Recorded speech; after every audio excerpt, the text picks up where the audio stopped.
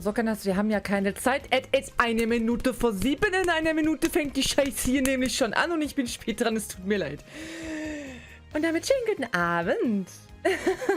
Ich bin mal ganz kurz ins Aquarium. Fand ich wettertechnisch sehr passend. Und da wir gleich sowieso die ganze Zeit den Greenscreen oben haben, damit wir besser reacten können, dachte ich nur so, ja, sind wir jetzt in unserer maritimen Umgebung, I guess. So, ihr guckt schon mal. Ich wollte eigentlich so Viertel vor schon online sein, habe ich aber nicht geschafft. Aber wir haben noch theoretisch noch 1 Minute 15, bevor die Xbox-Show anfängt.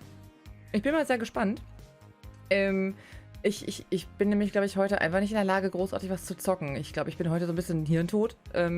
Ich habe mir das Hirn aus dem Kopf rausgeknuspert heute in der Sonne. Und gestern auch. Und dementsprechend schmiegt sich in das kalte Aquariumglas. Hauptsache es ist nicht so wie an so einem kalten Pfahl von einer... Jetzt bin ich super laut im Mikro. Ich habe extra lauter gestellt, jetzt schreie ich wieder. Läuft. Kann sich die Scheiße auch mal entscheiden hier? Naja, warum sollte einmal was funktionieren, ne? Hallo Juggerbill und hallo Dogman und hallo Shadow und hallo Julian und hallo Chiara und hallo Edotrix, meine Lieben, meine Süßen und Chicks. Also, gehört auch zu den Lieben und Süßen, aber habe ich erst danach gelesen. Wollen wir da direkt einfach mal gucken? Wir haben genug Zeit, um zu labern, ne? Währenddessen, also kümmert euch nicht, ne? Alles easy. Oh, schmeißt ein Split. Split. Oh, ich könnte nachher so Mochi-Eis essen. Ja. Ich bin ja einfach glücklich zu machen, ne? So.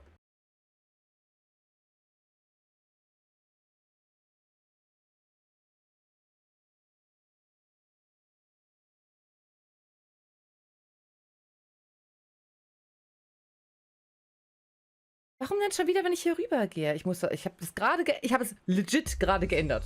Aber es interessiert mal wieder niemanden, ne? Aber danke fürs Sagen. Ihr seid sehr schnell damit, das finde ich gut. Das ist richtig gut.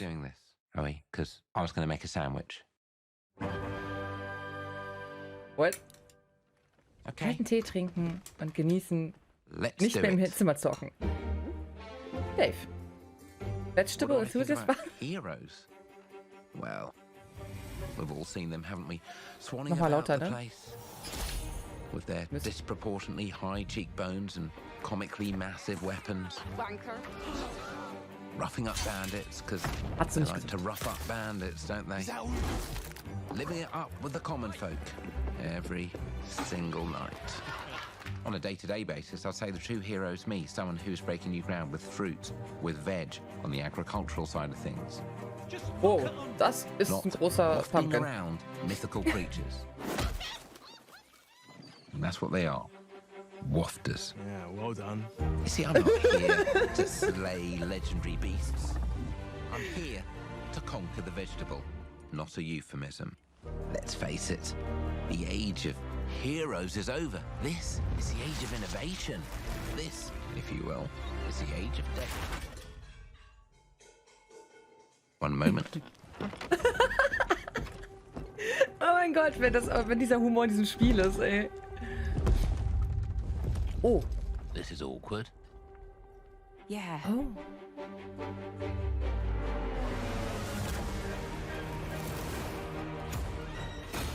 Oh mein Gott. Ja, es ist eher nicht Däumelinchen, sondern Jack and the Beanstalk. Ne.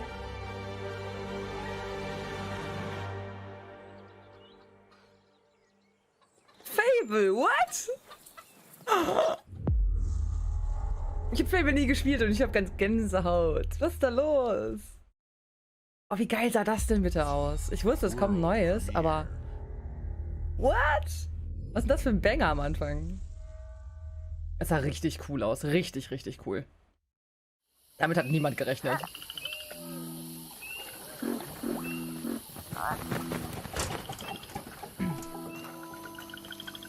Stream gerade lauter? Also von dem Stream? Okay. Ist ja immer pro Trailer ein bisschen unterschiedlich.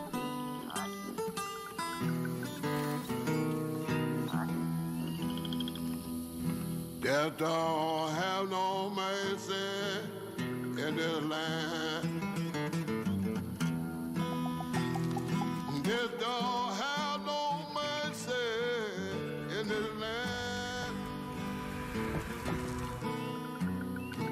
so hübsch.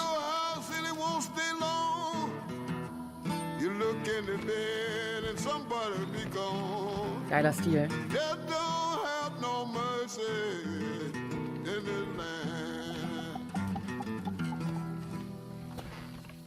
Shaking bones.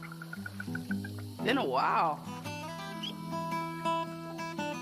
So, you remember that favor you owe Oh, me? der ist auch plötzlich so groß. Was ist denn da los? I'm looking for a creature. Huge, sneaky, teeth like knives. Soul King, ja, ist so, ne? Oh, krass. No? Well, hey, how about you guys? No? Oh. Nobody? Not helpful.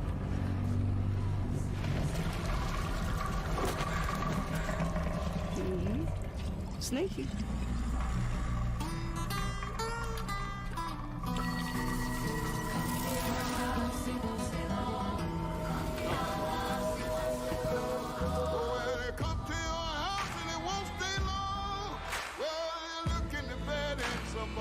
Wie geil sieht das denn auch aus, ey? Okay, man sieht hier kein Gameplay, aber intriguing. Super, super toller Stil, finde ich, so von der Grafik her und interessantes Setting. Es hat so ein New Orleans Swamp. Vielleicht ein bisschen was mit Voodoo zu tun. These are dangerous times. At least that's what I hear. The Empire, Game Pass wird sich lohnen, ja. they're everywhere.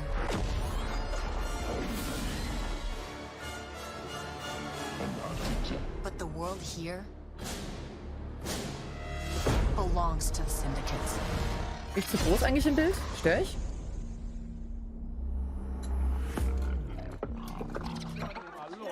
If I want to survive, I have to play their game.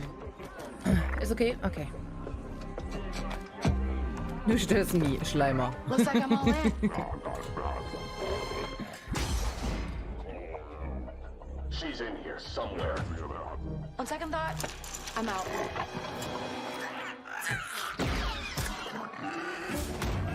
Ich kann mit Star Wars nicht viel anfangen, aber ich freue mich immer so für die Fans.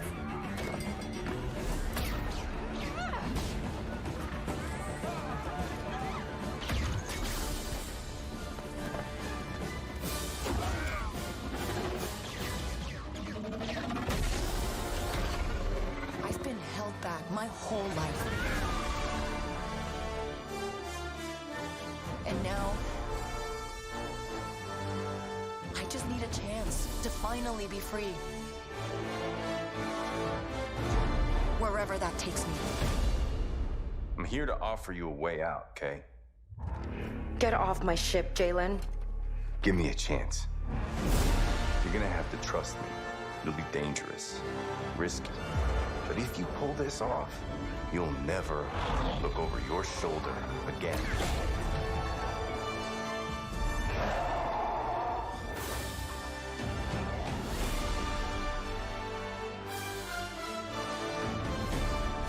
The underworld shows no mercy.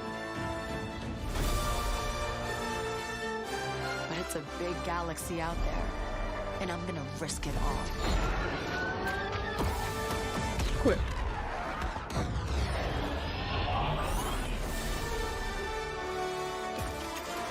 Outlaws. Ja. Genau, es ist halt Cutscene-technisch sehr, sehr schick. Das können sie auch mittlerweile. Aber es sagt noch nicht viel aus. Aber ich wünsche es allen Star Wars-Fans, dass es geil wird. Aber wenn Disney dahinter sitzt, wird es fertig gemacht werden müssen zu einem bestimmten Punkt. Fable, Ja. South of Midnight, Star Wars Outlaws. Welcome to our first ever double feature, the Xbox Game Showcase, followed by a deep dive into one of the most important Warum RPGs hat sie ein ever made, Greenscreen-Kleid an? Starfield. Das Gaming is the most powerful of all entertainment. kann man It viel Shit damit transports, treiben. it challenges, it connects us, and it's just incredibly and awesomely fun. That is why Team Xbox is committed to building the greatest place to play. by partnering with the most ambitious of game creators and by unleashing the power of the gaming community, enabling all of us to play the games we want with our friends anywhere, from mobile devices to PCs to consoles. The lineup we have for you today is just incredible. These are the works of the very greatest creative teams from around the world. We made this show for you, the largest, most engaged, and globally diverse fan base in Xbox history. You are the heart and soul of Xbox. Your passion drives us, and you are the inspiration for the visionaries whose games we showcase today. From me and all of the team at Xbox, thank you. This next game is from Thunder Lotus, the award-winning studio behind Spiritfarer, who've gone back to their combat roots with an amazing co-op raid-focused action game that is uniquely theirs. All right, everybody, it's time. Chiara, damit sind beide Spiele announced, wo ich die Klappe halten musste. Warum? Woher wusstest du das schon? Tell me more, tell me more. Oh.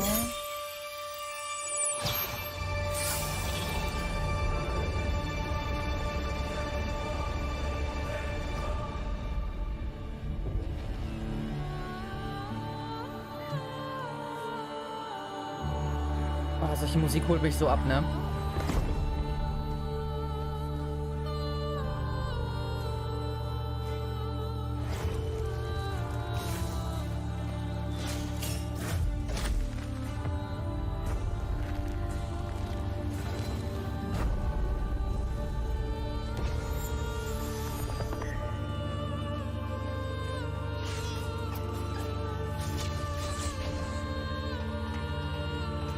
Alles klar, Chiara.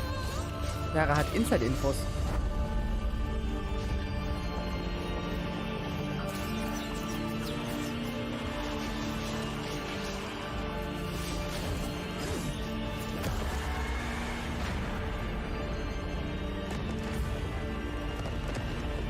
Aber jetzt Multiplayer-Game, oder? Also das hier? 33 Player, das habe ich nie hingeguckt. Alter.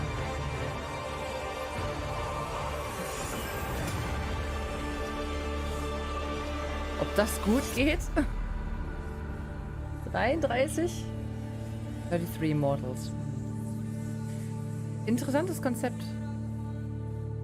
Wenn es funktioniert. Ne? Wenn, obwohl mittlerweile Internetverbindungen sind besser geworden schon. Wenn die Server stimmen. Alright guys, it's a simple job. Just in and out. Heyday. Nothing to it.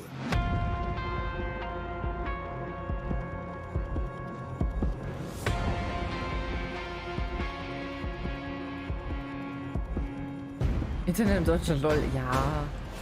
Everybody hit the floor. Ich habe keine Ahnung, der wievielte Teil. Ich kenne nur die Masken. Ich habe das Spiel nie gespielt.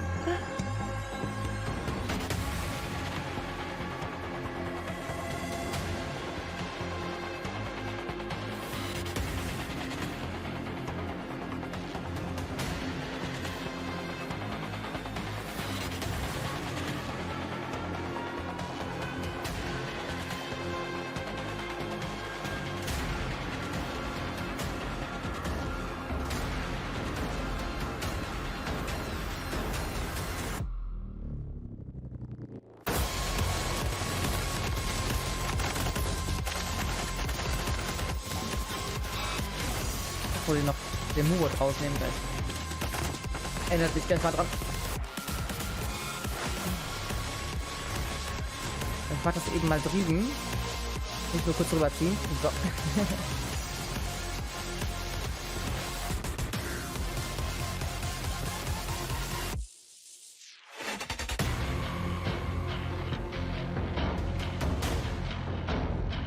So. Jetzt spammt er uns auch nicht mehr voll.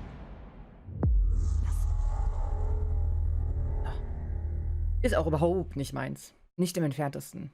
Aber, wie immer gilt, irgendwer freut sich da draußen, ne? Hoffe ich. Ich weiß nicht. Bestimmt. Aber das davor, das ist wirklich da 33 Leute. Uff.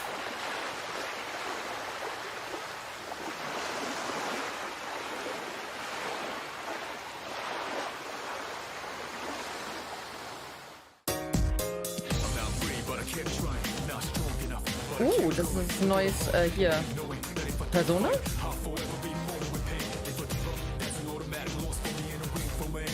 Nicht so schnell, Joggable. Wir wissen hier noch im Stream nicht, wie das heißt.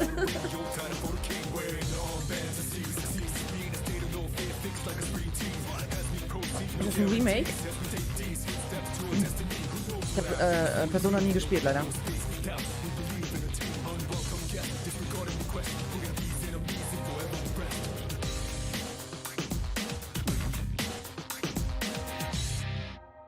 Nice.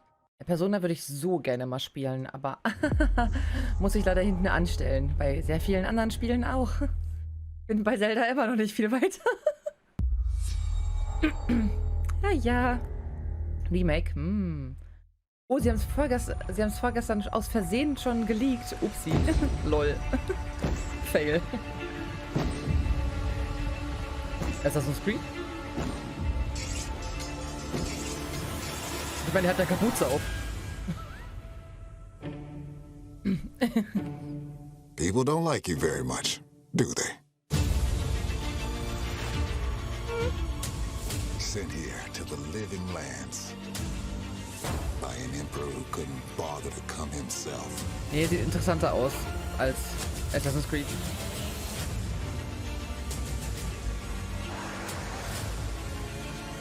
To investigate some plague that seems to be corrupting our very souls. You want us to trust you. But the truth is, you scare us. Assassin's Creed in Wonderland, ja. Und Last of Us.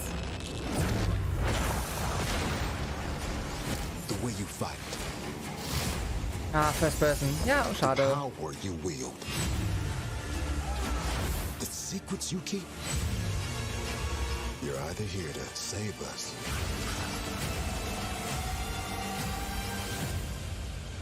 or destroy us.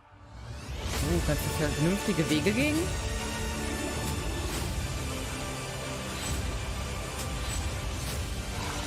So now that you have all this power, what are you gonna do with it?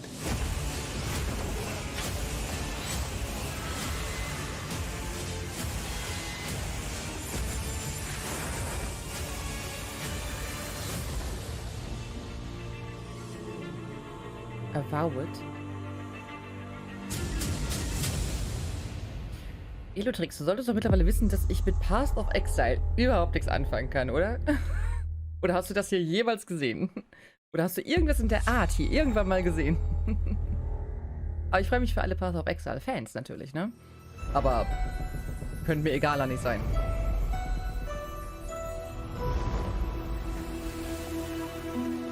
Deep in the Sea of Thieves.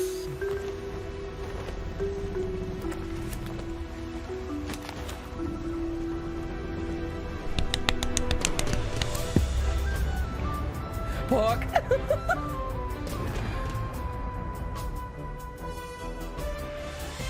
Welcome to the Scum Bar, the Ich most hab so notorious tavern on gesaut. Melee Island. Ich muss doch wieder DLC spielen. Scoundrels. So tell me, which ship is right for you? A big ship? A luxury ship? A ship with just a splash of je ne sais quoi? Monkey Island. You mean Governor Guybrush. But Threepwood's not set foot out of that mansion for almost a year. Hey, what do you think you're doing? I told you no autographs. So I see you have a meet and greet ticket. And I guess it's not every day that you get to meet the mighty pirate Guybrush Threepwood, the legend of Monkey Island.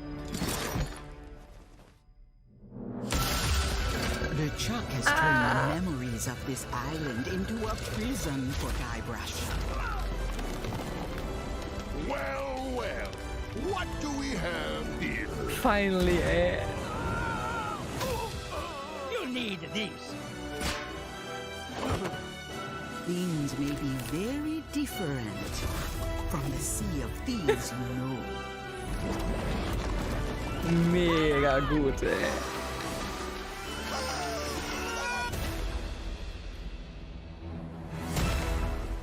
krasse Scheiße. Chiara, ich spiele das 15 Mal an einem Tag. Ist das geil. World Premiere. Geile Scheiße, ey. Oh mein Gott. So soon, ey. Shit. Krass.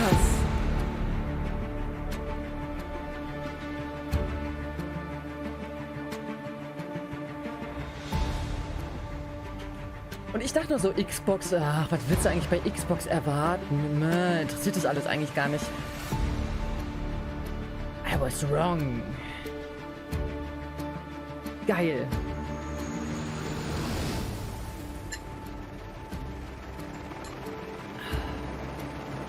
Ich muss demnächst Monkey Islands streamen. Ich habe nicht mehr viel Zeit, das zu machen. Vielleicht fangen wir diesen Monat noch an, Chiara?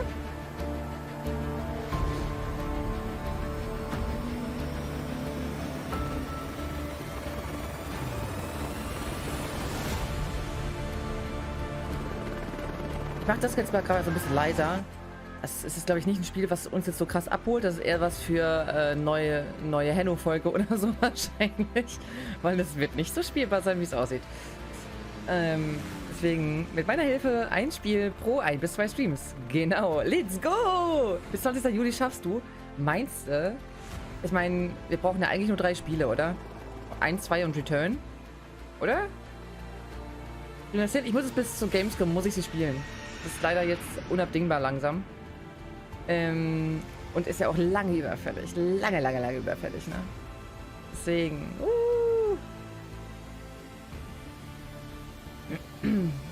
Als ich schon LucasArts gelesen habe, war ich schon so, what is happening? Der Wirbelsturm, krass. Das ist natürlich interessant. Wenn sie da was machen, dass man... Wenn es im entferntesten Spiel dann auch so aussieht, ist es ein schickes Spiel. Da ist Calling, ja. Wenn es im entferntesten so aussieht, wir wissen von anderen Simulatoren, das ist nicht unbedingt der Fall. So, ich mach wieder laut. Vielleicht kommt jetzt was Besseres. Obwohl, wir haben schon Monkey Island, das ist alles ist gut, ne?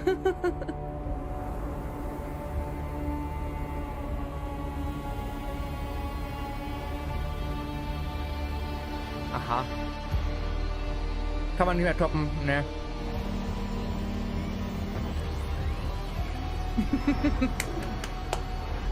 Okay, da bist du so süß.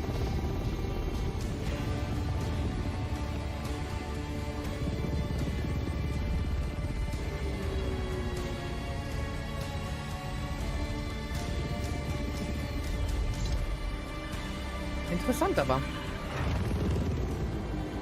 Interessiert mich jetzt spieletechnisch nicht, aber... Wie so eine Libelle, ne? Long Live the Fighters. Ach, Dune. Ah, alles klar. Ja gut, dafür müssen wir das geguckt haben, dann hätte ich es gewusst, ne? Denke ich mal. Hi, Melina here, speaking to you from our performance capture stage at Ninja Theory, where we have just wrapped our shoots for Senua's Saga Hellblade 2. When we first showed gameplay for Hellblade 2, it was a look at some of the game's cinematic and immersive so action, süß, ne? where Senua faced off against a gigantic troll on the Icelandic coastline. Ich freue mich so sehr auf das Game. Today, we're taking you deeper into Senua's story, her personal quest, her unique perspective on the world, and the intimate journey that awaits you in Senua's Saga. What you'll see today is all captured by the team on Xbox Series Die X. Schauspielerin des Games, die ihr gerade seht, für die, die es nicht wissen. Das ist Senua. Also die gecaptured wird. In-Game Footage, okay.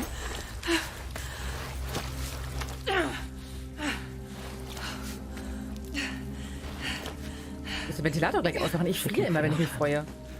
Ich reagiere anders als Chiara. Following the threads of her mind. She's here to find them. The ones who hide. Der erste Teil war sehr geil. She needs their help with a promise. Wir hatten hier und da ein paar Probleme, so gametechnisch, aber es war ein gutes Spiel.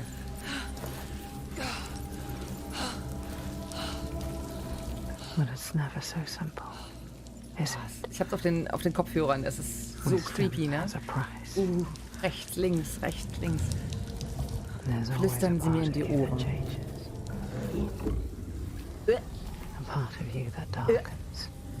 Ich will das nicht. And a part of you that dies. Over there, that pool. Die Bälle bewegen sich. Feel them everywhere. The lost ones. They are watching us.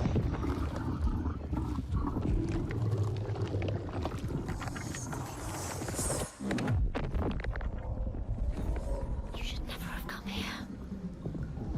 They can see us. Oh, guter Anus. Und was ist der Plural von Anus? How can we make it happen? It's time to find out. Why are they watching? It's time to find out. What are they waiting for? Senwa, what are you waiting for? I'm here.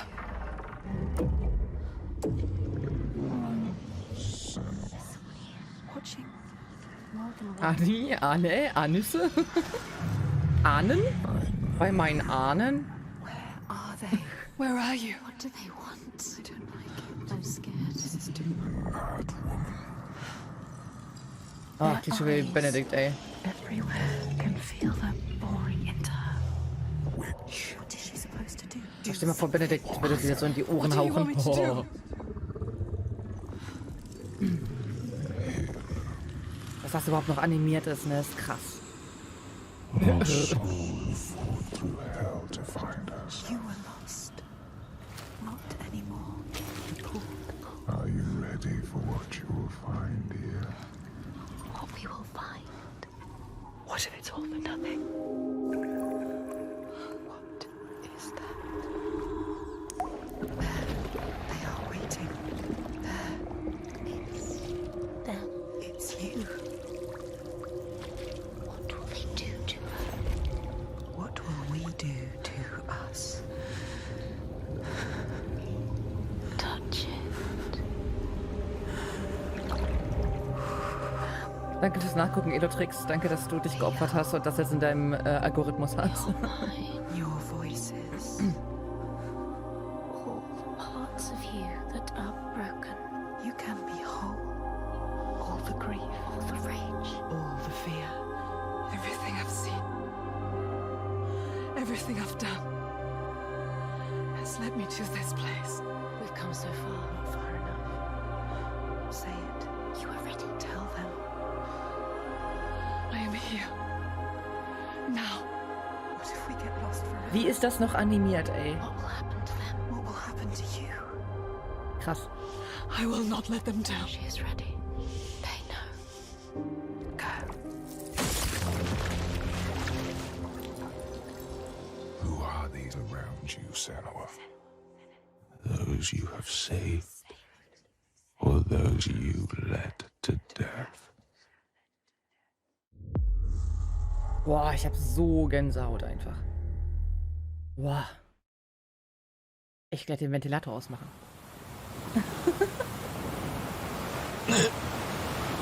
So, wir sind alle wieder wach.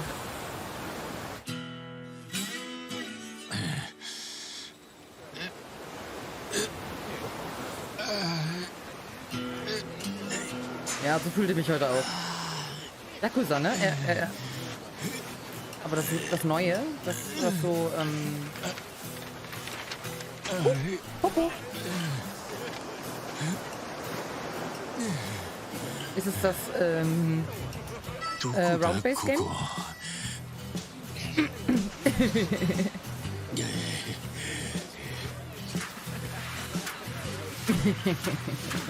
Ich muss direkt wieder an Yamapi denken, ey. Das Rundenbasierte, genau.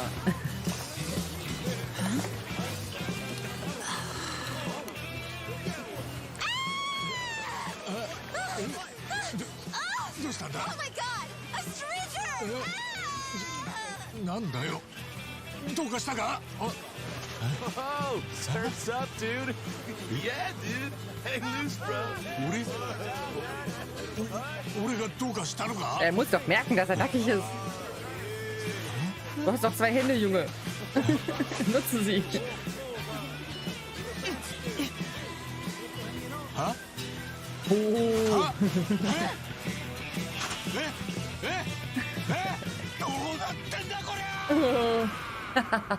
Schön.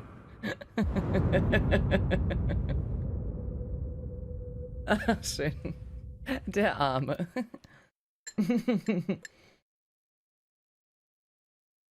Like a Dragon baumelt er am Strand. Pur Ichiban. Ja. Bethesda? Oh nein.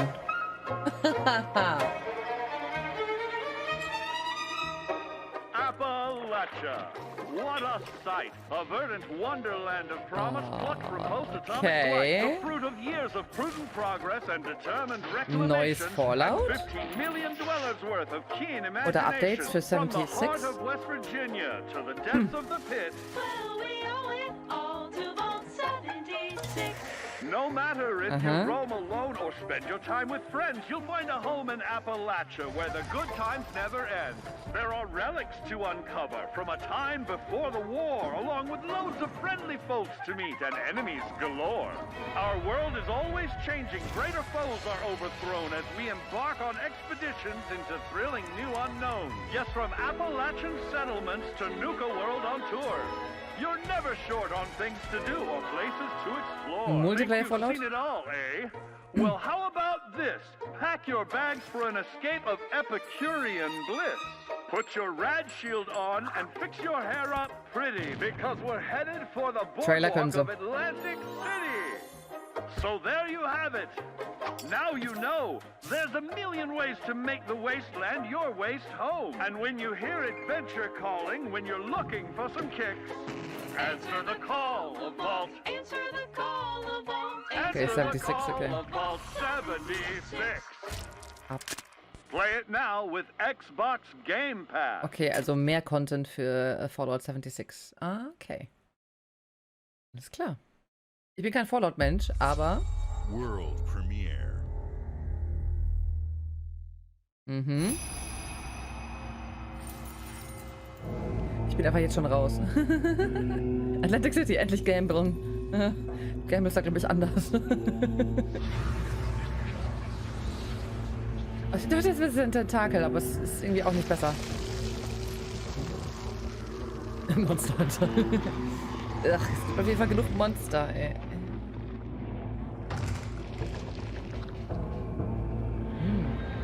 Hat so Chinese Folklore, ne?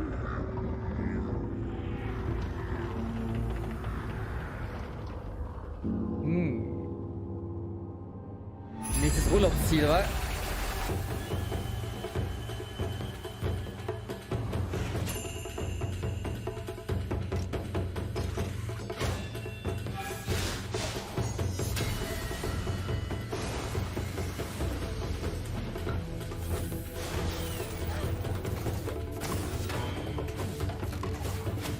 Okay, ich check immer noch nicht, was das für ein Game ist. Es ist sehr hübsch, aber...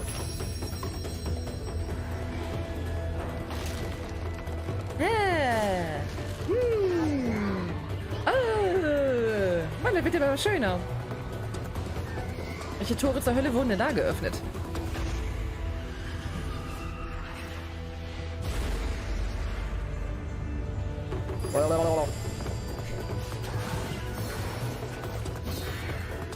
Schick, aber spannend auch.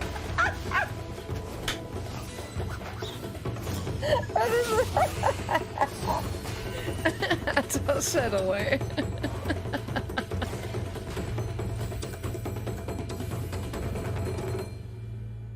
Path of the Goddess, okay. Ja, so Yokai exorzieren, ja. Also sieht super spannend aus. Glaube ich nicht so mein Ding, aber I guess?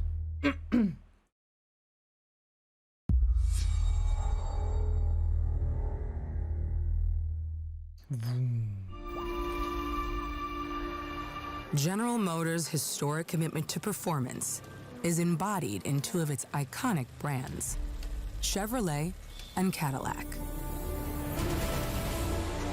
The V-Series.R elevates Cadillac's competitive spirit to a whole new level with its thunderous V8 and hybrid Irgendwas power. mit Autos.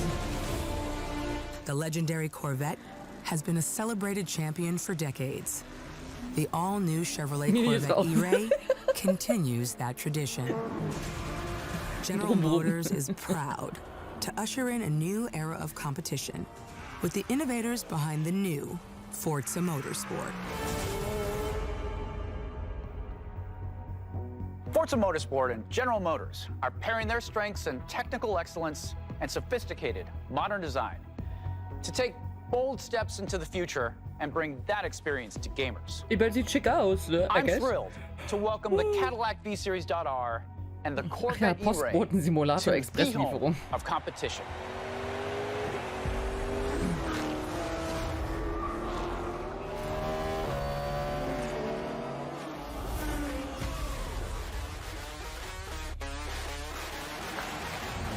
I know you're ready.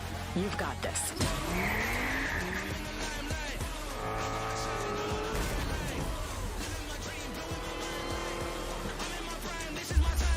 Let's tweak the car's performance for the next one.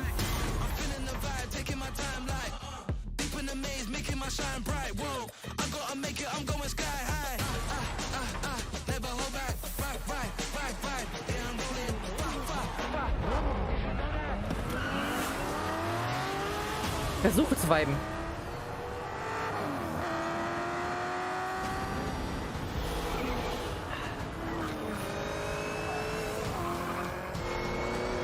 That was your best lap yet.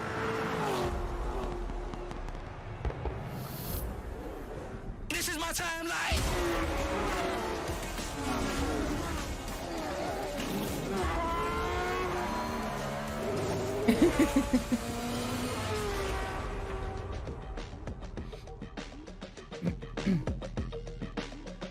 Ich glaube, Forza ist eine super Serie, wenn du Motorsport magst. Tue ich halt nicht. Das ist halt so. Nö, Mario Kart ist das Einzige, was ich da spiele. Also ganz klischeehaft. Aber wieder Bethesda, was ist da los? I have seen all that ever was, and all that ever will be. I have seen betrayal, endurance,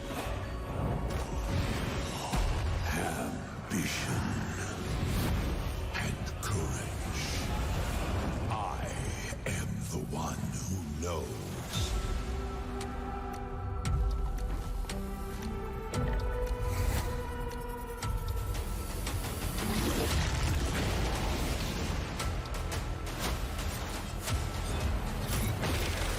Stimmt, ist ja auch Bethesda, ne? Elder Scrolls. For perhaps the first time in my unending existence, I feel disconnected from fate's flow.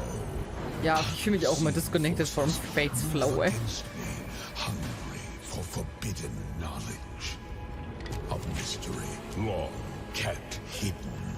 A secret that threatens to unravel reality itself.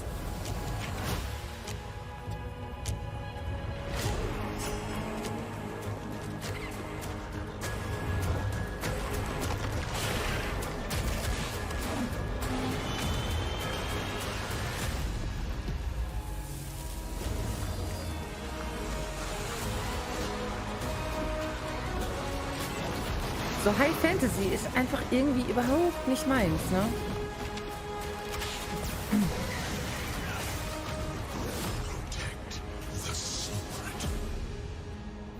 Halt ein großes Auge, da muss man reinhauen. Habe ich in Zelda gelernt.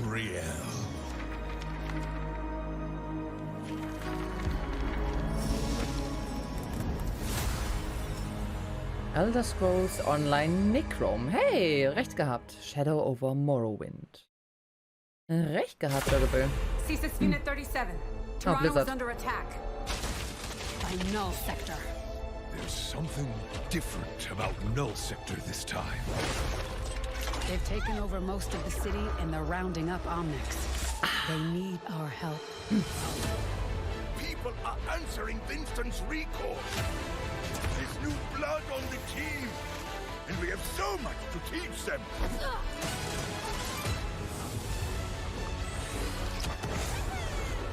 Der lang versprochene Singleplayer-Modus? We can stop Null Sector. Maybe we can save the city.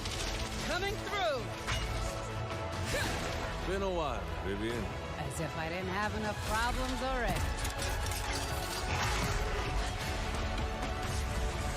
So we fly up there, smash through anything that gets in our way. Smash. And what's another business? I hate to interrupt the moment, but I'm picking up reports of more attacks in other cities. Sieht ja lieber nach einem Story-Mode irgendwie aus, oder? Let's give it to him.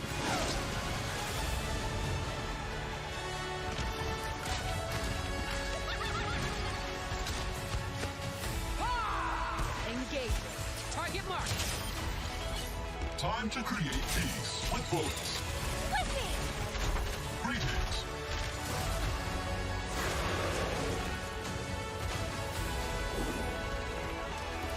Oh, yeah! Boom!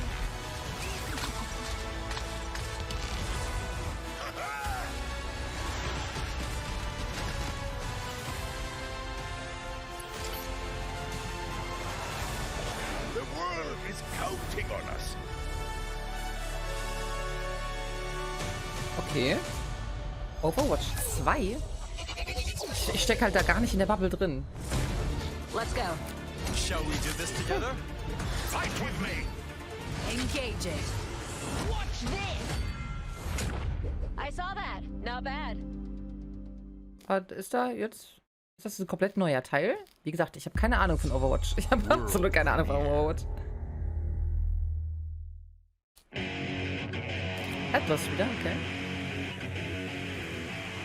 What is this place? It looks like we're in a palace. What the hell is going on? Who are these people? No idea. But if they're attacking us, our only choice is Free-to-play-Titel, fighting okay. back. Hey, look over there! Can you get us out of here? So you're telling me you're thieves who steal hearts, and you Ist just das happen Persona to stumble Chibi into this Version? world? Okay, The es Rebel ist Corps basically will das. always Okay. help the Phantom Thieves, just as the Phantom Thieves have helped the Rebel Corps. Never forget that we're a united force who can rely on each other. Ach, Overwatch 1 wurde eingestampft und Overwatch 2 als Free-to-Play. Ah, okay. But you're just Huh. mannerless little brats. Unfortunately, returning will be no easy feat. Somewhere deep inside, I know you realize things can't go on like this. So, will you take a stand beside us? Persona 5 Crew neu? Let's show them what we got.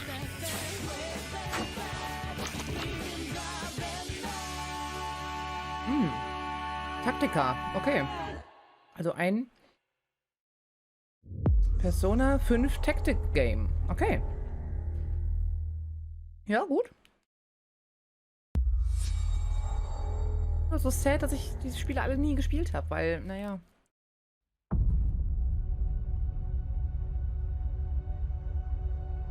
Kann man sehr gut eine Parabel erklären. Ja, Persona 5 gibt es schon länger, das weiß ich. Ja, ja, klar. Ah, The okay. wonder is not that the field of stars is so vast, but that we have measured it.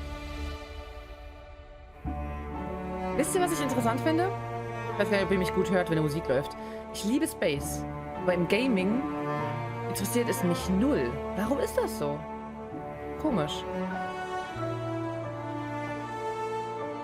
Ja, danke, wir wissen, wer Bethesda ist.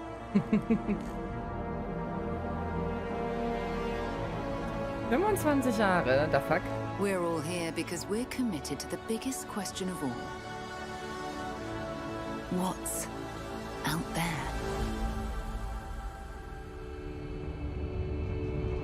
Ist Bethesda überhaupt schon 25 Jahre?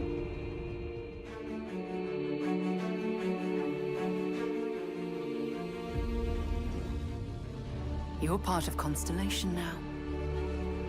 Part of our family.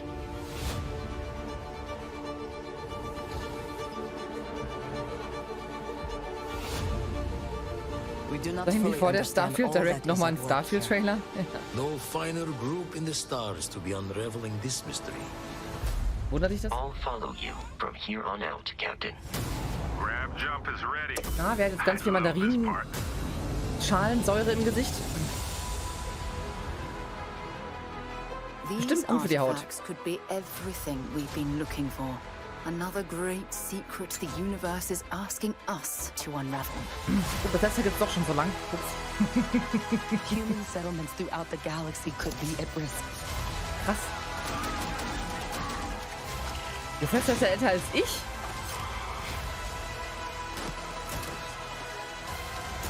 We are not stopping. Whatever lies at the Mein end Gesicht of klebt this jetzt. road will change humanity forever.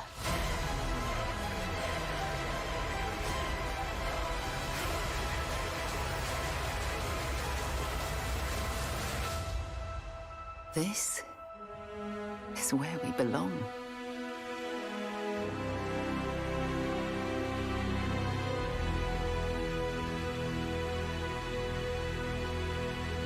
Komm. Ja. Und zu dem Spiel gibt es gerade eine ganze Direct. Ja, nun. Was machen wir denn in der Zeit? Hallo, Sirabo. Ja, sieht gut aus. Ja, es ist aber nicht mein Game. Nicht mein Genre. Aber das habe ich jetzt bei Xbox auch generell nicht unbedingt erwartet, dass ich hier was sehe, was mich interessiert. See this planet, you can climb it.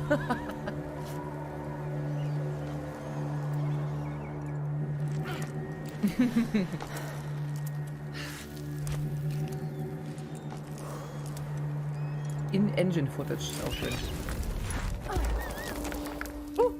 Burp. Burp? Nicht Burp. Burp fehlt der Schnabel. Kannst du jetzt halt Monkey Island spielen. Nicht ganz so falsch.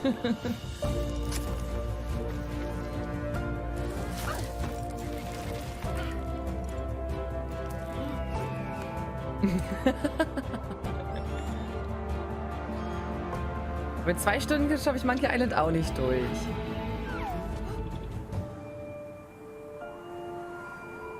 Nee, da committen wir lieber wirklich einen ganzen Stream für. Das ist süß. Das hat ein Popo-Gesicht. Also ein Junge mit seinem kleinen Arschgesicht ist gerade sehr weit hochgeklettert. Oh, don't not. Okay. Stimmt, ich habe da mal was von gesehen.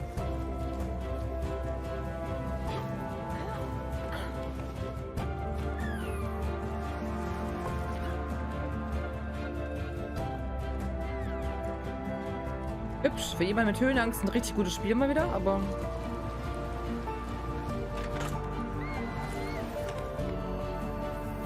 Summer Games, dann Quick gab es ein Monkey Island 3 Speedrun, innerhalb von 25 Minuten war er durch. Ja, nun.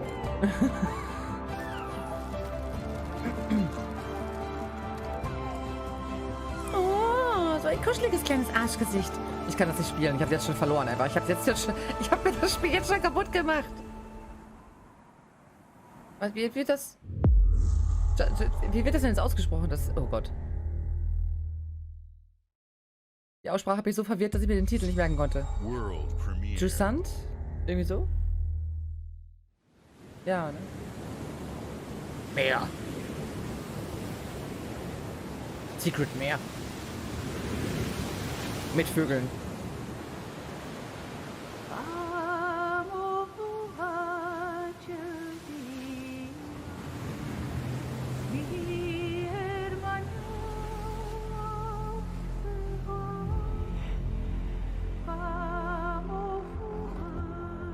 Doch nicht so süß, das Spiel.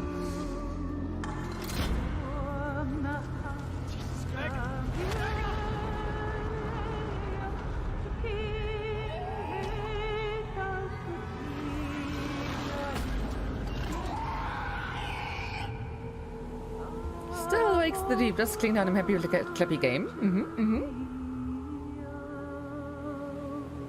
Ja, das spielen wir nicht. Sieht geil aus, aber das wäre wieder so ein, das spielen wir lustig. Ja, das was für Paaren, genau.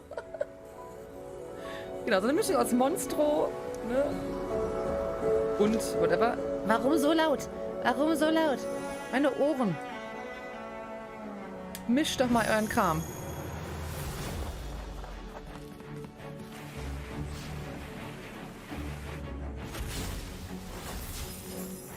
letzter Zeit hat man viele Spiele mit der Ästhetik, vor allem mit dem Grafikstil und vor allem auch dieser Farbgebung.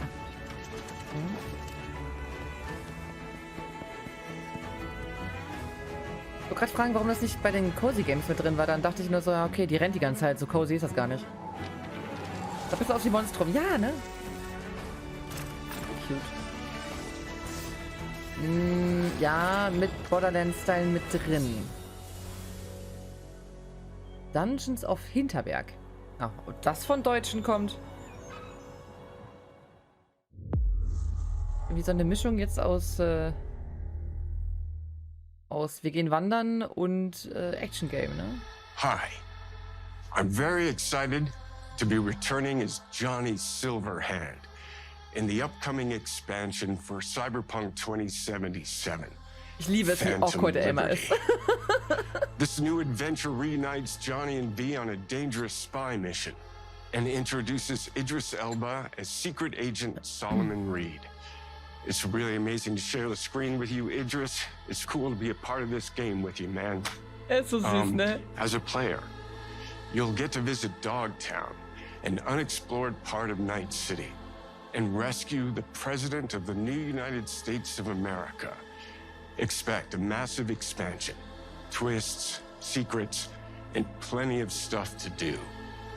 I know the team at CD Projekt Red just keeps raising the bar when it comes to telling cinematic stories in video games. And I really can't wait for you to play it on Xbox Series X and S. But enough talking. I'm guessing you want to see for yourself. And so it is my honor and pleasure to give you and introduce the official trailer for Phantom Liberty. Check it out. Dieser Mann, ey. Dieser Mann macht mich so fertig. There's gotta be a way out of this. Ist so cute awkward. Johnny, I'm dying. There's nothing can stop that.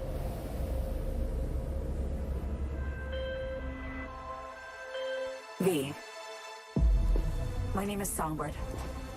I'm an NUS intelligence analyst. I know about the bomb ticket in your head. And I can save your life. What's the catch? I need you to get to Dogtown. Attention all Dogtown residents.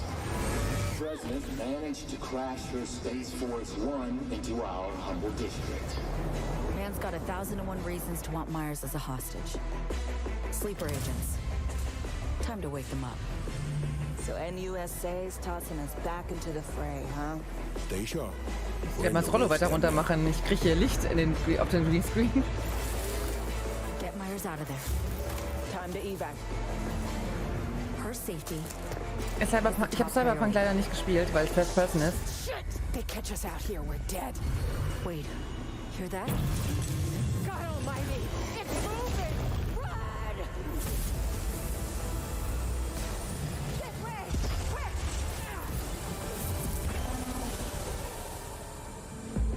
Someone ratted us out. You know, V, treason ain't ever black and white. It's a charade, V. Wherever she goes, people get hurt. Bodies drop. Just want what Songbird promised me. The cure.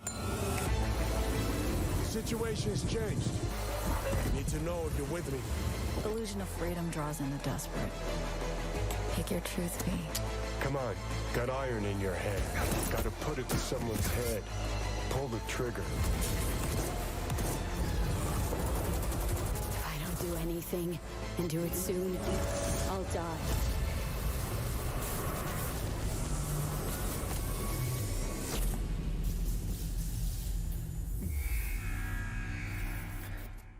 Oh ja, wenn es wirklich 30 € kosten soll, wenn es aber den Umfang hat, den auch die Witcher-DLCs hatten, dann ist es ein gerechtfertigter Preis. Weil das ist quasi wie ein eigenständiges Game.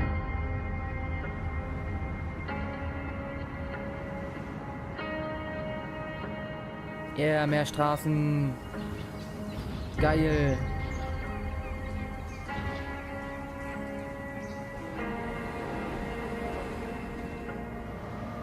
Ach, je höher die Häuser werden, desto grauenvoller, ey. Ach.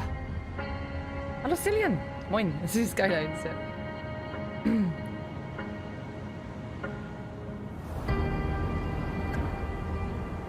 und hier das Game für 14 Euro, das DLC für 30. Ja, genau. Wie gesagt, ich kann es nicht spielen, weil First-Person-Games läuft bei mir nicht. Aber...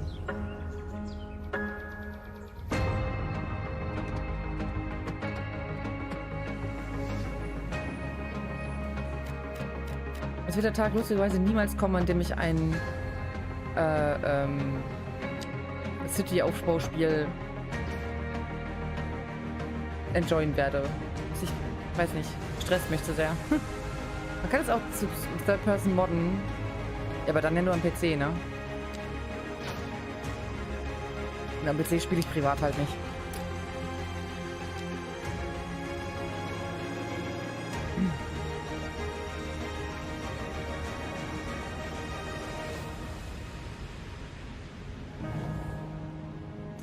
Was sehr modern geworden, ne?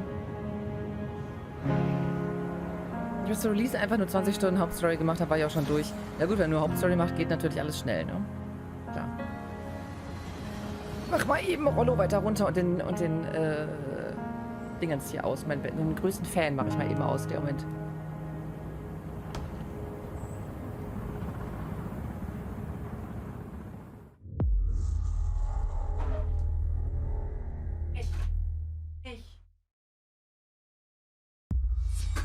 World Premiere. Geht nicht, das Rollo ist schief, es geht nicht weiter. Müssen wir mitleben.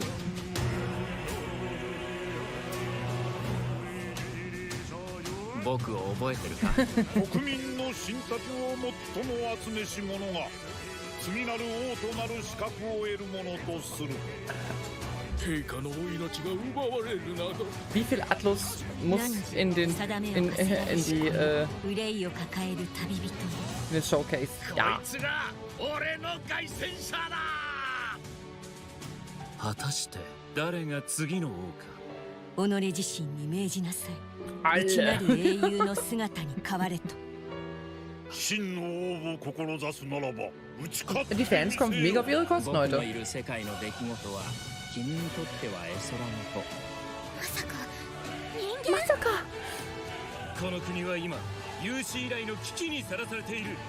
Was ist denn heute mit den langen Zungen überhaupt?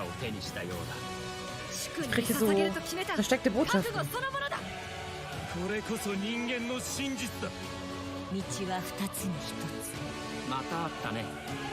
やはり君は興味深い。今こそあんた自身がそうなる前よ。正義かどうかじゃない。誰もが恐れと不安に負けそうで。理想を貫け。何が正しいのかわからない。すべての始まりはあなたの持つ小説。幻想はただの絵空事なんかじゃない。 Ach so, das war schon der Titel. Metaphor, okay. Refantasio. World Premiere. Ja, müsste der letzte Trailer sein wahrscheinlich, ne? Ich glaube um 20 Uhr geht's Starlight los.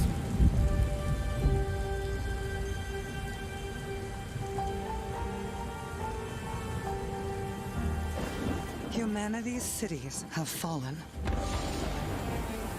Our people's only means of survival is to seek sanctuary here, in the Belfry.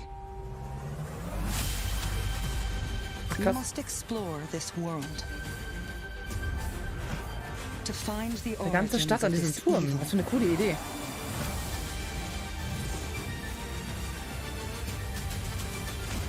And bring hope back to our people.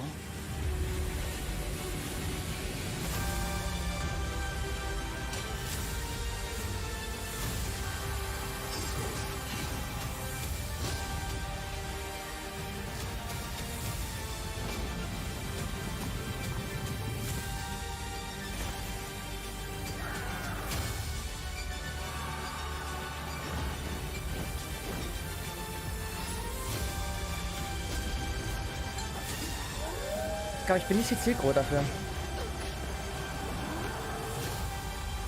Together, you can save humanity.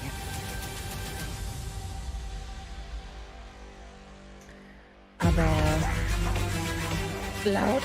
What the fuck? But does humanity deserve saving? Ich weiß nicht. Ja, interessant. World Premiere. Jeder zweite Trailer World Premiere. Verliert so ein bisschen seinen Touch, ne?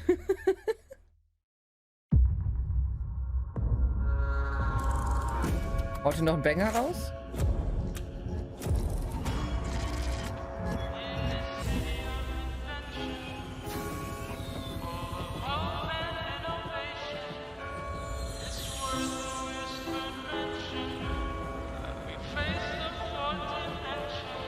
This city is a Richtig heftige Bioshock-Vibes. A finely tuned, Ja, Jungle genau. balanced machine. Aber heftig. Boah. Ist das angekündigt gewesen? But it only takes one rebellious little gear to ruin everything. Boah. If you resist my rule, Ich kann es nicht spielen, aber ich werde so hart gucken. if you alter our past, Das ist so schön. if you threaten what I have built, there is nowhere in space or time where I will not destroy you. Das kann mit Wein und sein Studio dran arbeiten. Weiß aber nicht, wie deren Studio heißt. Okay. Ich auch gerade nicht. Von den Machern. Ja, klar schon. Aber, oh, intriguing. Hi, Tomberry. Oh, das Setting ist ja mal geil. What did I do? Oh, Time Travel. Yeah. Any last words before my friend puts one in your scalp?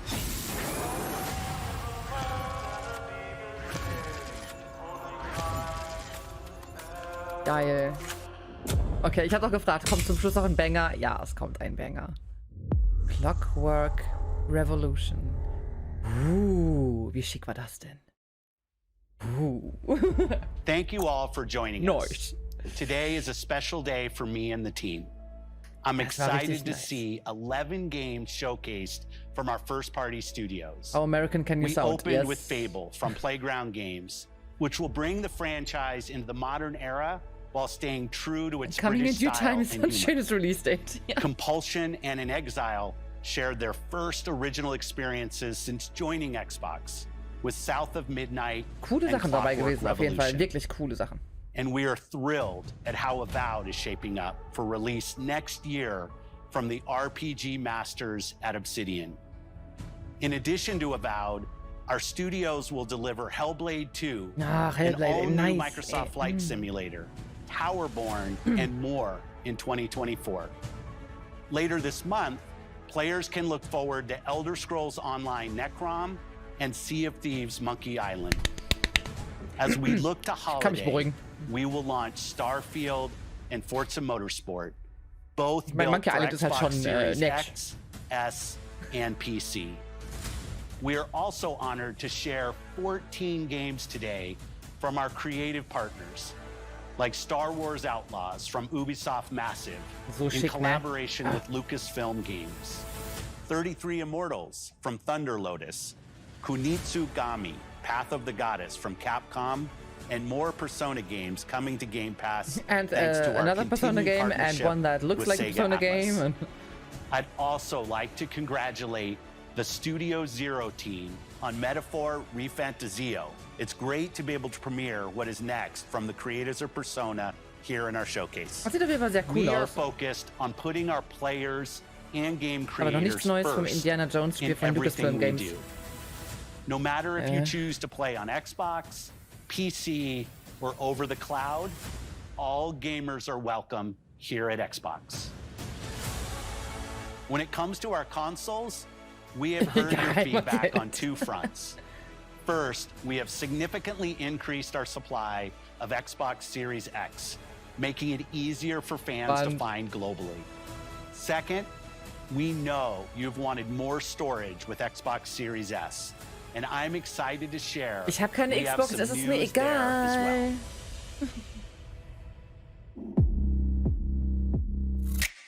Der Klotz. Klotz. Klotz. Backstein. Klotz.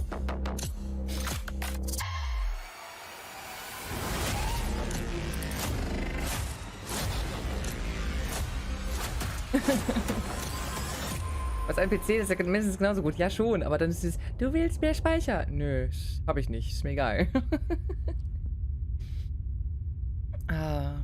Das schwarze Klumpen. Naja. And now for the one more thing you've all been waiting for. Prepare for the most comprehensive deep dive we've ever done for the biggest game was machen wir we've in ever 2 Stunden? built. So sit tight and enjoy Starfield Direct. Ja,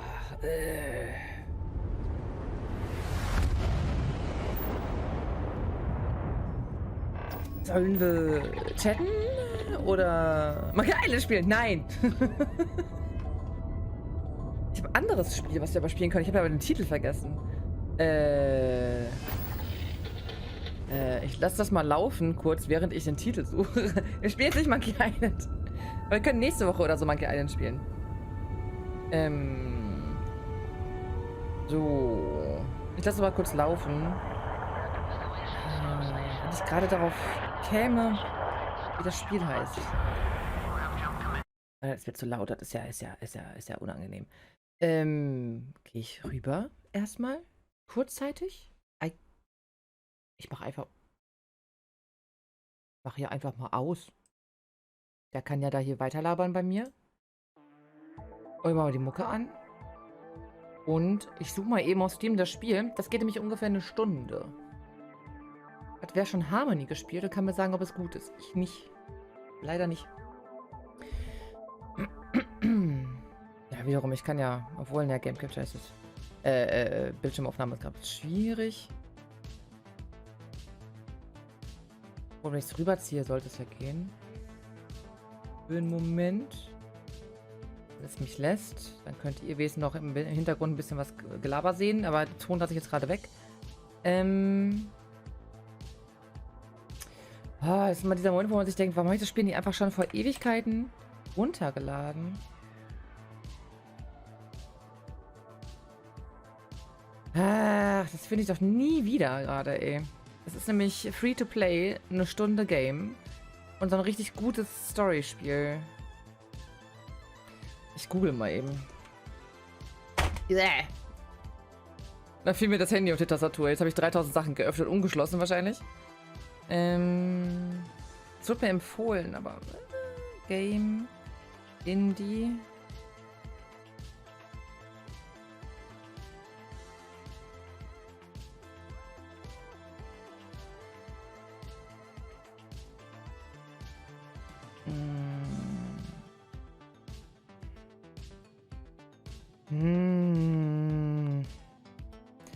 Ach, scheiße. How we...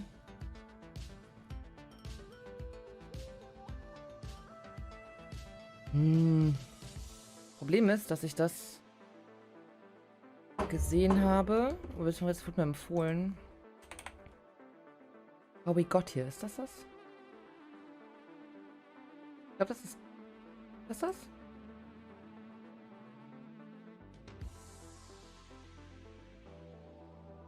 War das das? Das ist auch Pixelart. Ich weiß aber nicht, ob es das ist. How we got here. Guck mal kurz in die Rezension.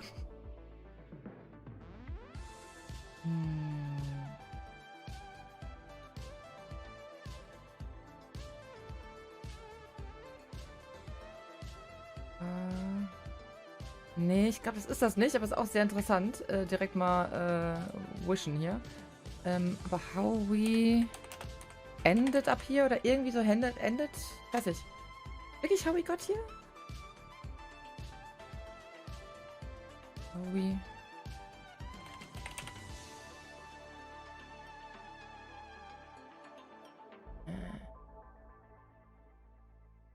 Mistiger Mist. Zwergenspiel? Nee. Nee, so ein Pixel-Game. Ich springe jetzt mal unter die Dusche. Ja, wir sehen uns. Ja, ansonsten 10 Uhr kurz weiter. Alles klar, danke, dass du da warst, Jacobel.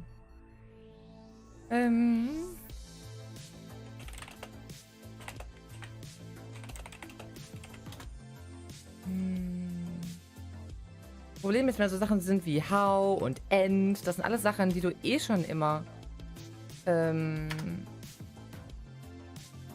so eine Suche mit reinpackst für völlig andere Fragen.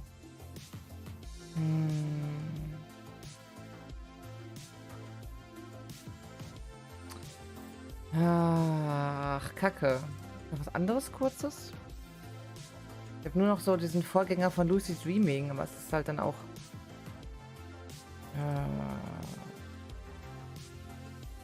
Erwähnungen.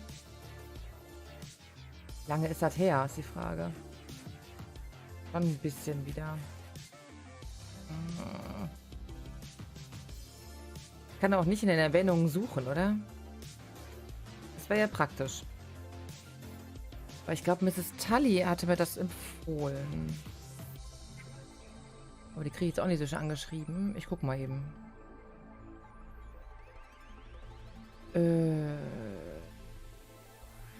Irgendwann im Mai gewesen sein, aber boah.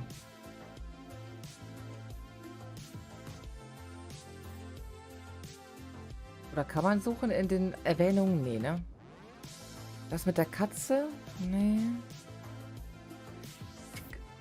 Nee, ich glaube nicht. Hat es mir einfach mal so geschickt. War nicht im Stream, dass es mir empfohlen hat. Sie hat es mir auf Twitter empfohlen. So, Problem ist ja auch, dass mir ein Tweet von mir letztens viral gegangen ist von Gronk. Das heißt, da muss ich erstmal drüber hinwegkommen hier in meiner Liste gerade. Hast du wahrscheinlich auf irgendeinen Zettel geschrieben. Ich wette, den Zettel habe ich schon längst weggeschmissen. Weil... War bestimmt nicht so wichtig. Mrs. Tully da. Nee. Aber da sehe ich nochmal, welches Bild sie hat. Das Dunkle. Gehe ich einfach mal danach. Weil ich meine, sie hat es mir empfohlen. Gib mir 2-3 Minuten, vielleicht finde ich es ja. Wenn es dann doch das ist, was ich gerade gespeichert habe, dann bin ich halt dumm. Dann ist das halt so. So, ich bin über diesen Tweet erstmal hinweg. Das ist schon mal gut. Da war der ESC. Jetzt schon wieder so lange her? Ja gut, Mitte Mai. Wir sind noch gar nicht so weit. Meins, wenn das Tully war, wenn nicht, bin ich doch so verloren. Der lädt aber nicht weiter. Warum nicht? Willst du dich verarschen? Der lädt nicht weiter als bis zum 13. Mai. Ey, Junge! Das geht nicht.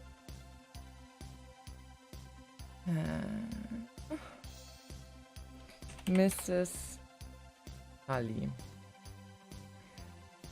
Wenn man da so die Interaktion wüsste. Vielleicht hat sie ja nicht so viel geantwortet. So.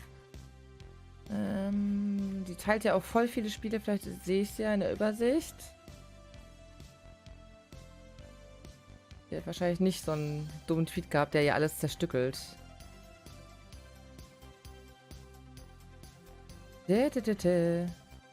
How we know we are alive. Ich hab's gefunden. Das ist ein anderes Spiel. How we know we are alive.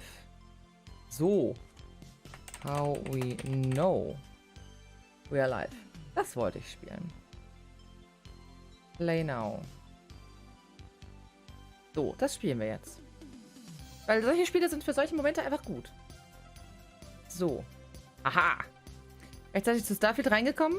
Ja, wir gucken das jetzt aber leider nicht. Es tut mir leid. Wir gucken erst wieder um 10 Uhr. Wir spielen jetzt was. Wir spielen jetzt leider was. Sorry. Musst du selber gucken. Weil Starfield holt die meisten hier nicht so ab und mich auch nicht. Das interessiert mich einfach nicht so. Und 2 Stunden über ein Game, weiß ich nicht, freue ich nicht. Oder vielleicht geht es eine Stunde, dann ist eine Stunde Pause, was irgendwie auch doof. So, Bildschirmaufnahme aus.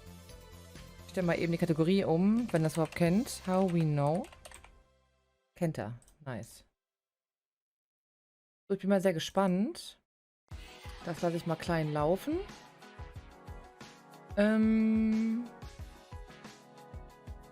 Xbox kann ja weg. Nachher ist es ja PC Gaming Show. Oh, okay. Das freut mich. So, hat er es genommen. Jetzt weiß ich natürlich überhaupt nicht, wie sich das gleich spielt. Das werden wir jetzt rausfinden. Befürchte ich. Bin ja richtig gut, wenn ich nichts geplant habe, ne? Dann laufen Sachen immer besonders gut. Ich weiß auch nicht, worum es in dem Spiel geht, aber es wurde mir empfohlen und ich vertraue solchen Empfehlungen. So, Spielaufnahme. Findest du das? Theoretisch schon. Wir werden sehen. Noch sehen sie nichts. Noch sehe ich auch nichts. Macht mich schon wieder mürbe im Kopf. Ja, klappt wieder gut. Ah, gut. Es klappt gut. Option Music Volume runter. Ja, ja. Immer noch laut. So. Dann spielen wir jetzt How We Know We Are Alive. Das ist so ein Stündchen ungefähr. Ich denke, das ist irgendwie gut. Wir füllen das, glaube ich, mit einem guten Spiel. Über das ich nichts weiß. Gar nichts. Aber es zerschießt mir gerade den Stream, sehe ich. Da müssen wir gucken, ob das klappt. Ich weiß nur nicht, warum. Ist es so... Ja, es ist gratis. Oh je, jetzt habe ich richtig den Versatz, ne? Gucken wir gleich. Ich hoffe, das gibt sich. Dann starte ich gleich bei Kamera oder so. Nervt.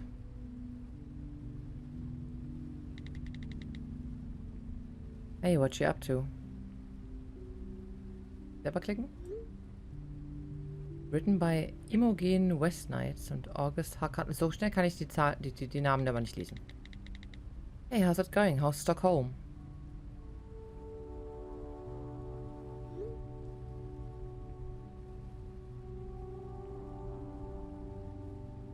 Also wir sind wohl nach Stockholm ausgewandert oder hingezogen.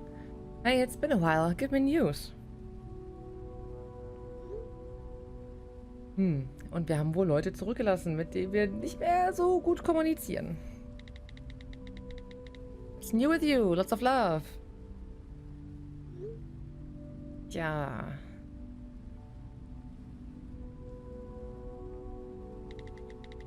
Sorry, just totally swamped at the office these days.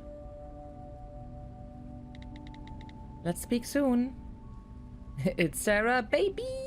Auch ein schöner Name. Da musst du mal abzählen, wie viele Ys du schon getippt hast.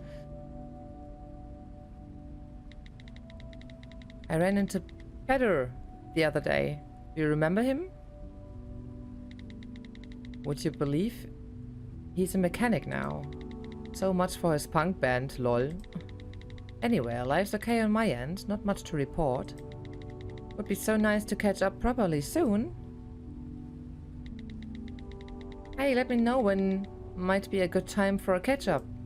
Ich habe so Angst, dass ich genau diese Person bin, die einfach nicht aufhört zu schreiben und nicht checkt, dass sie die Fresse halten soll. Sarah, there's something I want to talk to you about. Can you call me as soon as you can? ASAP, when you get this, if that's okay. It's really important.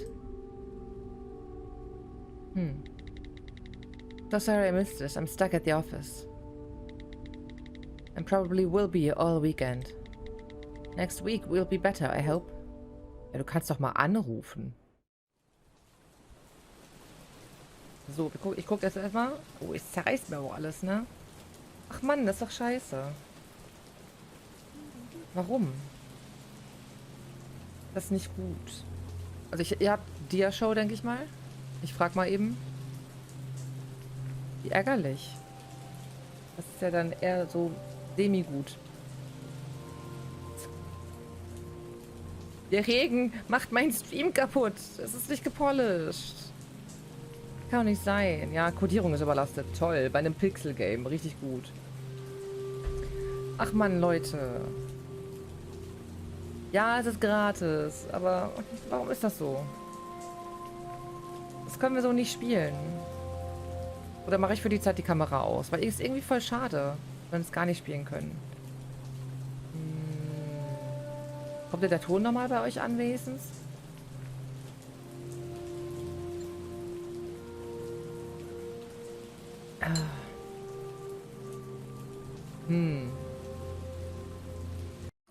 Wenn ich... Oh, wenn ich raus habe, ist auch alles weg. Wie ist der Ton bei euch? Hat die Kamera mal eben ausgemacht? Gebt mir mal Rückmeldungen. Läuft es denn sonst flüssig oder ist auch das Spiel bei euch nicht flüssig? Sonst kriegen wir es eine Stunde auch ohne Kamera hin, daran soll es nicht scheitern.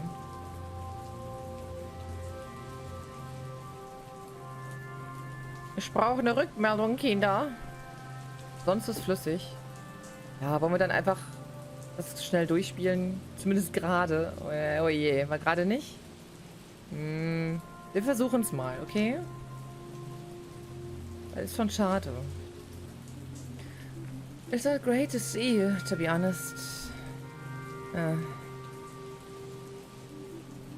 Guess I'll check if the flower shop is still open. Okay, wir können jetzt laufen. As much as I'd like to leave, I have to get into town. Schau mir mal, was passiert, wenn du dich bewegst. Aber der Regen und alles ist fein soweit. Dank dir. Okay. Können wir uns das angucken? Bleibt der Pixel da oben stehen? Ich glaube, es ist bestimmt ein cooles Spiel, aber es ist streammäßig dann schwierig. Ich weiß nicht, ob ein besseres Equipment da helfen würde, aber ich werde bestimmt irgendwie im Laufe des Jahres mal eine bessere Grafikkarte bekommen, aber es sollte eigentlich trotzdem flüssig laufen, ne?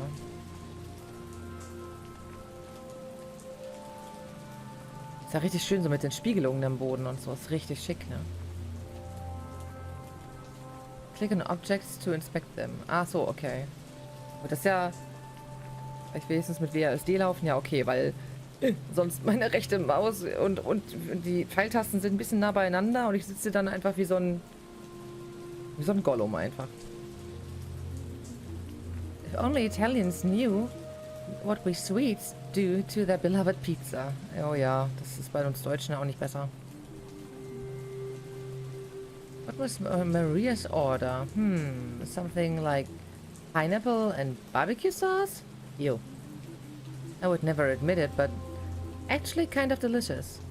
Ohne Scheiß, ich habe gestern im Lost Level in Köln einen Drink probiert, der so pervers ist. Da ist Bier drin und Energy Drink und Zimt. Und dieser Drink heißt Gimli, wie der Zwerg. Und es klingt so absolut widerlich, aber es ist nicht so widerlich. Das Lustige ist, du schmeckst so ein bisschen das Bier, eigentlich kaum. Dann schmeckst du den Energy Drink und im Abgang schmeckst du den Zimt. Und das ist irgendwie geil. Das muss er getrunken haben. Wir waren alle richtig angeekelt und dann haben wir es alle probiert und wir waren alle nur so, ja okay, so schlimm ist das gar nicht. Das ist gut für Weihnachten.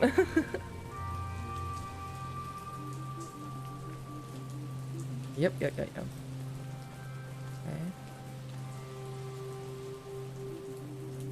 Pizzeria Verona. I don't miss exams, but I do miss our post-exam pizza ritual.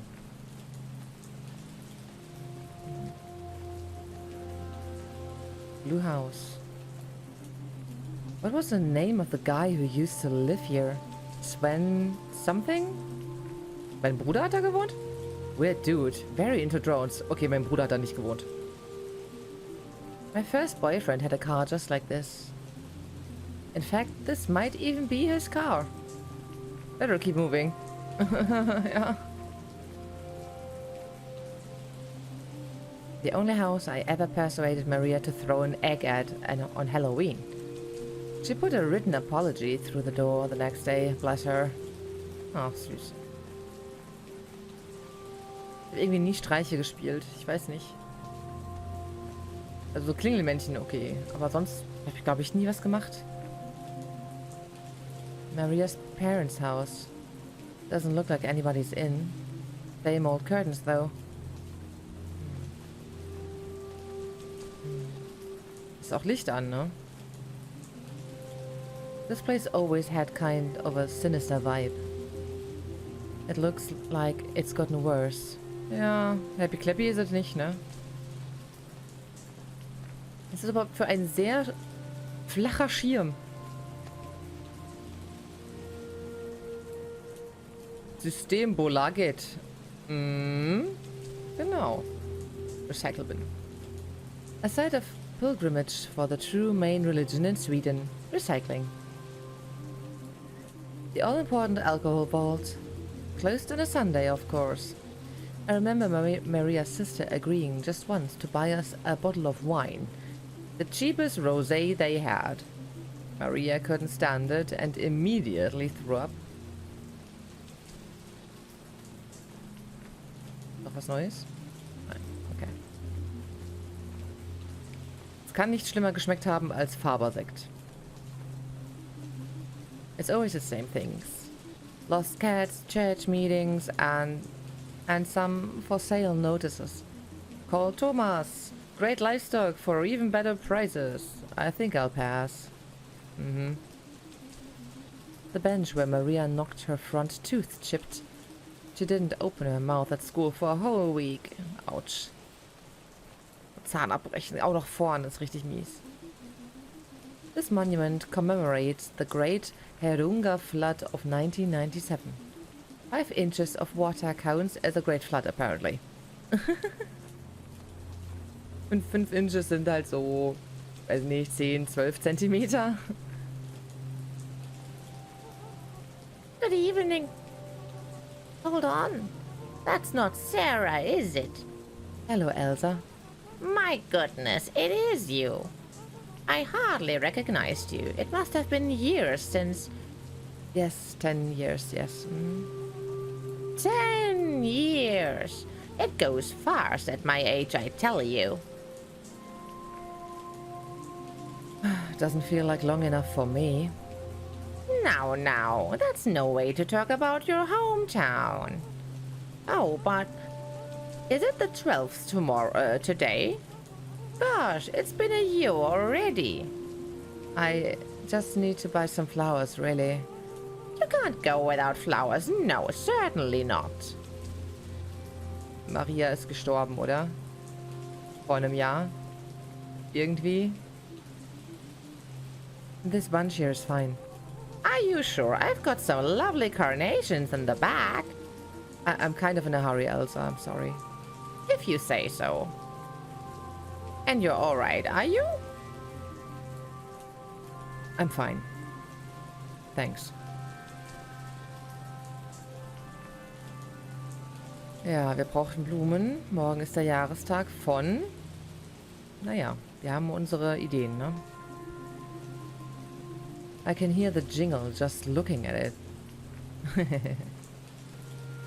Brauchen wir irgendwas? ICA, the beating heart of all dead-end towns. As good a place to go and hang out as anywhere around here. Almost feels good to see it again, actually. Ah, yes, Joseph's. Consistently took the top spot in our rankings of the creepiest people in Herunga. He must be ancient now.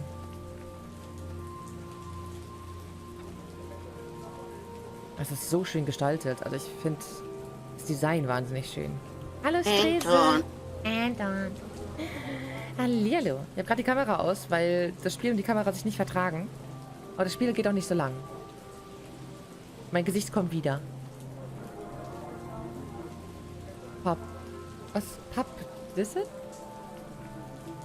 Apparently after the sign broke, they thought it would be cheaper to rename it instead of repairing it. Oh.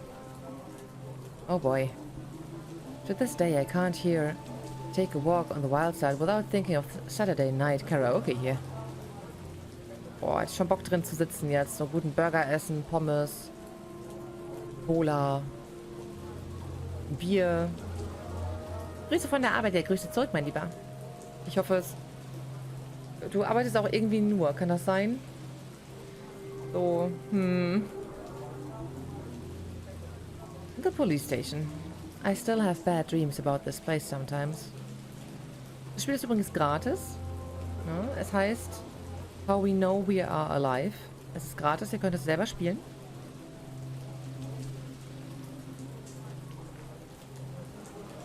Ja. Kirche. I have a vivid memory of sitting in the pews for a graduation and promising myself it would be the last of the hundreds of hours I spent in here. We'd really been looking forward to it. Ah, of course. Where else would everyone be on a Sunday? Ah, also, okay, hat man schon. Ich dachte, wir können vielleicht rein, aber wir wollen, glaube ich, nicht rein.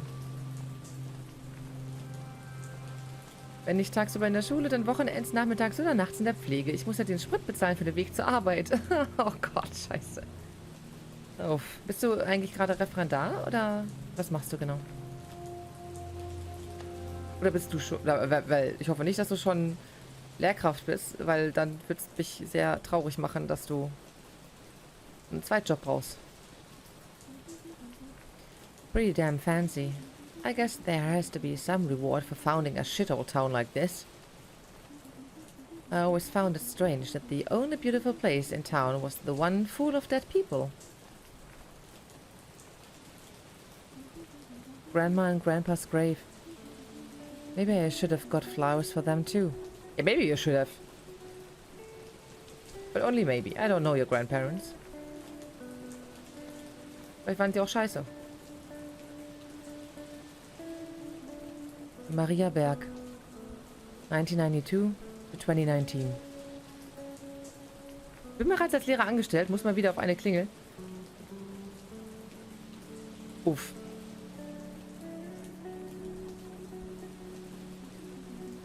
And there are still so many paths I haven't trodden.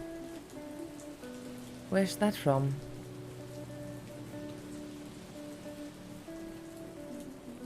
I don't know what people do at gravestones.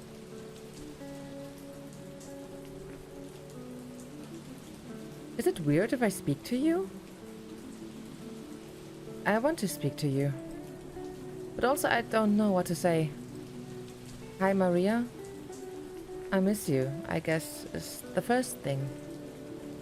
And I'm sorry, I wasn't here for the funeral.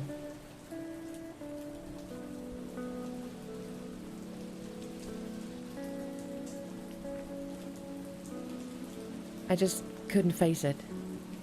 So here you are. You really never did leave after all. Just why? Sorry. But you should have come with me. You wouldn't be here if you just... We had it all planned out.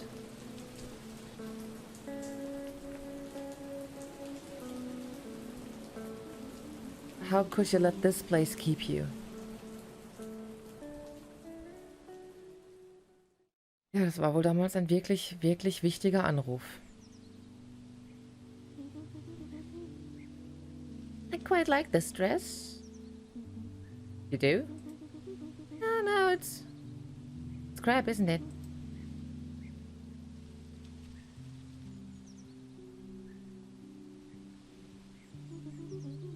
So, what are you wearing? Hmm?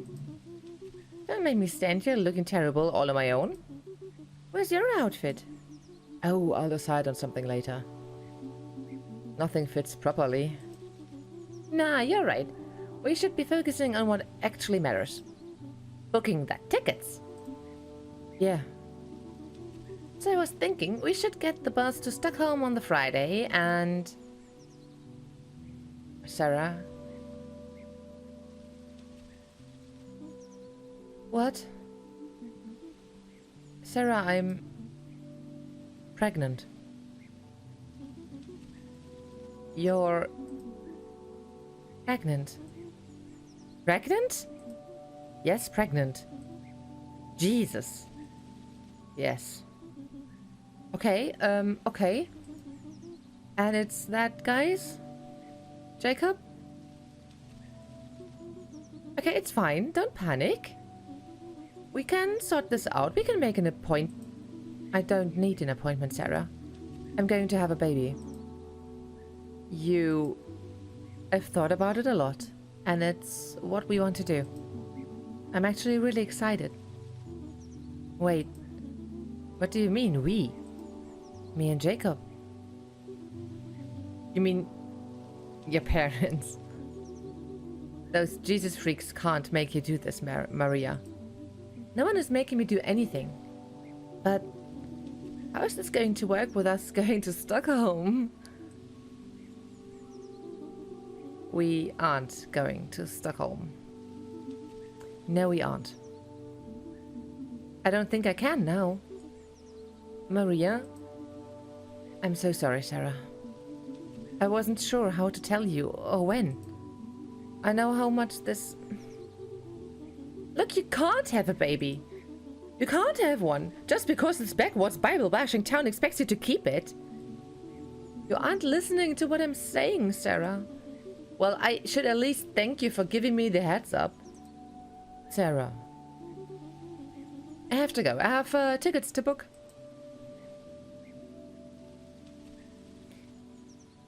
Ja, gut, dass das nicht geil läuft, dass man da enttäuscht ist vielleicht. Da muss man erstmal drüber wegkommen, ne? Musst du leider gerade, hat er erst die vertauschten Rollen gelesen, weil sie hier wesentlich hellere Haare hat im Alter als vorher. Deswegen dachte ich, es wäre erst andersrum. The text the night you died. What did you want to tell me? I just can't let it go. And this all seems... And why would you be out driving on that road? I've been thinking about it and thinking about it for the last year. And it just doesn't seem like an accident to me. Goodness. It really is you. Lena? Wow. Sorry, I didn't expect to see... You didn't expect to see me at my little sister's grave on the anniversary of her death. I'm sorry, I didn't mean it like that. Oh, I'm sure. I must say, I'm surprised to see you too. Given that we didn't see you at the funeral. I'm sorry, but I wish I could have been there. She missed you a lot, you know. I missed her too. Life just gets so busy, doesn't it? So little time to check in on dear old friends, right? We had fallen a little out of touch, yeah. That's one way of putting it. Oh, weißt du was, Lina? Geh dich doch einfach ficken. Entschuldigung. Do you see much of her family? Her son Johannes and Jacob. I've been helping him out with Johannes from time to time. A terrible age to lose a parent. Well, I can't imagine. So what keeps you so busy in the city? I'm a copywriter at an advertising firm. Oh, I'm in charge of the copy for some big accounts at my firm. Writing mostly.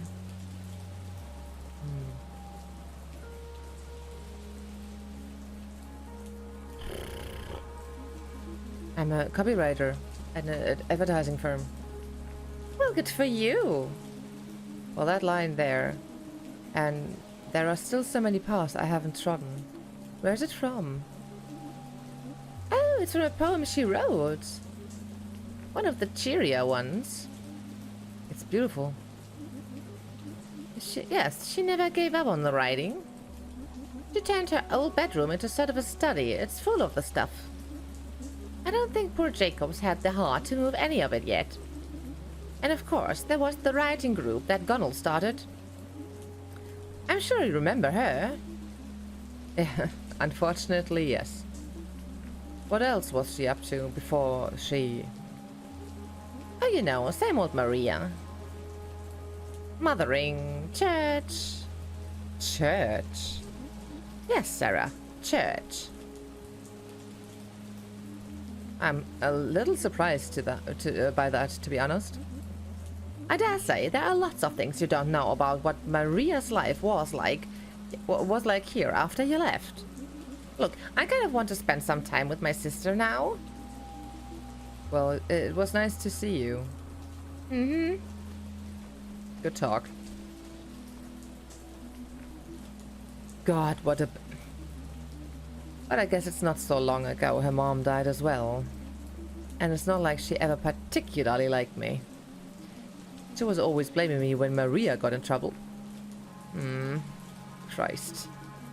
I just need to know. What happened to you, Maria? What did this town do to you? It's time to find out. Who killed Maria? Or who made Maria kill herself? Maybe I should talk to Gunnel about the riding club she and Maria were in? Although I can't think of few things worse than talking to Gunnel. Surely she can't still work at the supermarket in town. Frankly, I'm surprised that old bat's still alive. Okay. Zum Supermarkt. Auf zum Atem!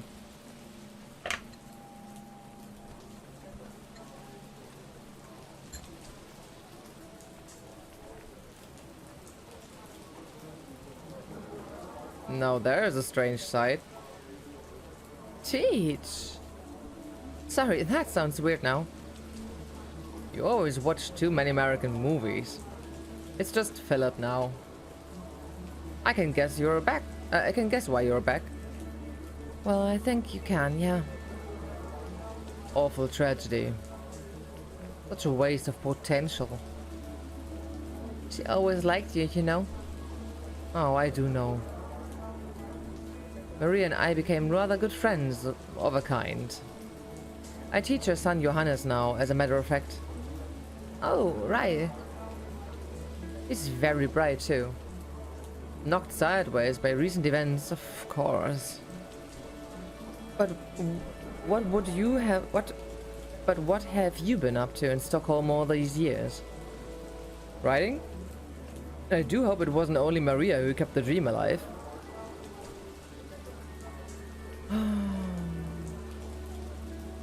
Ich weiß halt nicht, ob wir wirklich noch für uns schreiben. Yep, still writing for an ad agency now. And it's all going well down there? Yeah, ups and downs, but mostly it's good. City life's like that, I guess. Ich kann reden.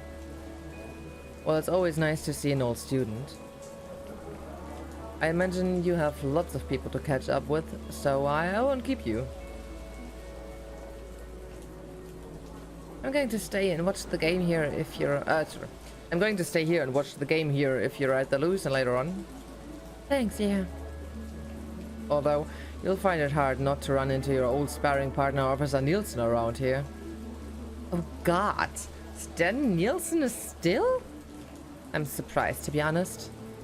Yeah, you and me both. Dreadful, really, that he was the one to break the news to us all about Maria.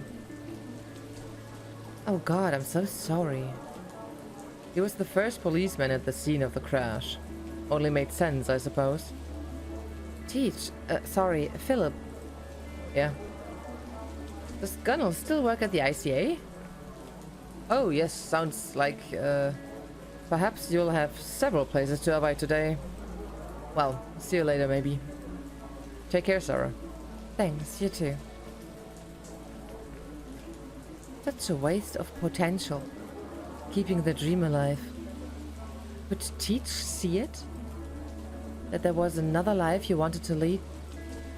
Now, which torture would I like to subject myself to first?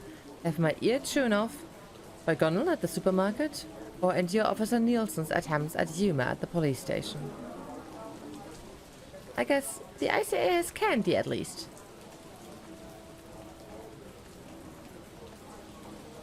Ist so lustig, wie du an sich keine Stimmen brauchst. Du brauchst nicht mal Gesichter. Aber die Atmo stimmt, der Sound stimmt und die Grafik gibt dir alles, was du brauchst.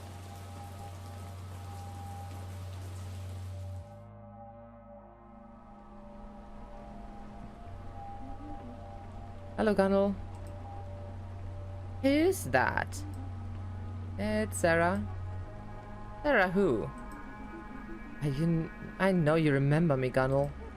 I see a lot of people in my line of work. Don't remember all of them. Yeah, just whatever. I need to ask you something. Oh, hold on. Are you the girl who left town? Yes. The one who ran off with another woman? The lesbian? Ugh, Gunnel, just listen. Oh, it was awful. Breaking your parents' heart like that, you...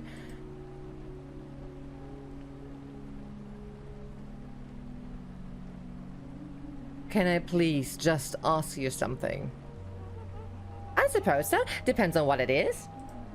Look, you are in a writing group? I'm a founding member of the Herunga writing group, yes. If you wanted to join, I'd have to ask the rest of the group. We don't take just anybody. Yeah, I don't want to join. Really, no. I want to ask you about Maria. Ah, yes. Such a shame. Yes, but she was in the group too. Oh, yes, yes. She was a good enough writer. If only she hadn't written about such very awful things. Like what? It was always death this, death that. Depressing. And before she died?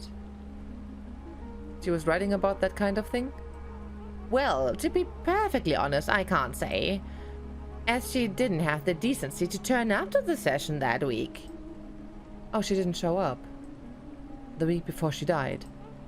And we are very clear that non-attendance should be announced before... Why didn't she come? Well, she didn't say.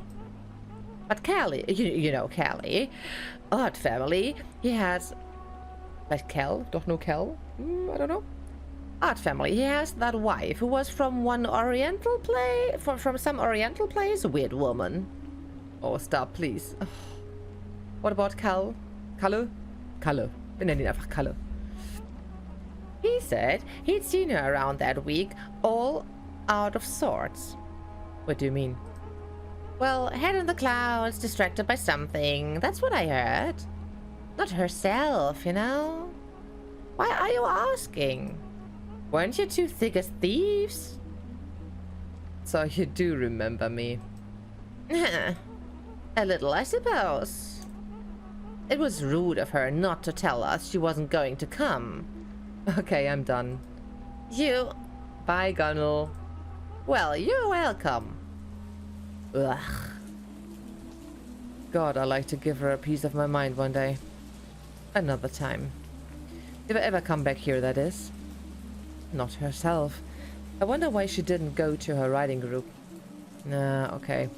Time to talk to Chief Inspector Dickhead.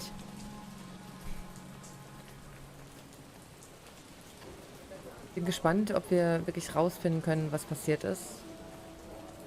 Würde mich wirklich interessieren. Alright. Here we go.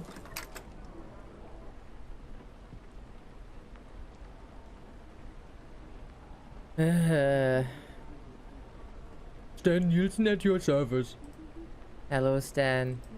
Well, well, well. If it isn't Little Miss City Slicker. Ach, halt doch die Fresse. Sarah will do. But they don't know about your delinquent past in Stockholm, do they? Kurzes Reh bis zur Übergabe. Ja. Ich möchte nicht, dass du als Lehrer angestellt bist, Strese, und kein Geld hast.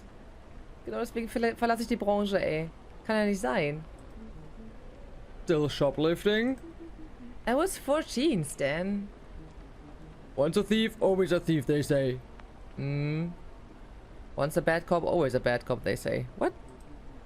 Come to turn yourself in, is it? A night in the cells for old time's sake? I wanted to ask you about Maria. Oh. Oh, yes. The anniversary.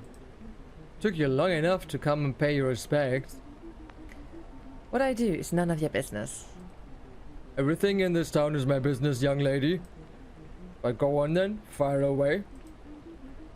You're the one who was called to the scene, right? Of the crash. I was, yes. Where was it? Don't you know? You really did cast us all off, didn't you? Gosh, I wonder why I wanted to do that. Sure beats me. It was out on the main road south to Stockholm, about an hour down. Why on earth would Maria be out on that road? Am I a mind reader, Sarah? So what happened? You know how fast it gets dark this time of year. And that old road? Branch in the way? Or something? I don't know. She skidded off the side and into the rocks below. Good thing it was me who got the call, really. Telling the family should always be left to someone senior. I'm head of the precinct these days, you know. Right. Can I get back to my work now? You can get back to scratching your ass, yes. If you continue to disrespect this office, I'm going to have to ask you to leave. Oh, suits me just fine. Ugh. Dickhead. Chief of the precinct, my god. What was she doing out on that road? Lena said Jacob hasn't cleared the things from her old room. Why they decided to live in her parents' creepy old house, I cannot imagine. Maybe I should talk to Jacob. I wonder what he's like now. Das war ein bisschen weiter links, glaube ich, ne? Also es ist interessant. Also ich hoffe, es gefällt euch auch. Es gefällt mir sehr. Es tut mir leid, dass es nicht auf Deutsch ist, aber so ist das halt bei Gratis-Spielen, kann man sich erwarten. Und für so ein Spiel will ich auch Geld ausgeben, deswegen schon cool. Ich freue mich sehr, dass mir das empfohlen wurde. Sonst ginge sowas einfach an einem vorbei.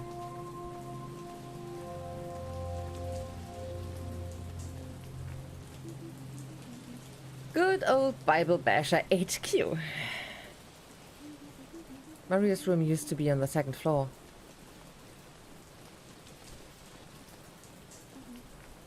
Hello? The door seems to be open. Immer eine gute Idee. Hello? Oh. Lara? What are you doing here? I didn't mean to barge in. The door was open. Yeah, they usually are around here. Oh, sorry. Maybe this is a bad time. I can... No, it's fine. Sorry, I just wasn't expecting you. I'm just back for the day, really? Okay. May I come in? Sure, of course. Come into the dining room. Pretty strange to be back in this house. Yeah, I can imagine. Would you like a coffee? Only if you're making some, that'd be nice. Sure. This is too awkward. Oh. Hello? You must be Johannes. Yes? Nice to meet you, Johannes. I mean, we've met before, but only once, and you were very small. Well, anyway, where's my dad? Oh, he's in the kitchen. Do you want me to get him for you? Nah, it's okay.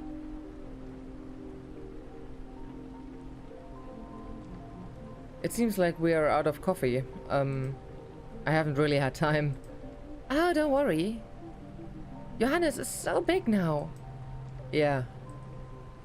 And shy. And today is not a good day. Yeah, of course. How are you? Ah, you know, today is... I understand. But I'm alright. That's good.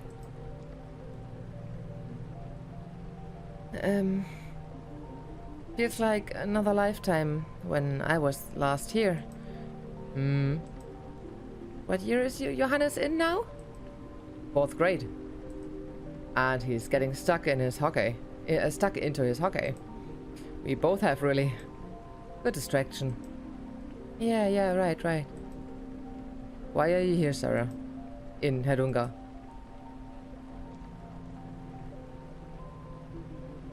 It just seemed like the right time. Right. Jacob, do you think it would be okay if I had a look at Maria's old room? Oh, I'm afraid it's not very tidy.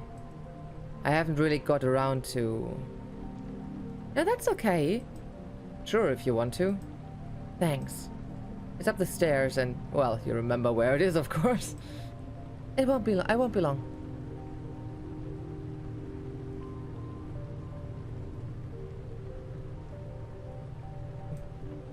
Maria. The top she's wearing. I can't remember if it was mine and she stole it, or I just borrowed it so often that it felt like mine.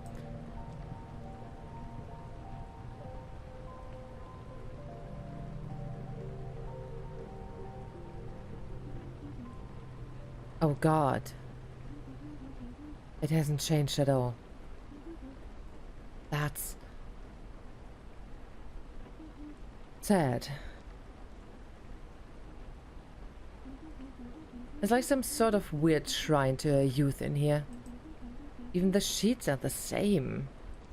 Finde ich ganz ehrlich, also ich verstehe, wenn jemand stirbt und man möchte es sich ändern und so, aber wie super weird ist das? Ich meine, das Zimmer war ja halt, es wurde ja nicht nach dem Tod so gelassen. Das wurde ja schon, als sie noch ein Teenager war, so gelassen. Die ist halt erst 1 Jahr tot. Das Kind ist 10. Ungefähr. 4. Klasse. 9 oder 10 Jahre alt. Das heißt, die war schwanger vor 10,5 Jahren oder so. Und seit einem Jahr ist sie tot. Aber es sieht halt immer noch aus wie vor 10,5 Jahren. Nicht wie vor einem Jahr. Und das finde ich halt super weird, wenn Eltern, wenn die Kinder irgendwie ausziehen oder so, das Zimmer irgendwie, ich weiß nicht. Weiß ich nicht. Oder hat die hier noch gewohnt? Die ist doch mit Jacob zusammengezogen gewesen, oder? The Wizard of Earthsea by Ursula K. Le Guin. She was always trying to get me to read her stuff. I'm not sure why I never did. There we are.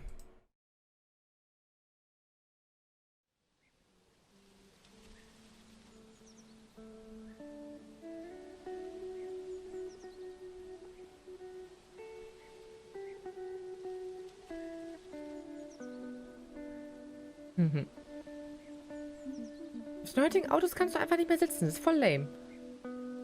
It always looks so small from up here. It is small. It's tiny. I'm going to miss these forests, though. They've got plenty of forests in Stockholm, Maria. And anyway, we won't have time. Between the literary festivals and the parties. We're not going to be very successful writers if all we do is go to parties. I write the great American novel in the mornings. American? It's a figure of speech, Maria. You're going to love it. And speaking of love, you're such a dick. How's your new moped guy? What's his name? You know his name. J something. Jacob. Right. That's good. I like him. Huh. You think he's stupid? I didn't say anything. No, but I know what you think. Look, I didn't say. It's okay. You just happen to be wrong about him, that's all. Okay, okay, if you say so. How long is it now? 11 months, Sarah. 11 months. Leaving this shithole can't come soon enough. Dass sie aber auch nicht eingesehen hat, wenn die doch seit 11 Monaten da schon einen Freund hat, dass die wahrscheinlich die Stadt auch nicht verlassen will. Naja. Okay. Papers. She really was still writing. Poetry mostly, looks like. How long a road must lie ahead between the light and me. Is this what you wrote about Maria? Sonst haben wir hier aber nichts, oder? Nee. What's this?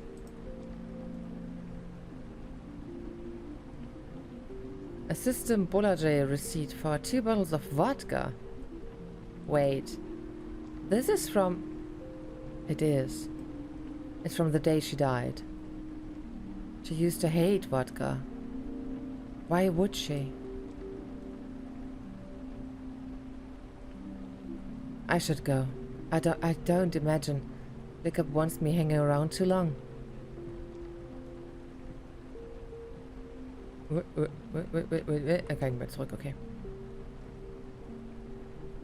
Must be quite nostalgic for you. The room, I mean. Yeah, it was. Jacob, I hope you don't mind me asking. Where were you and Johannes on the day that... On this day last year. We were at the hockey game, actually. Seems impossible to think about us enjoying ourselves that afternoon now. But Maria got us tickets to a hockey game. She usually comes too, but she said it was a special father-son treat. I'm so sorry, Jacob. Thank you. It's good luck back in the city. Well, thank you for having me. Oof. So, on the afternoon that she died, Maria sent them off to a hockey game because she wanted them out of the way. This is insane. The police would have investigated the possibility that... The police means... Officer Nielsen. Mensch, der Regen. Hab mich erkältet in diesem Regen hier. He easily could have just assumed it was a road accident, without really thinking about the alternatives. Ja, natürlich schon heftig. Ich meine, es klingt bisher alles danach, ne? 2 Flaschen Wodka in den Kopf gehauen, Vater und Sohn zum Hockeygame geschickt und dann einfach mit dem Auto losgebrettert oder so.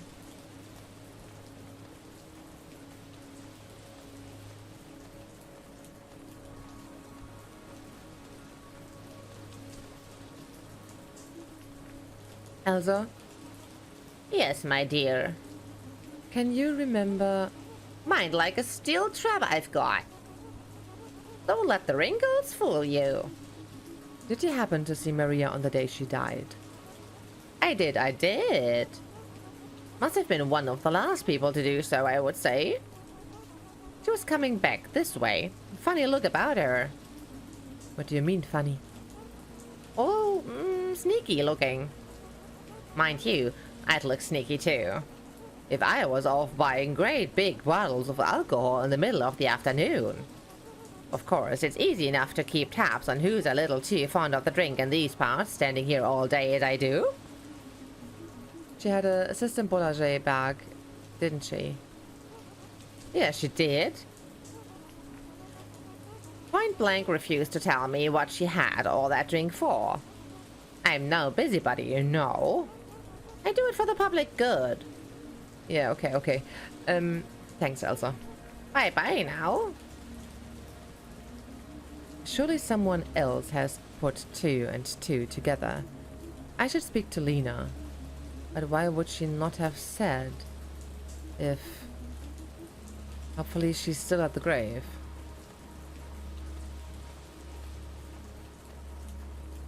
I'm walking. I'm walking.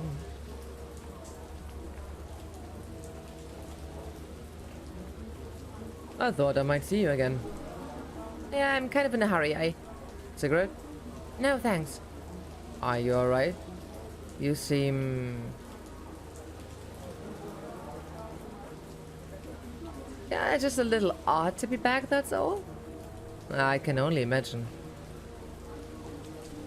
Philip, do you happen to remember what you were doing on this evening last year? Do I remember? Goodness. I'm not sure how I could forget.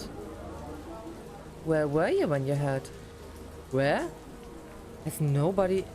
Gosh, no, I suppose you wouldn't know. I was at Maria's house. We all were. I mean, I was, and Johannes, and Jacob, and a few of Maria's other friends. What? Why? Anumati! I wish I knew. It was all quite mysterious. She invited us all to come round that evening, but she wouldn't quite say why. What did she say? She said that all would be revealed, but we weren't allowed to know beforehand. So we were all there at 7, like she asked. Of course, she never arrived. Instead, we got officers stand at the door with the awful news. What did you think you were all there for? It's odd. In all the shock of what happened, I haven't really thought about it much. I guess I assumed she wanted to tell us something. It must have been terrible. Of course it was. But it was strangely a kind of blessing. That we were all together, I mean. Almost as if she knew. I need to find Lena. No problem. Give her my best. Klingt halt alles richtig krass nach Suizid, ne? Aber wir werden sehen.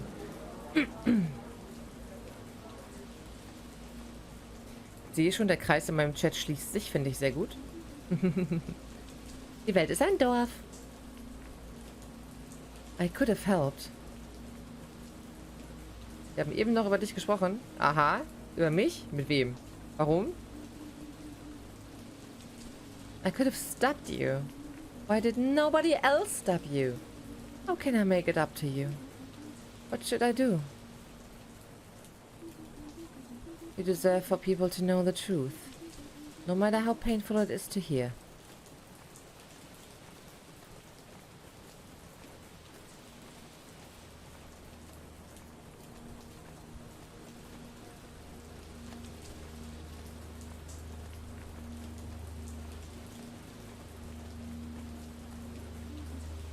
Lena?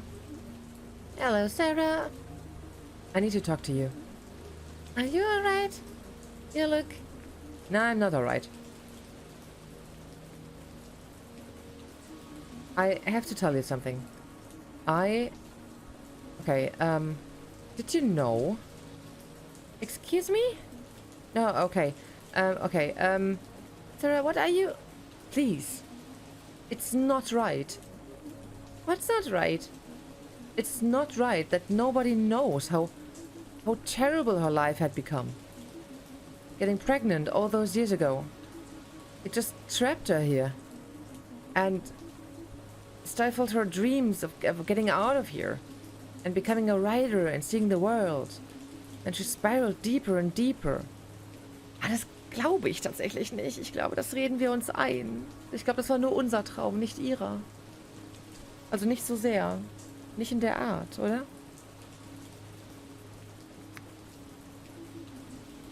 Into this dark, horrible place, and nobody saw it. Nobody saw how bad things had become.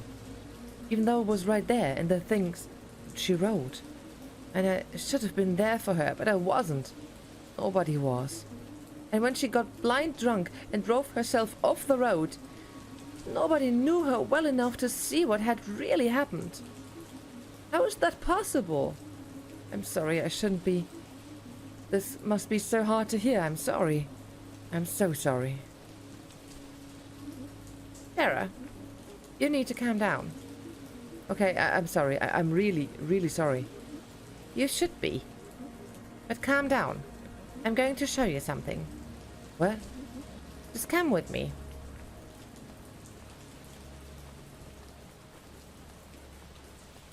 Du hast Anna getroffen? Ach, welche Anna? Die blonde Anna oder die braunhaarige Anna? Weil mit der braunhaarigen Anna war ich gestern noch trinken. We're going inside the church? Yes, we're going inside the church. It won't kill you. Ugh.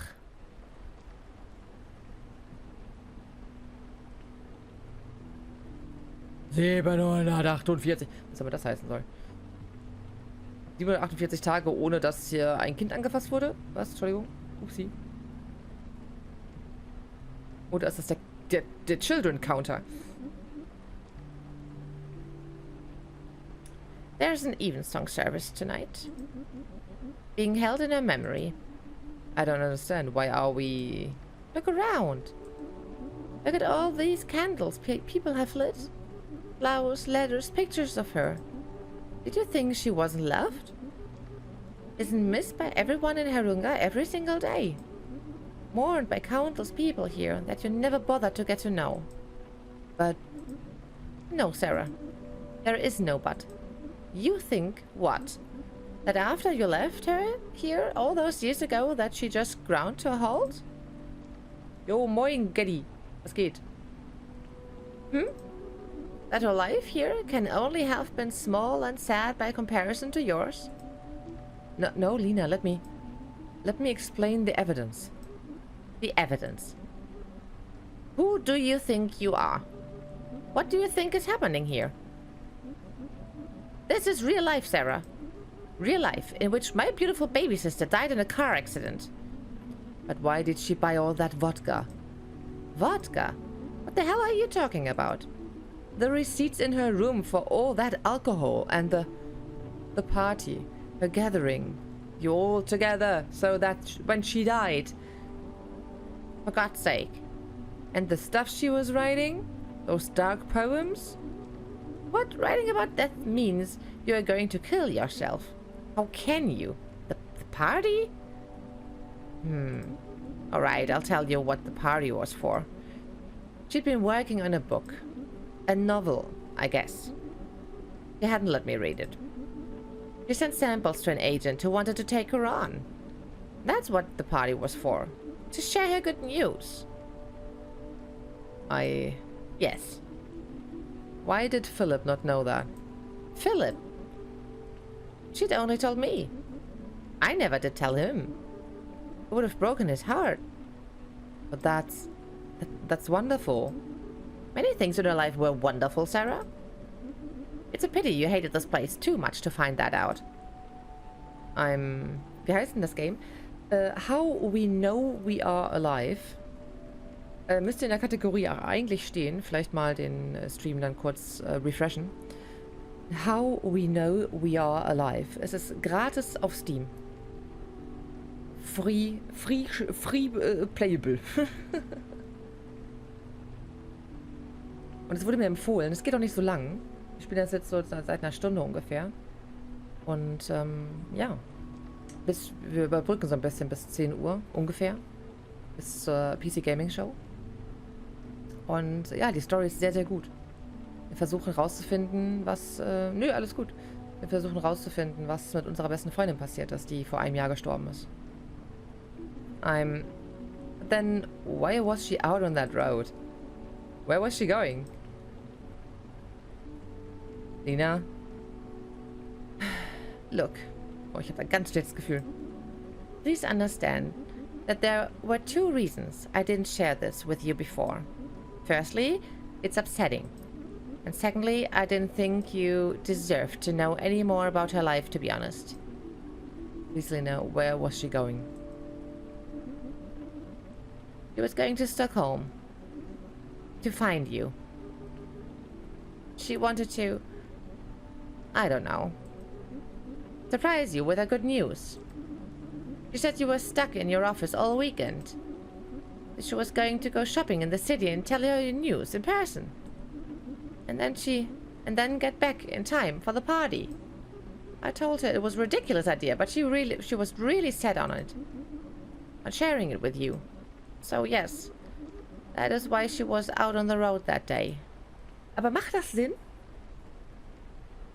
Ich finde die Textmessage von ihr mit, sie soll auf jeden Fall sofort zurückrufen und das sei sehr wichtig. Und es sei sehr wichtig, dass sie sich wirklich sofort meldet. Das passt nicht, finde ich. Oder? Weiß nicht. Der Samstagstar mit Fortuna Frani, da waren richtig nice Chats und natürlich die Schönheit, deren Cam wir gerade nicht sehen. Schleimer. Ja, gerne, gerne. Indie-Games muss man unterstützen, vor allen Dingen, wenn sie einem gratis so schöne Spiele liefern, ne?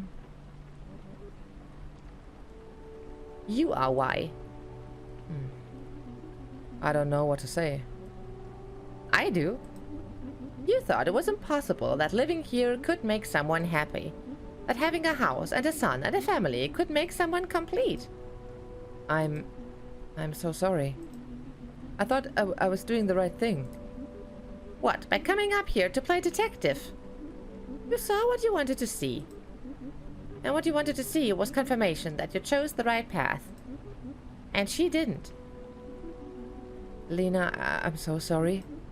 Don't be. It's too late for any of that. The service will be starting soon. I think it would be best if you didn't stay. I'm so sorry, Lena. Goodbye, Sarah. Aber was ist mit dem Wodka? Was ist mit dem Wodka? Das haut trotzdem nicht hin. Irgendwas ist komisch. Er hat doch nicht die 2 Flaschen Wodka gekauft für die Party. Einfach nur random Wodka. Ich meine, ja, es kann nur ein Unfall gewesen sein. Natürlich. Aber es ist alles irgendwie komisch. Okay. Geht nicht nach links weiter. Das heißt, wir gehen mal rüber.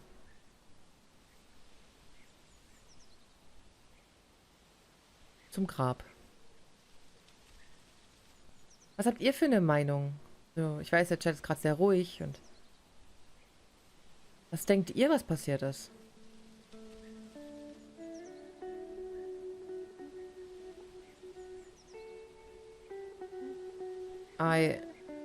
Maria, I have nothing to... I can't excuse myself. And it hurts because if you were here, you would. Forgive me. For all my selfishness and my stupidity. Because you were just the most. But Lena's right. I hardly knew you at all. But that's the thing, isn't it? You aren't here. And if you were, none of this would have.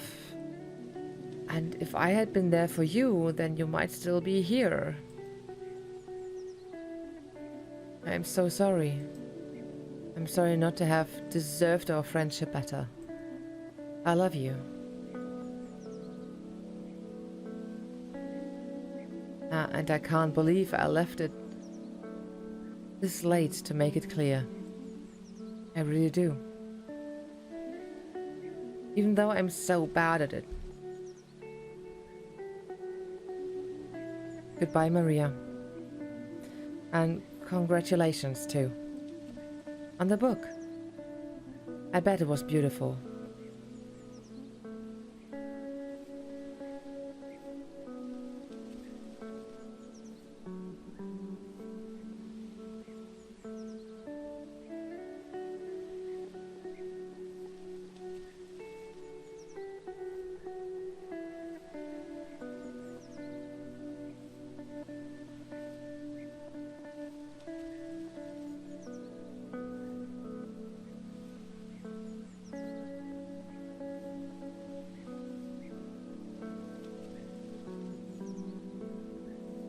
Vielleicht sind manchmal Tragödien auch einfach nur das.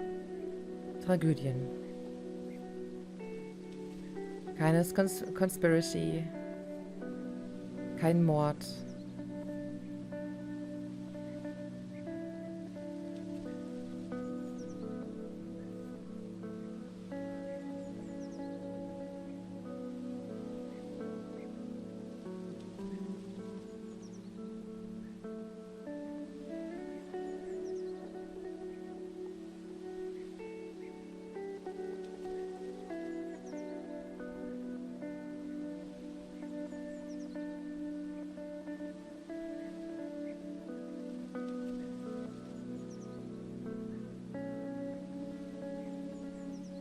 Und wir werden es nicht wissen.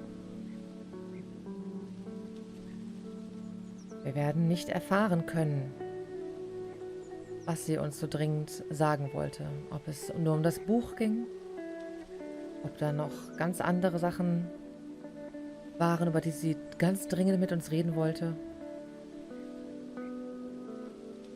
Wir werden es nicht erfahren, denn die Toten reden halt nicht mehr. Und so ein schönes Stück Gaming-Liebe bekamen wir gratis auf Steam. Und ich bedanke mich bei Mrs. Tully fürs Empfehlen. Denn das war sehr schön. Wenn auch sehr traurig. How we know we are alive, being in pain because someone isn't there anymore.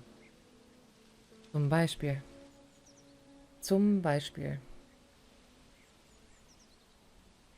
allgemeinen Emotionen machen, dass wir uns lebendig fühlen. Auch wenn wir uns da manchmal wünschen, wir wären es vielleicht nicht, ne? Bei schlechten Emotionen. Ja, Mensch. Schön. Gab mir irgendwie, obwohl es eine ganz andere Grafik ist, einen starken Life is Strange Vibe. Über Sachen, die man ändern kann, über Sachen, die man nicht mehr ändern kann. Die ruhige Musik. Das Dorf im Nirgendwo. Und die Träume von Teenagern. Und ein weißer Screen. Ah, okay. Gerade für kurz einen Moment verwirrt. Und ja, empfehlt es weiter. Ihr kennt es jetzt vielleicht schon. Man muss es wahrscheinlich nicht spielen, wenn man die Geschichte kennt. Aber empfehlt es weiter. Gluck. Da war es weg. Ich starte auch mal eben die Kamera neu, weil da vorhin ein bisschen was hinterherhing. So, aber Musik kann ich schon mal anmachen. Weil wir haben ja noch ein bisschen Zeit, bis gleich die PC Gaming Show kommt. Wie Sie sehen, sehen Sie nichts.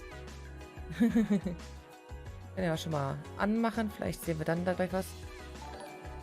Ja, danke schön für den Follow. Vielen lieben Dank. Gleich auch mit Gesicht. Wenn die Kamera wieder geht. Gucken wir mal. Wenn das jetzt sich alles völlig zerschossen hat. Ich warte mal darauf. Gucken wir mal. Da ist sie. Das Kind ist wieder da. So. Diese Gaming Show ist schon live soweit, ne? Denke ich mal. Ja. 17.000 Leute gucken zu, obwohl da nichts läuft. Das läuft doch gut. Dann machen wir das doch mal so. Den haben wir noch auf Ton weg aktuell. Hey, safe. Englischkünste müssen appreciated werden. Oh, vielen Dank. Ich habe da nur vorgelesen. Ich habe da nur vorgelesen. Oh, so, Bildschirmaufnahme für gleich. So. Passt das? Passt. Was ist? Da ist sie wieder. Ja, völlig verschwitzt einfach. Ich war heute spontan. Also ich war gestern lange in Köln. Oh, diese PC Gaming Show, da tut mir ein bisschen weh im Auge. Das ist ein bisschen dolle, ne? Geh ich so lange rüber? Geh ich so lange ins Aquarium? Ich werde mal gucken, wenn ich zurückschalte, ob ich wieder gemutet bin. Warte, ich ändere das mal eben. Ich weiß auch nicht, was da wieder am Stream Deck nicht funktioniert. Audiomixer? Ja. Stumm aus, danke. Jedes Update zerschießt mir irgendwie was, ne? Vielleicht geht's ja jetzt. Ist nie nur bei mir asynchron? Ich weiß nicht. Dürfte eigentlich nicht mehr. Lad mal den Stream neu. Wir hatten vorhin ein Problem mit dem Spiel und der Kamera. Dann hatte ich eigentlich die Kamera neu gestartet. Das sollte jetzt eigentlich gehen. Wäre schade, wenn nicht. Oh, ich weiß ja, ich mache mir immer oft Gedanken, was ich anziehe im Stream. Ja? Wie Sie sehen, sehen Sie nichts, denn eigentlich hier sind Haare und dann kommt das Mikro und dann das Ende. Weil ich habe dieses super durchsichtige T-Shirt an und ich habe extra ein Bikini darunter gezogen, damit man keinen BH durchsieht, damit Twitch mich nicht direkt bannt. Und ich bin nur so, wozu überhaupt? Ich könnte hier darunter auch gar nichts tragen. Es wird keine Sau sehen. Nein, das machen wir nicht. Aber so generell, ne? Bin auch völlig verschwitzt, aber jetzt die schwere Frage, jetzt duschen und dann wieder angeschwitzt ins Bett oder später duschen mit nassen Haaren ins Bett. Immer noch asynchron. Das ist aber unschön. Ich glaube, letzteres lohnt sich mehr. Ich bin deswegen sind meine Haare auch sehr wuselig heute, weil ich habe so dermaßen vorhin geschwitzt. Ich war an der Ruhr. Bin spazieren gegangen, ganz spontan. Deswegen. Hallo Dogman, alles gut? Bin ich bei dir auch asynchron? Man kann sich immer besser an den anderen Leuten orientieren. Man sieht auch einfach, wie ich glänze. Es ist gar nicht so warm hier. Offensichtlich sagt mein Gesicht aber was anderes. Ich versuche mich die ganze Zeit mit Wasser und Weintrauben fit zu halten. Jetzt fast genauso, ne? Aber kein Unterschied. In 5 Minuten sehe ich wieder genauso aus. Ist egal. Twitch-App? Ich meine, ich kann ja mal die Kamera ausmachen, aber ich wüsste jetzt nicht, warum das jetzt dann fixen sollte, wenn ich die gerade erst aus hatte. Vielleicht, Aber Twitch-App komplett schließen, neu laden hat nicht geholfen? Ja, Mensch. Nee, wie gesagt, ich war gestern lange in Köln. Wir haben uns in der Gaming-Bubble in Köln, dachten wir so, ey, geiles Wetter. Müssen wir was machen. Bei mir ist es normal. Es liegt nicht an mir. Das ist mal gut, das hört man mal sehr gerne, ob jetzt im Beziehungsstress oder im Stream, es liegt nicht an mir. Das ist sehr gut. Gastrese, Mensch, dann ist halt das Krankenhaus-Internet leider scheiße.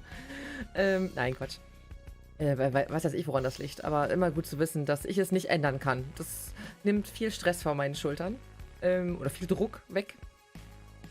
Boah, ich wünschte, das wäre ja auch so schön kühl wie dieses One Piece Aquarium um mich rum. Am Ende fragt man sich immer, woran es gelegen hat.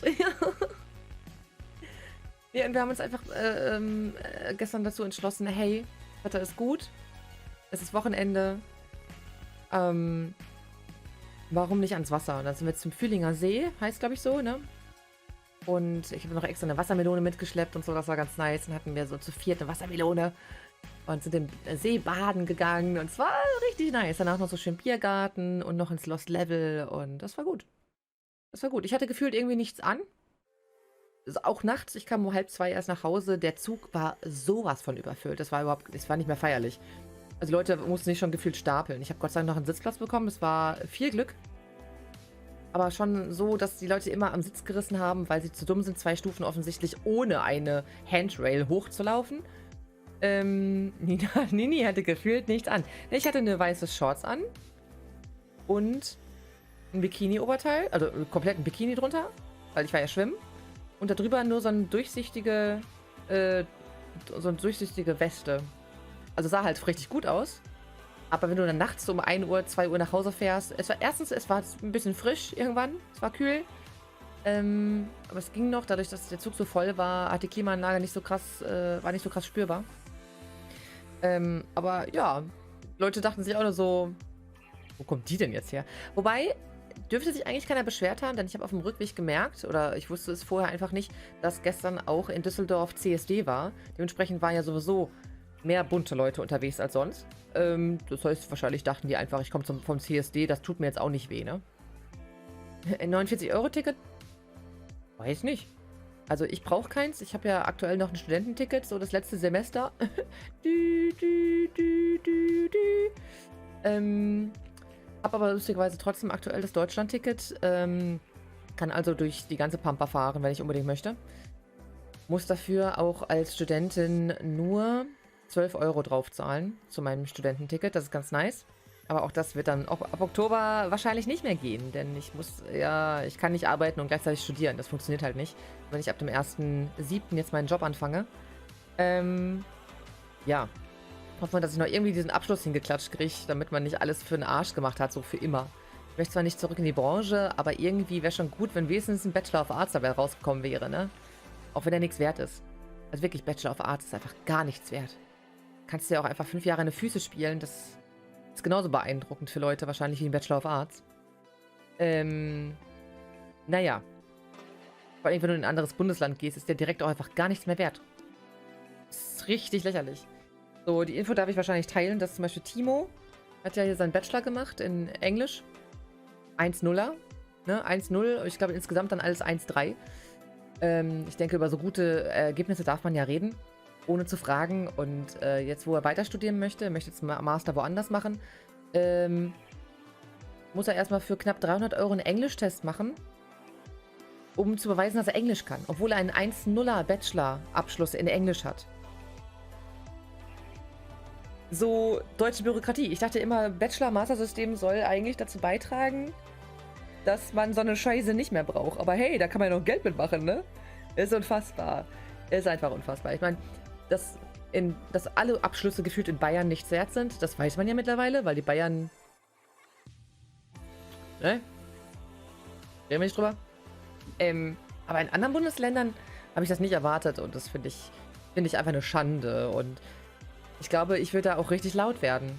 Also, Vielleicht. Vielleicht auch nicht, ne? Aber so, wenn ich jetzt sagen könnte, an deiner Stelle würde ich da richtig laut werden, würde ich halt richtig laut werden. Und einmal mal aufdecken und einfach mal so der Öffentlichkeit preisgeben, so, was für ein Bullshit da eigentlich passiert. Warum soll ich 300 € für einen Englischtest zahlen? Ich kann sehr gut offensichtlich Englisch. Also an seiner Stelle. Also ich auch. Er kann besser Englisch als ich, aber ich habe auch Englisch studiert. Ich glaube, einigermaßen kann ich Englisch. Hoffe ich. Wäre gut, in meinem neuen Job brauche ich es ja auch, ne? Apropos, ich wurde vorhin gefragt, ich weiß gar nicht, ob Elotrix überhaupt noch da ist. Ich wurde vorhin gefragt, ob ich auch das neue Deponia streamen werde. Auch in irgendeinem Umfang bestimmt. In irgendeinem Problem ist, dass ich nicht so viel Ahnung von so Survival-Action-Spielen habe. Aber ich habe ja... Also für die, die es noch nicht wissen, ne? Wir haben ja gestern einen Deponia-Spin-Off angekündigt. Und jetzt darf ich endlich über das Game reden. Was mich sehr glücklich macht. Ich arbeite da schon länger dran. Natürlich keine großen... Also ich bin jetzt nicht Producer oder so. Aber ich wurde am Anfang konsultiert, beim Worldbuilding mitzuhelfen. Ich kriege grundsätzlich die Updates zum Spiel. Keine Ahnung, manchmal hier die Frage nach einer Meinung. Mal gucken, was da noch zukünftig. Ich habe auch, glaube ich, im Waffensystem mit ein paar Ideen um mich geworfen. Also, ich weiß nicht, als was man mich bezeichnen würde in den Credits, aber ich arbeite mit an Surviving Deponia. Und es sieht schon sehr, sehr cool aus. Wir versuchen den Deponia-Stil natürlich ganz genau so zu treffen, wie er auch damals war, auch wenn es jetzt kein Point-and-Click-Adventure sein sollte. Wir möchten natürlich jeden nostalgisch abholen. Und ja, darf ich eine negative Meinung aus meiner Community diesbezüglich äußern? Ich teile die Meinung aber nicht. Das kannst du gerne machen. Die meisten Meinungen sind, das ist ja ohne Poki. Und ja, es ist leider ohne Poki. Wir versuchen trotzdem unser Bestmögliches. Und ja, es ist kein Point-and-Click-Adventure, dessen sind wir uns auch sehr bewusst, aber wir wollen uns auch erstmal an einem anderen Spielesystem da ausprobieren, weil wir finden, dass man, wenn es nur um Deponia selber geht, also wie sich das weiterentwickelt hat auf dem Planeten, das durchaus auch in dieser Form des Spiels machbar ist. Also es wirkt auf jemanden so, dass Deponia nun ausgeschlachtet wird. Ich kann auf jeden Fall sagen, dass das Spiel schon länger in Entwicklung ist und auch schon lange geplant ist. Das heißt, mit den Sachen aus den letzten Wochen, die so passiert sind und so, hat das nichts zu tun. Wir verstehen aber, dass, wenn man das nicht beachtet, dass Spiele nicht mal ebenso aus dem Boden rausploppen. Dass es für viele Leute so rüberkommen könnte, als würde man jetzt damit irgendwie plötzlich die Cash Cow, weiß ich nicht, melken wollen oder plötzlich irgendwelche Negativ-News negieren wollen oder so. Aber das ist natürlich nicht der Fall. Nee, tatsächlich ist schon so, dass uns einfach die IP Deponia auch einfach sehr am Herzen liegt. So. Und ich finde es wahnsinnig ungerechtfertigt, wenn man einer Firma, der man immer wieder sagt, ey, wann macht ihr endlich wieder eure alten Spiele? Und dann machst du ein altes Spiel und dann heißt es, ihr wollt das nur ausschlachten. Das ist immer nur so, ja, was denn jetzt? Entweder ihr wollt weitere Teile von euren Lieblingsspielen haben und dann kriegt ihr die und dann heißt es, wir wollen das nur fürs Geld machen. Solche Leute verstehe ich halt nicht. Ja? Jedes Game ist dazu da, um halt auch Geld zu machen. Aber es geht auch um Visionen, es geht um Ideen und Kreativität und darum, auch Leute glücklich zu machen tatsächlich. Ja. Wäre auch komisch, wenn man ein Actionspiel entwickelt und einem nicht bewusst wäre, dass es kein Point-and-Click ist. True. Das wäre ein bisschen am Ziel vorbei, ne? Aber ja. Unabhängig von der Entwicklung der letzten Wochen möchten wir aber schon tolle Dinge tun. Ich darf natürlich über viele Sachen jetzt trotzdem nicht reden. Wir wollen viele tolle Dinge tun. Und machen. Ne? Ich freue mich immer, wenn Embargos vorbei sind. Da darf ich endlich mein Maul aufmachen. Aber viel darf ich ja trotzdem nicht sagen. Es sind zwei verschiedene Leute, die da reden. Die zwei Meinungen kommen nur sehr selten von der gleichen Person. Ja, eben. Genau. Also du hast halt entweder Leute, die checken, hey, Das wurde jetzt angekündigt, das ist easy seit einem halben Jahr in der Entwicklung oder so. Story und Inhalt Reveal in 15 Minuten. Nein! Achso, ich muss mal das Spiel umstellen, die Kategorie fällt mir gerade ein. Ich kann schon wieder besondere Events schon wieder einstellen für gleich. Ah, wenn das denn nimmt, er hat es wieder nicht genommen, ne? Das ist in letzter Zeit ein bisschen anstrengend auf OBS hier. Ich hoffe, dass sich das ein bisschen fixt. Aber ja, also wir haben da die Visionen und es ist wirklich das... Ich muss ja auch überlegen, wie ich mich ausdrücke, damit Penta hier nicht reinkommt und meinen Arbeitsvertrag zerreißt. Ist immer ganz wichtig, wie man sich ausdrückt.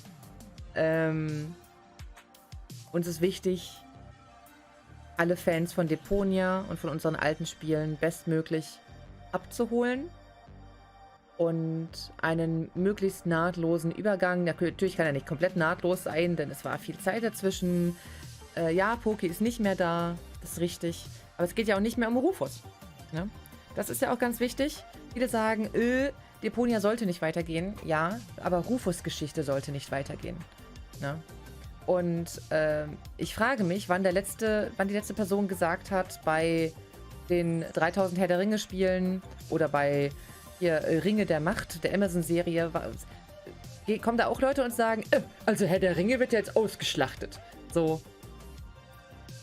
Sei doch froh. Also, wenn es jetzt dir nicht gefällt, ist eine andere Sache. Ist klar, ist okay, ne? Aber, also, ich weiß nicht, ich tick da anders. Ich bin so, ich mag diese Sache. Und dann heißt es später, es gibt was Neues zu der Sache. Und dann bin ich nur so, geil, es gibt was Neues zu der Sache. Vielleicht tick ich da einfach anders. Ich freue mich, wenn ich Sachen aus diesem gleichen Universum bekommen kann. Es kann natürlich immer sein, dass die Sachen einem nicht gefallen. Aber der Sache die Chance geben sollte man doch erstmal, oder? Zum Beispiel, ich mochte Harry Potter damals sehr gerne. Dann war ich froh, dass es aber irgendwann die Fantastic Beasts-Filme gab. Dann habe ich irgendwann festgestellt, ja okay, die Fantastic Beasts-Filme sind ziemlicher Schrott. Schade. Aber ich habe damals nicht gesagt, oh, jetzt versuchen sie das auszuschlachten. Alles versucht man auszuschlachten mit Geld irgendwo, ne? Hallo Luke. Ja moin. Und vielen lieben Dank für deinen Resub. Danke, danke, danke. Wie geht es dir? So, bin wieder da. Musste mein Subway abholen gehen. Die Bestellung kam nicht durch. Nein, dafür bekam ich gratis Cookies. Hast du sie akzeptiert? Wird es denn noch Gesangsszenen geben? Oh, das weiß ich nicht. Ich kann dir weder sagen ja oder nein. Ich weiß es nicht. Ich würde mich persönlich darüber freuen. Aber da Poki nicht mehr Teil der Firma ist, werden wir das sehen. Mal gucken. Ne? Nur die Notwendigen. Sehr gut. Ja, deswegen, ja, Chiara, wir reden gerade übrigens über Surviving Deponia. Ich habe gestern im Biergarten gesessen und den Stream auf YouTube ganz laut gemacht und dann direkt in den Chat geguckt, wie Leute reagieren bei dem Reveal unseres Teaser-Trailers. Und ja. Crazy, Firmen wollen Geld verdienen und nehmen dafür Marken, die kein hohes Risiko bieten, weil man die schon kennt. Sachen gibt's. Ist so, ne? Ich meine, ja. Also es sind ganz viele dort tolle Dinge geplant. Ne? Also ich weiß von Dingen, die mich glücklich machen. Und das sollte euch doch eigentlich reichen. Ne? Das sollte eigentlich allen reichen, aber natürlich kennt mich nicht jeder. Ne? Also ich freue mich schon auf das Game und wir werden, wie gesagt, ich werde bei meinem kleinen Spielraum, den ich habe, genau wie alle meine Kollegen, werden wir versuchen, dafür zu sorgen, dass es auch geil wird. Dass man sich denkt, ah, das ist doch XY in dem Spiel, dass man aber auch viele neue Charaktere hat. Dass wir Fehler, die damals natürlich in den Deponia-Spielen waren, nicht wiederholt werden. Ja, es gibt auch Sachen, die sind nicht gut gealtert in manchen Spielen. Das muss man ja dann nicht wieder machen, ne? Zum Beispiel. Ja, da muss man halt sich schon anpassen. Und es wird sehr viele Kritiker geben, die sagen, dass denen das Spielsystem nicht gefällt. Und das ist in Ordnung. Solange sie ich finde, man sollte halt immer unterscheiden zwischen das Spiel ist schlecht und das ist einfach nicht mein Genre. Ne? Ich habe ja zum Beispiel vorhin, als wir jetzt die Xbox-Show geguckt haben, sage ich ja auch nicht, was ein beschissenes Spiel, sondern das sieht cool aus, aber leider ist das nicht mein Genre. Ich spiele sowas nicht. Ja, und ich merke immer wieder, wie viele Leute da nichts zwischen unterscheiden können. Ich freue mich, dass sowohl Vel als auch du daran irgendwie arbeiten. Ja. Das freut mich auch. Also es ist für mich eine große Ehre, dass ich so eine IP anfassen darf, aber man merkt auch, in welche großen Fußstapfen man dort tritt. Ich weiß nicht, welche Schuhgröße Poki hat, aber genau so groß sind die Fußstapfen. Obwohl ich auch kein Creative Director bin, natürlich, ne? Aber man versucht ja alles trotzdem genau so zu machen, wie es sein muss. Ist nicht mein Genre, ich kaufe es trotzdem. Oder so. Einfach machen wie der Hauptentwickler von God of War. Was? Scheiße außer God of War? Also alles Scheiße außer God of War. Schuhgröße Nähmaschine. Oh. Hashtag Nähmaschine im Fuß. Ich mochte die Musik im Trailer. Ja, das war gut. Wir haben auch coole Leute an dem Projekt. Wir haben richtig coole Leute an dem Projekt. Ja, wir haben die Cryo4-Leute mit drin. Ein Spiel, was durchaus beliebt war und beliebt ist. Und wir haben da coole Leute dran sitzen. Genau, es gibt keine guten Shooter, nur weil ich keine Shooter mag. Ja, genau. Ich mag auch keine Shooter. Überhaupt nicht. Ich kann mit Shooter nichts anfangen. Das macht die Spiele ja nicht schlecht, ne? But I need a Sensu for that one. Was ist Shadow? Was willst du? Hallo Marvin! Guten Abend, Nini. Bube, ich bin geschafft. Sheesh. War heute im Phantasialand. Oh, das war sicherlich mega voll, oder? Sensu Beam? Ach so. Wegen Nähmaschine, ja. Steam-Seite vom Spiel gespeichert. Sehr gut. Ich war heute an der Ruhr. Wir waren spontan spazieren und so. Und es war so voll. Und so viele Leute, die in der Ruhr schwimmen waren. Und man darf nicht vergessen, die Ruhr ist ein Fluss. Es ist nicht gerade der Rhein. Aber die Ruhr hat sehr viele unsichtbare Strömungen. Das heißt auch an euch bitte, die Bitte, hört auf, in Flüssen zu baden. Oder dann wirklich nur an den Stellen, wo es möglichst sicher ist und so. Weil da sind wirklich Leute mit ihren kleinen Kindern auf den Schultern dann im tiefen Wasser in der Ruhr. Und da sind so viele Wirbel unter der Wasseroberfläche, das seht ihr nicht. Und schwupp seid ihr weg. Ja. Deswegen richtig unangenehm. Egal in welchem Fluss, geht nicht baden. Ja, ich halte immer meine Füße in die Ruhr. Mehr habe ich da noch nie gemacht. Ich sitze dann immer auf so einer Landzunge. Ich weiß nicht, wie das heißt. So ein Steg.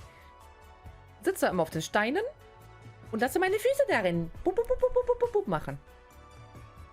Weil ich glaube nicht, keine Strömung, da müsste ja schon so ein Vieh aus dem Wasser kommen, mich komplett ins Wasser ziehen, weil nur meine Füße im Wasser sind. Na, ist okay.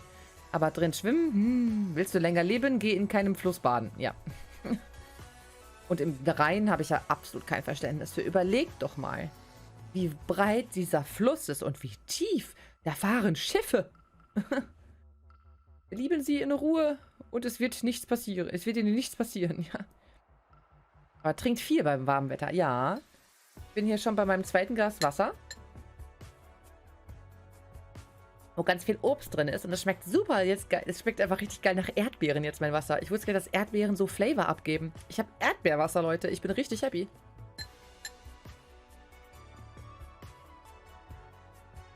Ach, weißt du, Gurken, Zitronen, völlig langweilig. Erdbeeren sind der Shit. Der Fluss ist so breit, musst mal überlegen, was der gesoffen haben muss. Ist so. Ah, ich bin gespannt, was die PC Gaming Show gleich für uns bereithält. Ich weiß gar nicht, wie lange die geht. Weiß das wer? Stunde? Länger? Habt ihr übrigens gestern die Wholesome Direct geguckt? Also ich habe von der Future Game Show habe ich nicht so viel mitbekommen.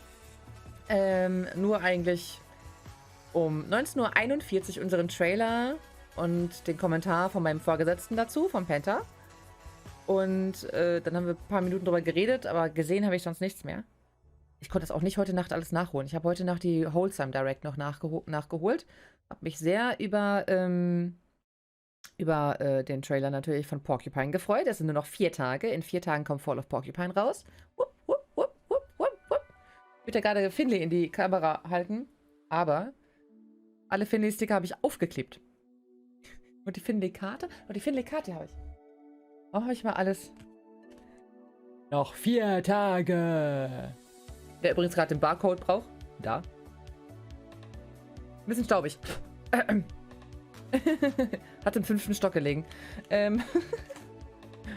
Insider, die nur Leute verstehen, die das Spiel kennen.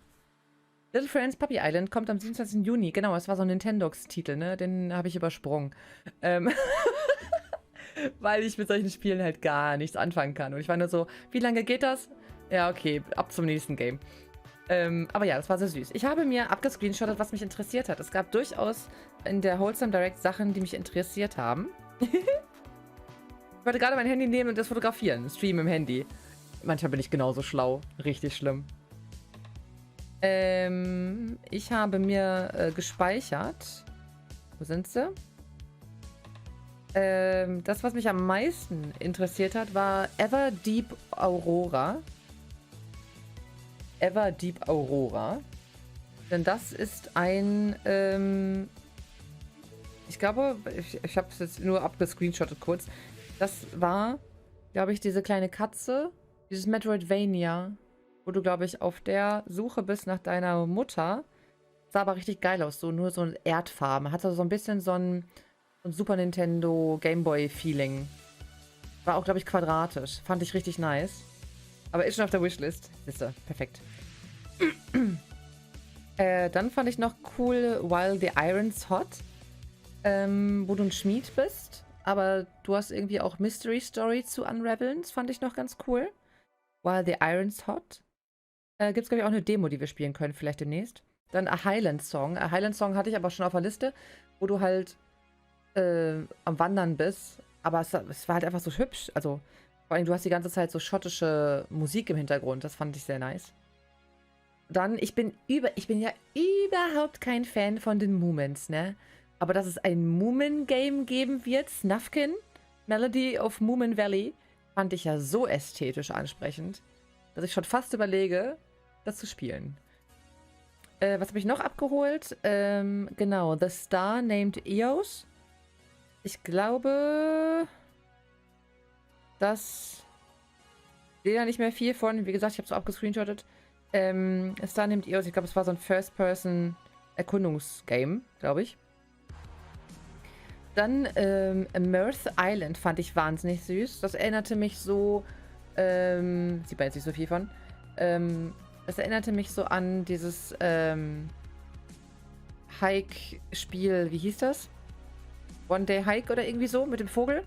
So von der Machart. Fand ich sehr süß. Genau. Und ich habe ein Idle-Game auf dem Handy angefangen. Das heißt Campfire Café. Und da fängt jetzt schon die PC Gaming Show ein bisschen an, aber ich glaube, das Vorgelaber können wir uns sparen. Ich war gerade noch ein bisschen erschrocken, weil plötzlich so ein Typ hier mit mir redet. Campfire Café fand ich sehr süß. Ist halt fürs Handy so ein Idle-Game. Ist aber sehr niedlich gemacht.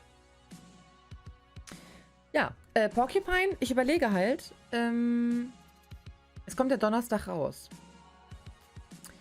Und ich habe ja einen Deal laufen. Ich muss ja, wenn ich spiele, nochmal prüfen, ob ich alle Fehler gefunden habe. Also die Frage, ob wir das direkt spielen. Vielleicht. Ich würde es halt echt gerne sehr zügig spielen. Frage ist, ob wir es dann vielleicht nächsten Donnerstag direkt spielen schon. Oder vielleicht am Sonntag. Ich weiß noch nicht. Falls ihr es noch nicht kennt oder kanntet, wir haben auch den Prolog gespielt. Der ist auch auf YouTube hier zu finden. Müsst ihr einfach dann auf meinem Kanal Porcupine eingeben. Dann findet ihr es sofort.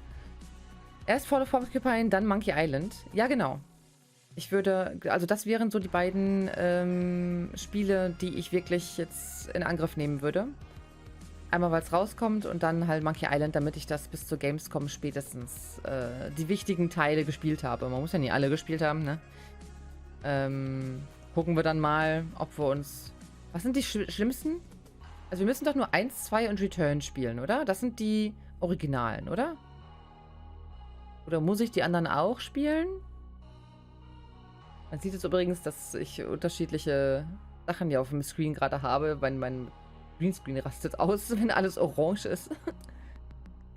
Ballern? Was denn Ballern? Ballern? 1, 2 und Return sind von Ron. Ja, aber 3 ist auch sehr gut. Ah ja, okay. Aber man sollte vielleicht erst 1, 2 und Return spielen, weil die auch so Canon-mäßig zusammengehören, oder? 4 können wir skippen. 5 ist von der Story okay. Ich denke, 1, 2 und Return sollte auch machbar sein von der Länge her. Schau ich mal. Eigentlich wollte ich ja Guybrush cosplayen dafür. Aber, ne, Return spielt nach 5. Ach, shit. Okay, also die orientieren sich trotzdem dann daran. Also müssen wir, okay. Wäre dann doch ein bisschen eng, ne? Aber man braucht 3, 4 und 5 nicht. Okay. Gucken wir dann noch mal. Weil es dauert ja schon seine Zeit und dann sind es ja bestimmt so 2 Streams pro Game. Easy und Return bestimmt noch länger. Am Anfang hast du ein Scrapbook, wo dir erzählt wird, was passiert ist. Ja, aber dann versteht man auch die ganzen Anspielungen und so nicht, oder? Ich muss das auf jeden Fall jetzt nachholen. Ich kann es nicht weiter aufschieben. Das muss ich bei gerade sehr vielen Dingen im Leben gerade machen. Ich kann viele Sachen einfach nicht länger aufschieben. Auch mein Umzug nach Köln wird eventuell dieses Jahr noch stattfinden. Man muss manchmal einfach ein paar Sachen in die Hand nehmen. Sachen, wo man sagt, oh ja, irgendwann mache ich XY.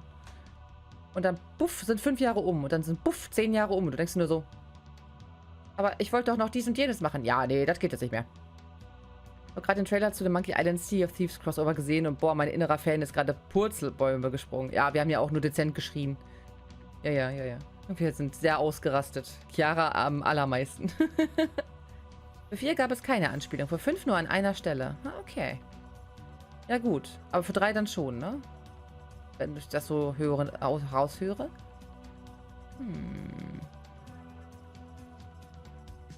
Ich überlege übrigens, ich würde, glaube ich, noch vor der PC Gaming Show noch mal ganz kurz Pipi machen gehen.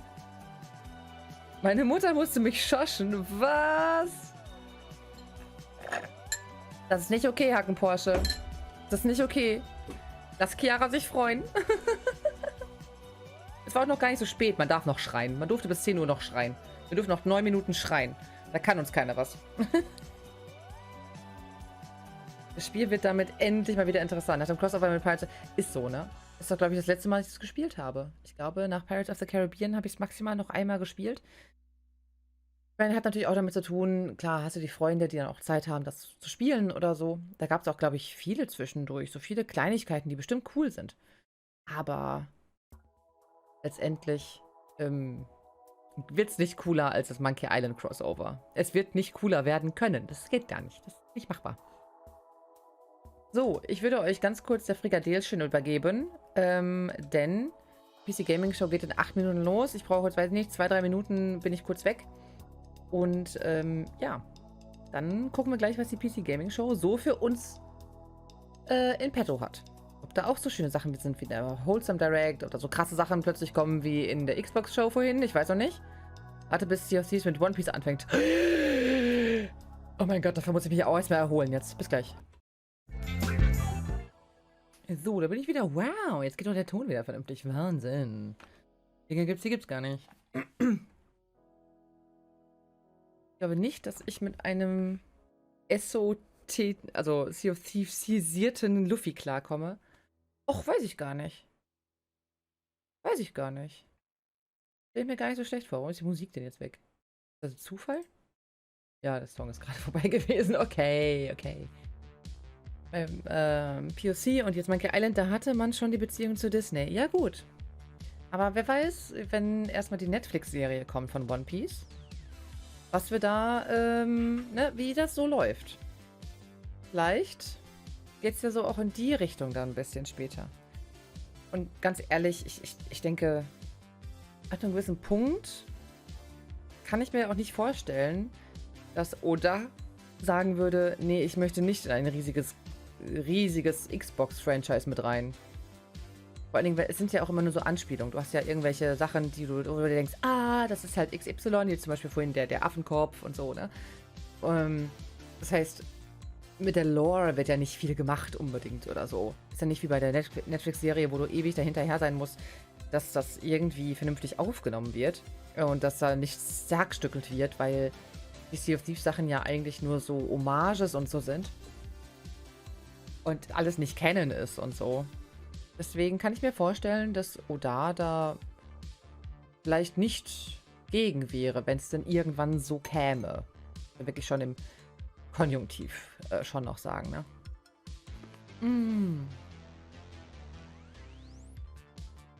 Aber sehen wir dann. Übrigens, Chiara, wegen Monkey Island müssen wir dann auch gucken. Ich denke, für Fall of Porcupine könnten wir 2 Streams brauchen. 3, wenn ich langsam bin, weil ich weiß, wie viel Text es ist. Und wenn man es vorliest, dauert es ja länger. Das heißt, sagen wir mal, es sind 3 Streams. Aber ich könnte ja an dem anderen Wochentagsstream Monkey Island machen. Man muss auch bedenken, dass ich an einem Sonntag irgendwann in Wiesbaden bin, auf einem Geburtstag. Und in 3 Wochen ist die Dokumi. Das darf man auch nicht vergessen. Und eventuell bin ich danach auf der TwitchCon. Aber das weiß ich noch nicht. Und irgendwie glaube ich da noch nicht so dran. Aber kann mal sein. Das heißt, man muss bedenken, man hat gar nicht so viele Wochen. Aber mein Gott, alles dann zu seiner Zeit, ne? Sehen wir dann.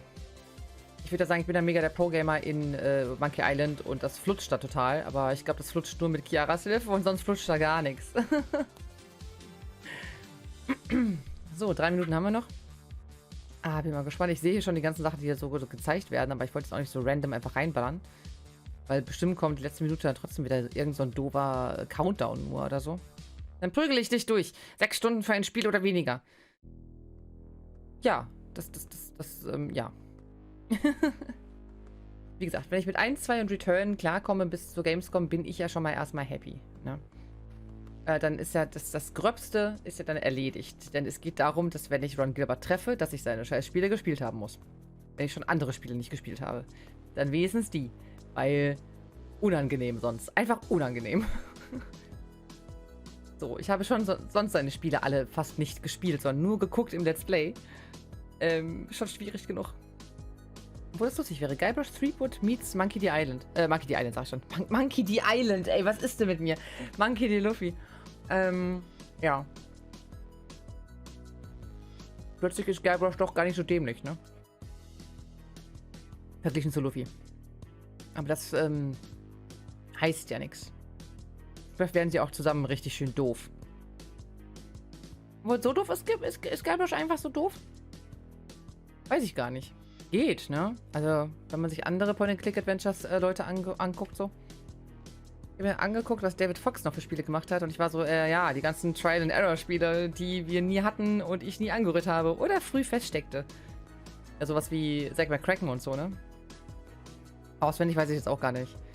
Oh yeah, Monkey Island, that's the game with that monkey on the island. Was hat denn David Fox sonst gemacht? Wir gucken doch mal. Kriege ich jetzt nämlich auch nicht hin. Also wusste ich mal. Guybrush ist nicht doof, nur very full of himself. Ja, okay. Bin Rufus gewohnt. Das wirkt gar nicht so schlimm. So, was hat er denn so gemacht? Kriege ich auch eine Liste, eine vernünftige? Nein. Warum sollte ich auch eine Liste kriegen? Genau, Zack McCracken, Indiana Jones and the Last Crusade. Eine Liste wäre gut. Aber nö. Ja, Maniac Mansion. Ja. Genau. Ja, dann weiß ich es ja doch einigermaßen. Und die alten Sachen, ja, da hat man jetzt eh nicht so den Überblick, ne? Das sind alles Sachen, die kenne ich dann sowieso nicht. Aber ja. So, dann wollen wir rüber. Ich glaube, der labert schon so viel. Mache ich mal meine Musik aus. Wupp. Und wir gehen wieder rüber. Und es klappt. Der Ton bleibt da. Ich bin hellauf begeistert. Und wir gehen einfach mal rein. And I would hate for you to miss out on the biggest exclusives. A truckload of first look. Übrigens, die PC Gaming Show, die ist ja auch immer sehr abgespaced. Ich bin mal sehr gespannt. Ach, guck mal. Richtig gut eingeschaltet hier. Was ist da los?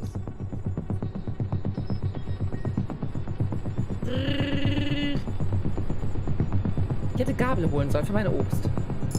Ich habe gar kein Wasser mehr. Ich hätte Wasser holen sollen. Ich hole mal eben Wasser. Erstens den, obwohl vielleicht kommt als erster so ein Banger-Ding. Okay, den ersten sollte ich vielleicht abwarten.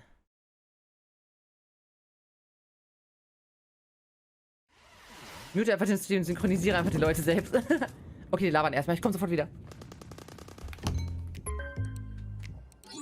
Hey, Frankie! Hope I'm not interrupting anything. I mean, I was just in the middle of deathmatch. Great to hear it, Frankie. Listen, I've been thinking about the PC Gaming Show 2023, and I kind of want to make a few updates. Sure. I mean, it's already packed with world exclusives, in-depth interviews with the biggest studios, crazy good giveaways. What more can we add? Well, look, I don't want to get into the, detail work, minutia, the fine print, the ethically sinister motives behind true innovation. No, Frankie, what I've realized is that I can't do this show without you. Oh, sure. Or at least a version of you. Huh? Oh, blah, blah, blah. Listen to me yapping on when there's so much to do. I mean, we got things to plan, code to write. Oh, listen, also, I brought in some new assistants, to help really bring the show to life. And it would be so great if they could just stop by your place in little old London town, to just get the ball rolling. Does that sound good? I suppose if it's for the show. Excellent. Oh, hey, that's them. Ah, Frankie, let me say it again. You are one of a kind. Now, please give my love to Gunther und Helga. Ah, they're great guys. Very thorough. So, sehr gut, Helene. Hello, are you Sean's guys?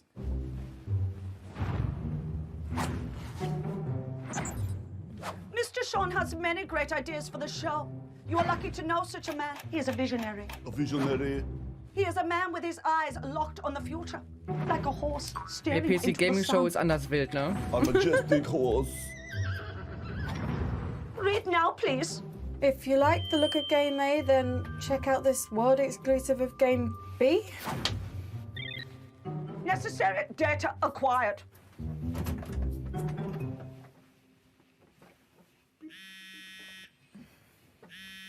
Such accent, yeah, very German. Dear Ja, ging noch, ne? Thank you for your unwavering service to the PC Gaming Show. Your services will not be required this year as we pivot towards the future. No hard feelings, Sean, Day 9 plot, AI visionary, and all-round good guy. Son of a... What's das?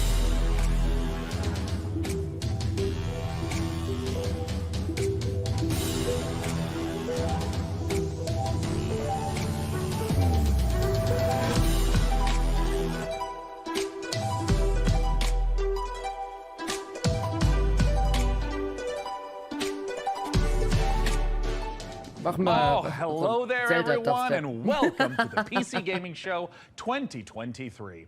I'm Sean, Day 9 Plot, and today, I'm not just joining you on a tour of the finest upcoming PC games. I am standing with you on the bleeding edge of innovation. I've revolutionized how this show is made. Production crew? Pff, ditched them, don't need them. It's just me, my automated systems, and this one guy I've hired on work experience. Say hi, Dakota. Hey. So what does the face of the future look like? Weirdly, pretty familiar. Why don't you introduce yourself, Frank AI? Hello, broadcast viewers. I am Frank AI, a virtual co-host based on professional gaming icon Frankie Ward, utilizing deep learning neural networks. Super duper. And what do you have lined up for us? I have analyzed the entirety of published games media and surveyed discussion forums for the most anticipated titles. I have then constructed the ideal showcase, including titles like Stormgate, Path of Exile 2, PAX Day, June Awakening, and finally Morris Men, Troop Lord of Destiny. Wait, are those like the jingly dancing guys from England? Are you sure that's a real game? My mistake, Sean. Morris Men is a game concept I've devised based on a holistic survey of the most popular Steam titles. Would you like me to generate another? Instead, let's just get things rolling with something that actually exists. First up, from 11-Bit Studios, we return to an icy apocalypse in Frostpunk 2. Wann wird die Zeit vorbei sein, wo jedes zweite Spiel irgendwas mit Punk im Namen hat? Solarpunk, Frostpunk, Cyberpunk. Ambition Punk. Do you hear it? It's restless. Ambition requires men to feed upon. It It also needs time. Punk Royal, oh Gott. Direction.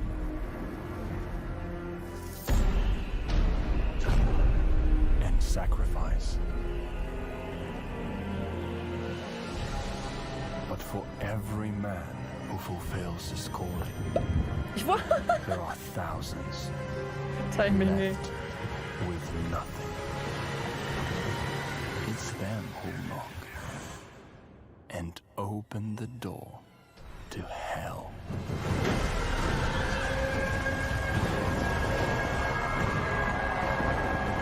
Ihr wart denn jetzt gerade bei euch zu kalt, jetzt ist euch zu heiß. Manchen Leuten kann man es auch nicht recht machen.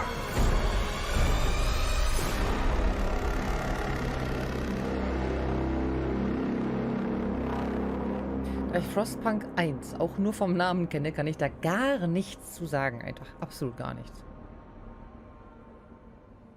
Ich weiß nur, dass die, glaube ich, auch ihren...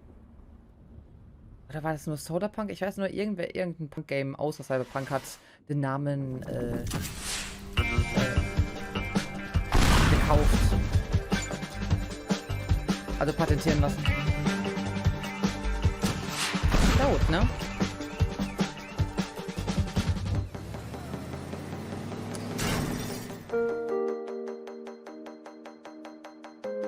Cloudpunk gab's auch noch. Ach Gottchen.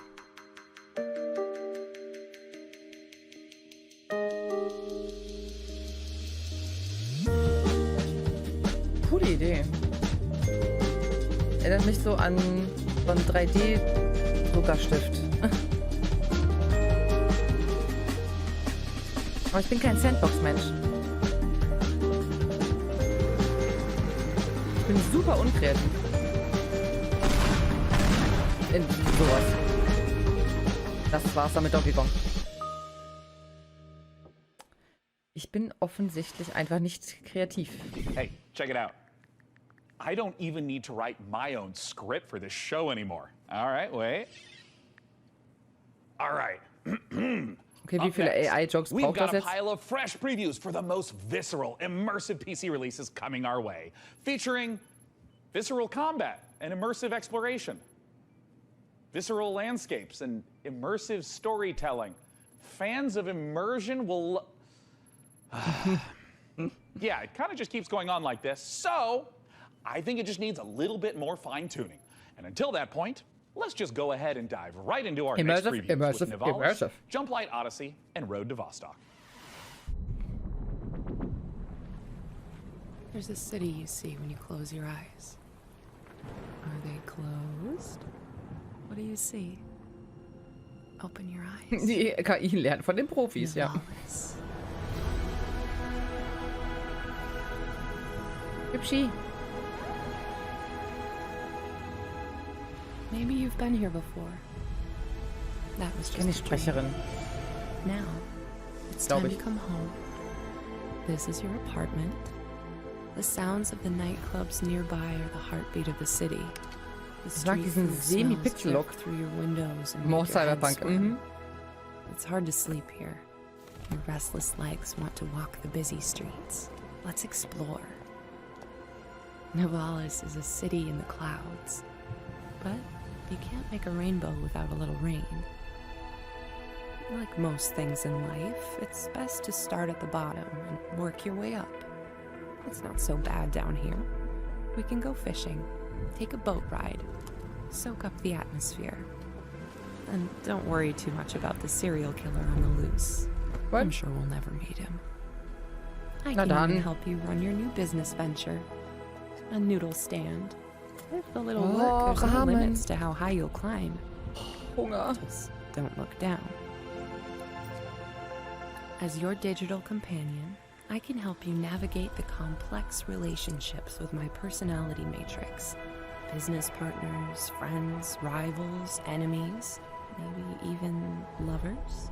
It's all about saying the right thing at the right time. Your choices matter. So Gott, das wirkt schon wieder so kompliziert. There's a city you see when you close your eyes. It's called Nivalis. Consider this your invitation. Sehr, sehr schick. Ich habe manchmal das Gefühl, und du kannst dies machen und jenes machen und das machen und das machen. Und ich bin nur so, das ist schon wieder zu viel. Princess, the Zetopans will be in our system any minute. But they're not here yet. Prepare defenses. Upgrading our engine capabilities. Engineering's on it. Zetopan Lustiger Mix. Don't lose hope now. Red alert! Oh, nicer 80er Anime-Mix mit drin, ne? Jump light report. Jump light calibration almost complete, Your Highness. 80er, 90er. More ships jumping in. Scramble fighters. Leader engaging enemy force. Aber dieser Misch ist irgendwie komisch. Was ist denn jetzt immer so Billo 3D und was ist gemalt? Star Space. Dave. Not today, Voltan.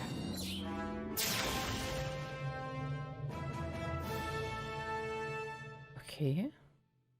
Ich habe den Mix noch nicht so ganz verstanden. Ist das eine jetzt dann nur die Cutscene und der Rest ist 3D? Aber irgendwie wirkt es so gemischt. Weird. Hardcore Survival, FPS, GER, schade. Bleibt für was zu trinken.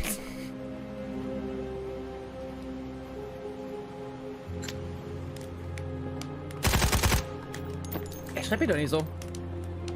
Krieg mal einen Herzinfarkt.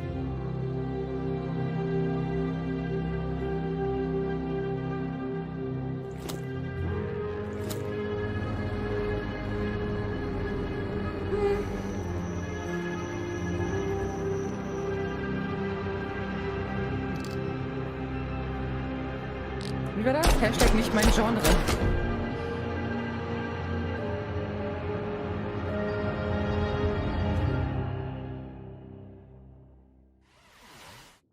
Content reminders enabled. Upcoming games in the next 30 minutes include Path of Exile 2, the full Ferocious trailer, Age of Sigmar, Realms of Ruin, and Citizen Sleeper 2, Starward Vector. Failure to keep watching will lead to a personal system failure. Lies of P, the Pinocchio Bloodborne-like game, is just a couple months off, and it's got me thinking, what other untapped literary veins are just waiting to be gamified? I can generate a list of game concepts, pairing underutilized classic literature and an appropriate style of gameplay.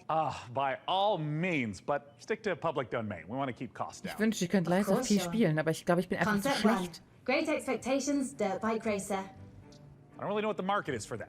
Ist da ein Easy Mode für Concept 2, Sense and Sensibility, VR Shooter. Accessibility? Sweet Jane Austen's bonnet. No. Next. Concept 3, Oliver Twist. Please, sir, may I have some war? It's artful, but a little problematic. I mean, why don't you just throw something together like a Metroidvania based on the Christmas Carol? I'm afraid you're too late, Sean, but perhaps you'd be interested in Ebenezer and the Invisible World.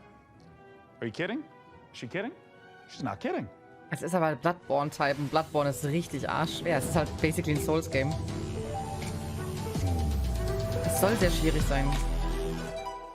Glaube ich. Habe ich gehört. Es ist so intriguing, weil es ist so hübsch. Ach so, wem jetzt auch warm ist, jetzt ein bisschen Weihnachtsstimmung. Take the horse.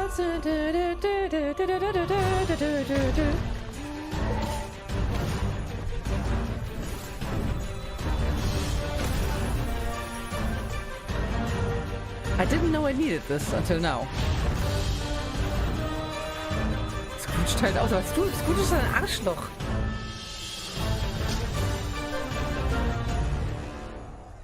Ich will in-game. Aber wie lustig. Die Idee ist so geil. Ja, das ist definitiv ein Spiel für Chiara. Du spielst da mit verschlossenen Augen.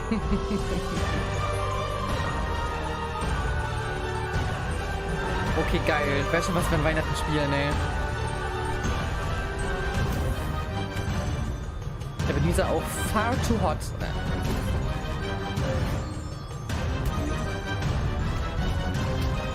Nächstes Metroidvania.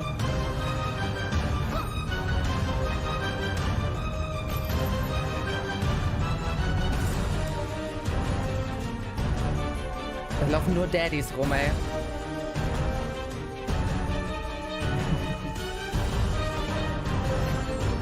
es dann bei mir gucken.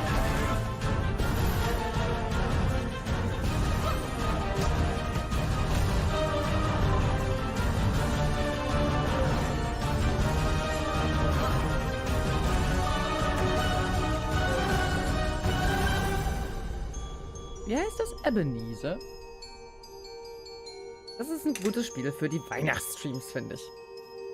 Metroidvania mit einem far too cuten, hotten Ebenezer, der noch ganz gut zu Fuß ist, offensichtlich. Ja. Die Demo ist jetzt schon draußen. Schön. Ich hoffe, es kommt auch bis Weihnachten. Als anderes Blödsinn.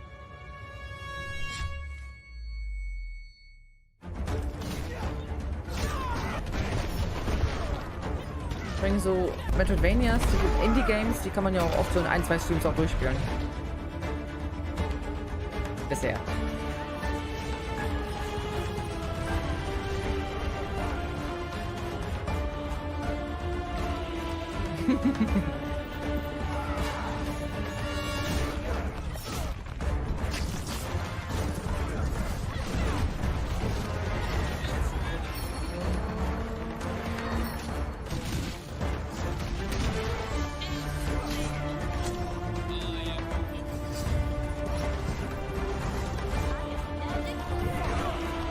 Schick.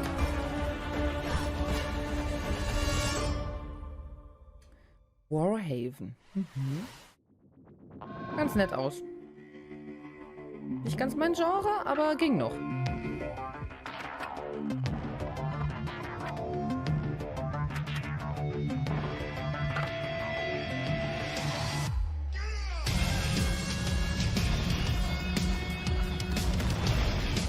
Ich konzentriere mich jetzt einfach auf die Musik, weil wir wissen alle, dass, ja.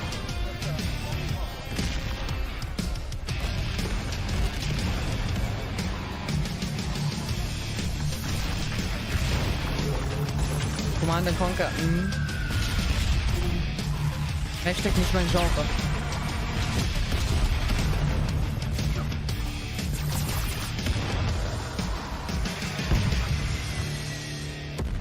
Sehr oldschool, ja. Dorf. Dorf? Dorf looks phenomenal. Hey, Frank AI, as a mind birth from like everything ever written about video games, I'm sure you've got an interesting take on it. What are your thoughts? Sean, Dorf isn't just about strategic balance of resource scarcity and military industry. It's a game about the human condition, about our shared struggle against a cold and uncaring universe. That's pretty moving sentiment there, Frankie. Hey, what about Warhaven? Warhaven isn't just about clashing swords and moments of magic heroism. It's a game about the human condition, about our shared struggle against a cold and uncaring universe. Well, some wisdom bears repeating, right? And while I go sort out some unrelated ich verstehe langsam, glaube ich, welche Schiene sie dieses Jahr fahren. Let's see a game with its Definitiv own pro gremlins to sort AI. out, preferably with a shotgun. Hier möchtet ihr eine Erdbeere? These Erdbeere? perils eternal. Lord, heal me. Free me. Okay. Ja, wenn ich will.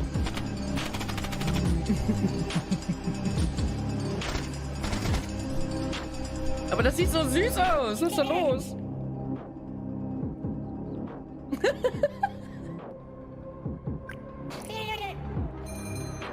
Sorry, der Stream war zu laut. Was ist das für ein Game? Wie lustig ist das denn?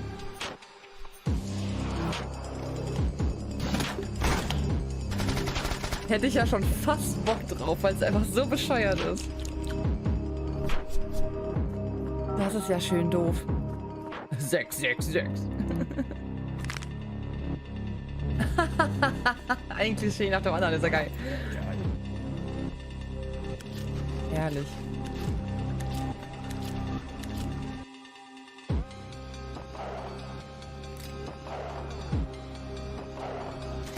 Aber für eine lustige Mischung. Diesen super cuten Wholesome-Stil mit so einem richtig üblen Shoot. Wie lustig ist das? Oh. Nicht der Hund, ja. Es ist trotzdem nicht mein Genre, aber es ist mega lustig. Feier ich.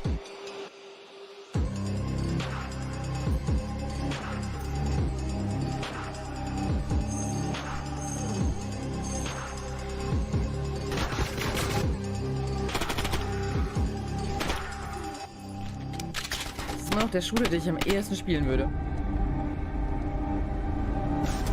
Neben Borderlands. Sulfur!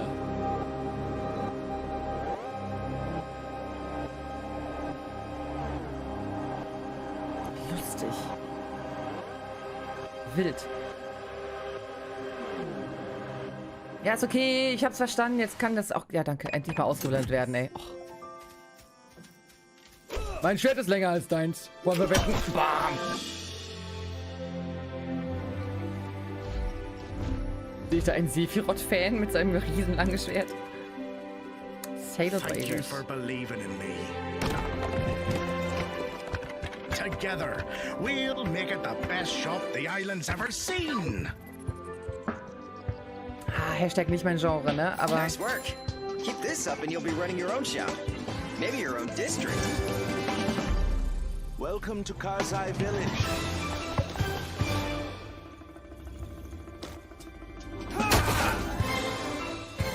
Who sent you? You will regret working for the outlaws. Also ich bin noch nie mit dem Stuhl mit Klippe runtergesprungen.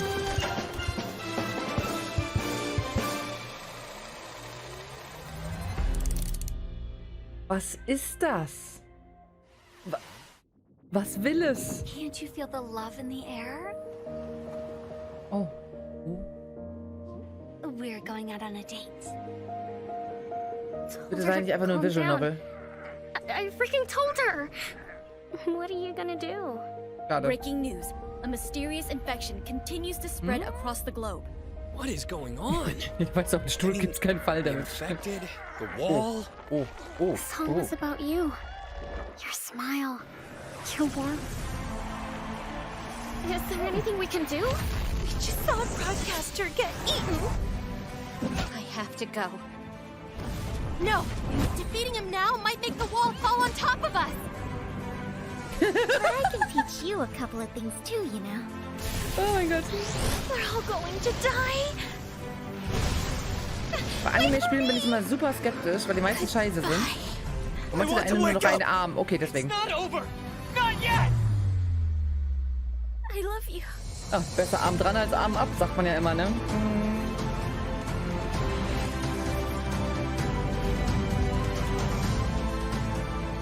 Elder Knight? Geschenkt. Das sieht aber tatsächlich ganz cool aus. Better nights there, showing us that love is never simple, especially in the middle of an apocalypse. You know, I sometimes get a little misty-eyed myself about a simpler time. I mean, don't get me wrong. I love modernity. And sure, big tech's done some stumbling. I bet Mark Zuckerberg's probably a little lonely in the Matrix. But all I'm saying is the olden days had an appeal. Medieval times when we were plowing our own fields and treating everything with leeches. Not buying 8 pictures with weird electric money. Luckily, though, video games can bring the medieval fantasy to life. To find out how, I had Frank AI activate her new reporter drone. Oh, it's designed to identify, question, and report back on the work of leading game developers. And don't worry, technically speaking, it's completely legal. I mean, this little guy's even got a selfie light. It's like kind of cute in like a friendly panopticon kind of way. Little RD has flown itself all the way out to Helsinki, Finland to meet the team behind the highly anticipated medieval must-play, PAX Day. Let's take a look.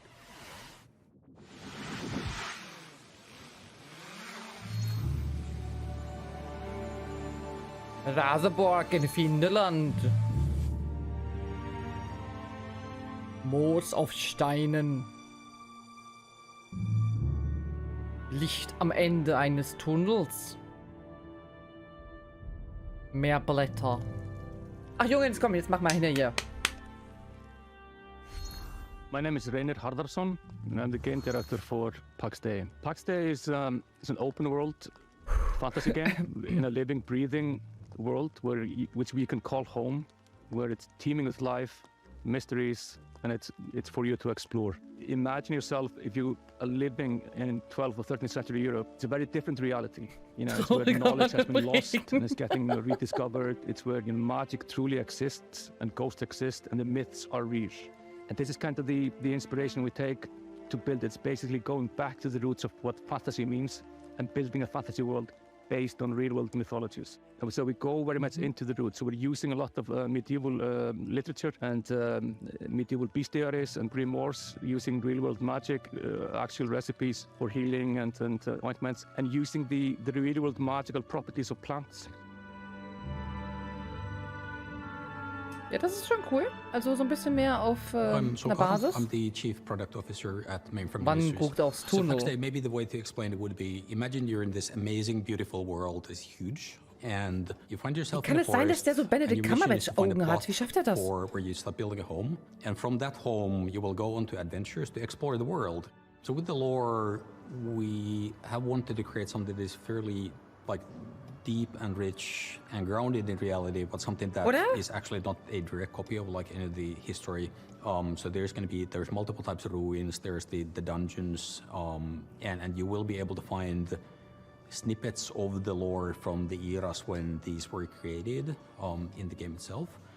And part of the like lore and mystery is also part of in the gameplay itself, so you will be able to like find and examine things and actually then find snippets that help you find other places and make items in the game itself. And the area of the game that you will be able to play when the game launches is we're calling it Gallia, and it's very similar to the areas of the world in southern France, with the influences from the Nordics where we're from. So what we're building is, we're calling it the social sandbox. We're putting the least amount of barriers to entry on how you can actually interact with other players. Where most MMOs actually put a lot of blocks in how you can cooperate with other players, we're fundamentally different. So from the first minute when you start playing the game, you will be able to do everything you imagine with the other players. So you can trade, other people can actually help you. You can literally go onto a like dungeon raid from the very beginning of like you're starting the journey in the game, should you find people who actually help you to do that. What we want to create an environment that actually really incentivizes people to play the game the way they like. And for some, actually like just going out to the wood and like cutting down the forest is something that gives you a sense of achievement, because you know the call that you're helping reverse actually is valuable for the guild. Some people will absolutely prefer to just go to the dungeons. They couldn't care less about the coal production, but these players will still depend on each other, where there's valuables to bring from the dungeon, there's valuables to bring from the forest, and even the PvP players, they will be able to produce items that are only available through the PvP, but they will depend on the other players as well. Wie hat es PvP? Denn als Parkplätze. Nein, braucht das für sein Baumhaus. The lore of Pax Day is very much inspired by real-world folklore and fairy tales. With, of course, the caveat that das sehe ich ja schon als eine Feenquelle. This stuff is actually literally da kriegt man seine Magieleiste. The interesting thing about folklore throughout the ages is that folklore are actually start out as true stories, whereas fairy tales are fiction, and that's the distinction between the two. Folklore often, handles about ghosts or spirits or some supernatural things, but in the eyes of the people, during those times, this is reality. This is real. Ghosts are real, and this is not disputed as any fantasy. And this is what we want to reflect. So when you're walking in the forest during night, you will find these things. You will find ghosts. You will find the spirits of of the past. And the deeper you go, the more mysterious and strange it becomes.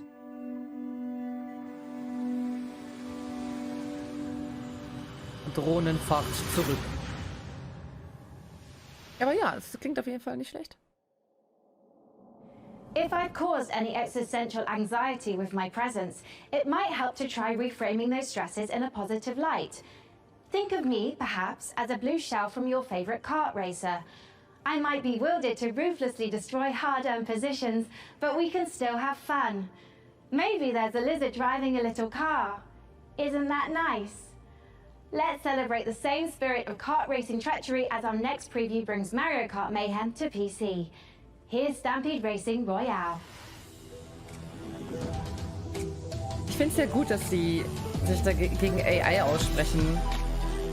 Aber wie lange soll ich den Joke ertragen? Die ganze Show? Uff.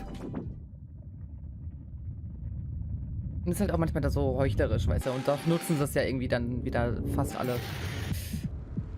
Naja.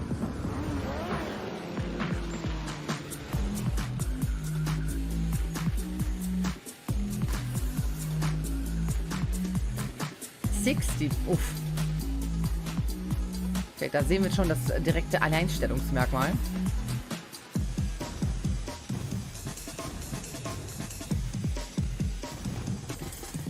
Besonders gut für größere Streamer.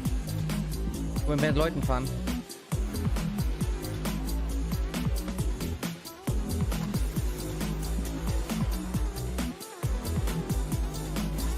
Stand da Hero oder Herd?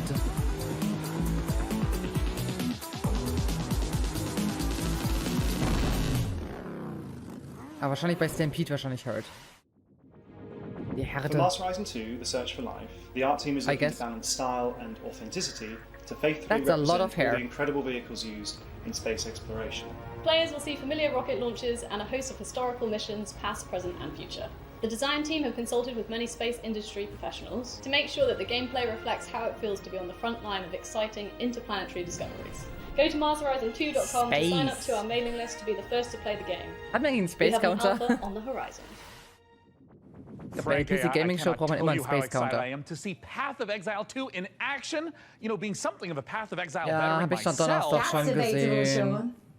What? Ist nicht Your neu. Path of Exile playtime falls well below the community average. But the time isn't what matters in that game. I'm also analysing your chosen character builds in recent leagues and... No, my build wasn't meant to be a They're fun producing build. some troubling DPS simulations. Fascinating. Fascinating, Frankie, but let's not keep the good people waiting. Let's roll the tape for Path of Exile 2, please. If that Zeri could see this now. Ugh, disgusting. Auch ein so schwieriges Spiel, ne? Das ganze PoE-Döns. Könnte ich mich wahrscheinlich wochenlang mit beschäftigen und ich wüsste immer noch nicht, was ich da eigentlich tue.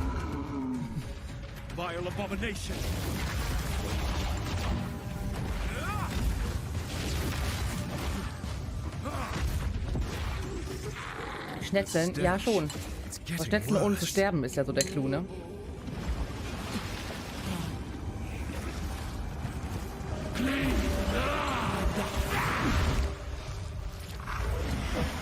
Die entfernte Cousine von Frikadella ist auch drin. Cool.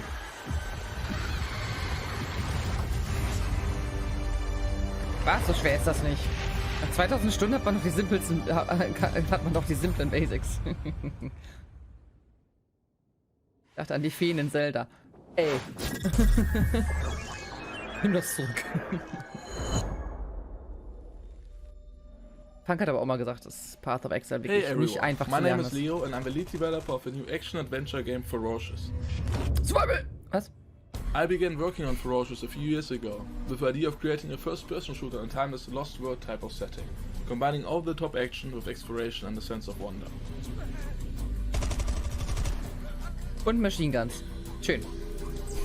We were always inspired by mysterious places frozen in time, that you may have seen in movies like King Kong and Jurassic Park.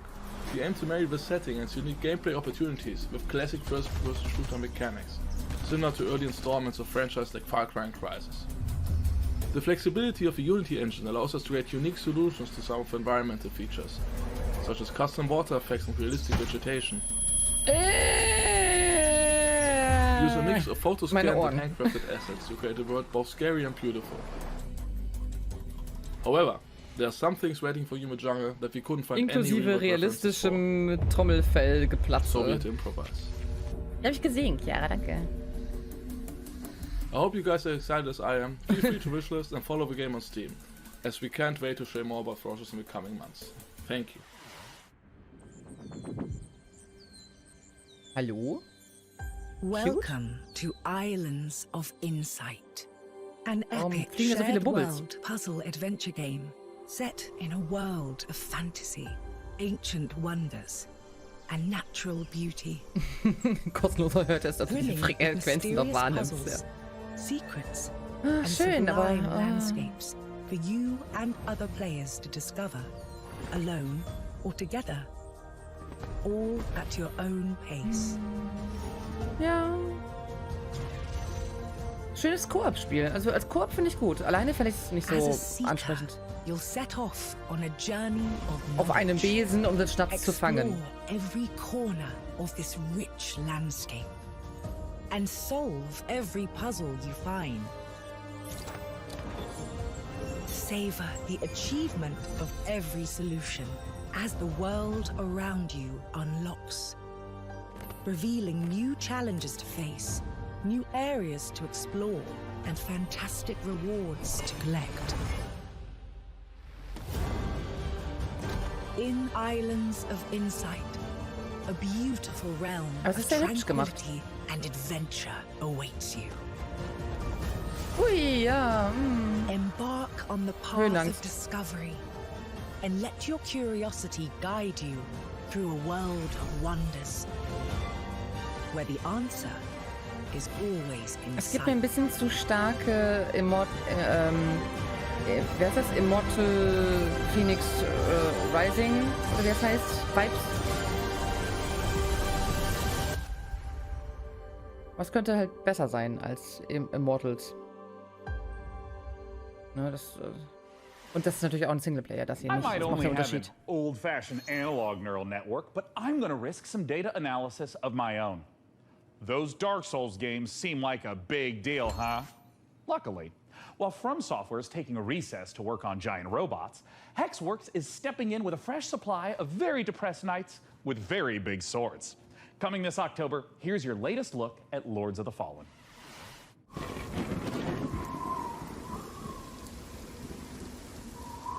In Lords of the Fallen, you'll explore two parallel worlds. The land of the living, where demonic knights and hulking monsters are trying to murder you, and the spooky Umbral Plane, where the ghosts of those creatures are trying to super murder you. Using the latest Unreal 5 technology, developer Hexworks has layered these realities directly on top of each other, allowing you to portal to the Umbral Plane at will. Just try not to die in there. In the spirit of the Dark Souls games, failure will be punished. Adventuring in dungeons? Any idiot could do that. But managing an evil dungeon? Now we're talking elite. The Dungeon of Nalbuck is feared throughout the lands of Fang. It is an avant-garde evil structure, combining tradition and disruptive innovation. And it's looking for its new steward. Of course, we have the most trained and prepared guards, the most efficient staff, the most devious monsters, and the most attractive treasures. Hey, wait, we're on camera? But wait, there's more. We have state-of-the-art production facilities, an R&D center, B2C processes, and an efficient waste recycling system. Our underlings, employees, can fully express themselves thanks to our committed HR management and peaceful social dialogue, and can enjoy the use of clean, safe premises. Hey, don't film that, or you'll be the one cut into shreds on the editing floor. As a steward, your main task will be to make the dungeon functional and attractive to adventurers, so they'll want to come here to get slaughtered and humiliated. To achieve that, you'll have access to guards, traps, and hexes. You'll also get to organize raids on nearby areas to provide me with treasures and relics. Thanks to your boundless devotion, I, Zangdar, will become the greatest warlock of the lands of Fang. Looking for a job that gives meaning to your life and makes the world a better place? Then buzz off. But if you're organized, servile, sneaky, and enjoy a positive work atmosphere, come take your chance. I'll be waiting for you in my office. Das war wirklich eine sehr kreative Möglichkeit. Oh nein, mal wieder eine World Premiere. Nice. Pablo? あなたのことはしっかりと見てるわよ、探偵さん。Intriguing. Hello. 何せあなたにはこの世界を変えてしまうような特別な力があるのだから。私に協力しなさい。Wie heißt das Spiel? あなたの才は貴重よ。短い人生だもの。使わない手はないでしょう。時は刻一刻と過ぎていくわ。Mariaki. 賢明な決断を期待してるわよ。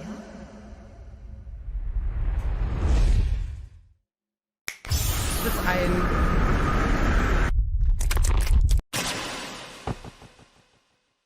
Oh, aber mein Detective. Es ist La Sombra. Ist das jetzt ein Metroidvania? Jetzt bin ich verwirrt.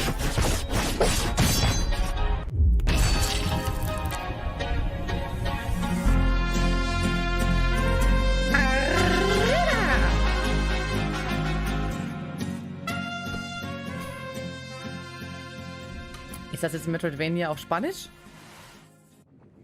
Are you all right, Sean? Our programming included a gunfight/dance sequence to promote Mariachi Legends, but your heavy breathing is indicative of exhaustion, panic, or that you are currently entering childbirth. No. Don't worry about anything. Systems are a go. Our schedule is just packed with so many games. I understand, Sean. I'll provide assistance.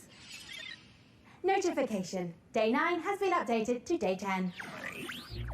What? You just can't replace me? Like, roll the system update back. I don't want whatever this is. I'm sorry, Sean, but support has been discontinued for older versions. What? What's up, Day 9? I'm Day 10, the latest software version of popular gaming host Day 9. Consequences of my actions. Hello, I am Frank AI. What's up, Frank AI? I'm Day 10. So, the latest software version. I am Frank I AI. suspect they're going to be at this for a while, so let's just go ahead and fire up a trailer for a strategy game, Age of Sigmar Realms of Ruin, while I do some strategizing of my own. Dakota, start unplugging things. I'll just tell you when to stop. Just pull it. Hello, I am Frank AI. Uff. Warhammer. Das sind die in den Konservendosen mit dem kleinen Kopf. Not just from the orcs. Death comes for everyone. Eventually. Except us. Henry Cavill so. Hallo? Fortify our position. We must claim this swamp. Enemy sighted. Sneaky Dassie. Sigma, give me strength. Think it's time for a 5 points. Genau, Shadow. Protect the bastion. We need the loot. Like flash to a corpse. They always come. Aiden, I will take the fight to the Orc Warlord. You hold here. Fate conspires against us both. Not fate. Duty. Get him!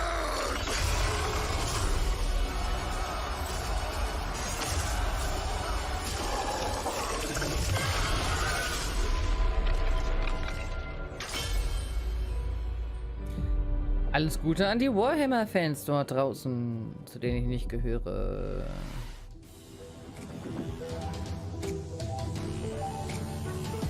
Man mag mal denken, ich mag gar keine Spiele von dem, was ich hier gucke, aber das stimmt nicht. Ich habe mir Ebenezer Scrooge aufgeschrieben. Wake up, sleeper. Was sagt das über mich aus? Und dieses coole Anime-Spiel. No, get out! They haven't finished it! Oh, Sleeper's finished, aren't you? We had a deal, Sleeper. And yet, here you are, risking it all to try and break our contract to end your dependence. Just wanted to use them, you piece of shit! Nothing wrong with being a tool in a time of crisis. There's a war on, and while it rages, well, there's opportunity. I thought you were an opportunity sleeper, desperate, on the run, a hard worker. Kann der Yakuza-Typ ein bisschen weniger heiß sein, bitte? Danke. I met. Ich hinterfrage sonst wieder meine Life-Choices zu stark. I gave you a crew, lent you a ship, even hooked you up with a contract or two. And yes, I took my share. But that only seems fair. I invested in you. But then, was ist denn das jetzt für ein Spiel? And now, Kinders. You don't need this. Nein, and meine Droge. I don't need you anymore either. Doof. Sleeper, go! Now! To the ship! Warum war der Freaky? Ist so, ne? Das sind wir real. Wir sind Freezer. A.k.a. Sleeper.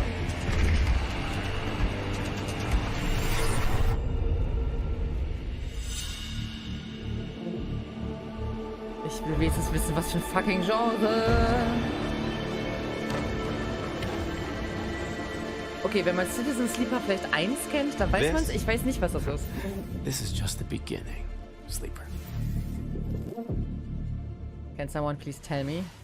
Was ist das für ein Genre? Was ist I das have für ein found Spiel no überhaupt? official case of death by FOMO anywhere on the internet.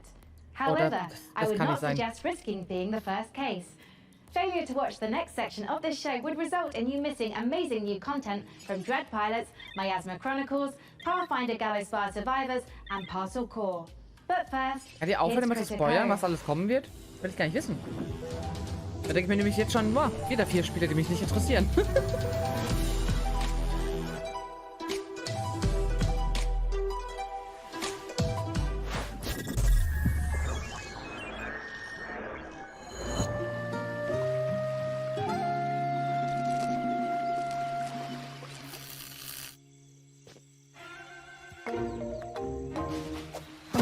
Warum denke ich direkt an Paw Patrol, ey?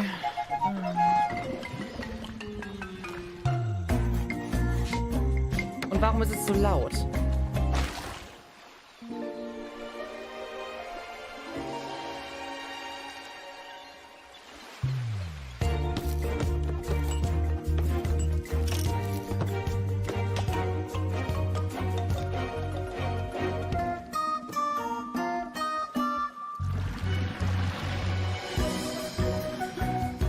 Ich bin auch nicht die Zielgruppe, glaube ich.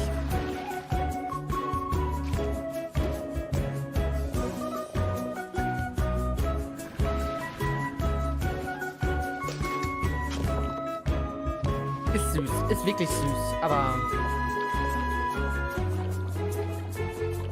die Zielgruppe schläft schon, glaube ich.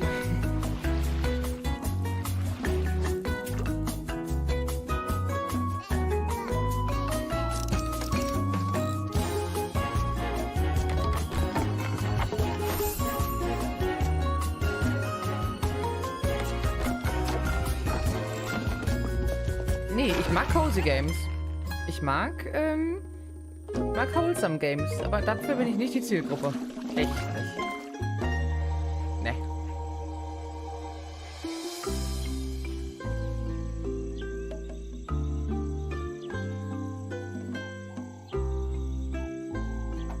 Es hat auch einen Grafikstil, der zwar süß ist, aber dieser Junge hier gibt mir so hart Paw Patrol Vibes, ich kann das nicht. Ich vertrag das nicht. In dem Game ist es aber in Ordnung.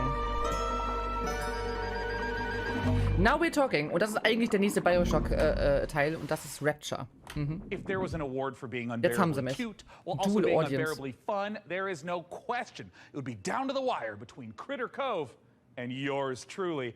I mean, it's a strong matchup, but please, clear winner.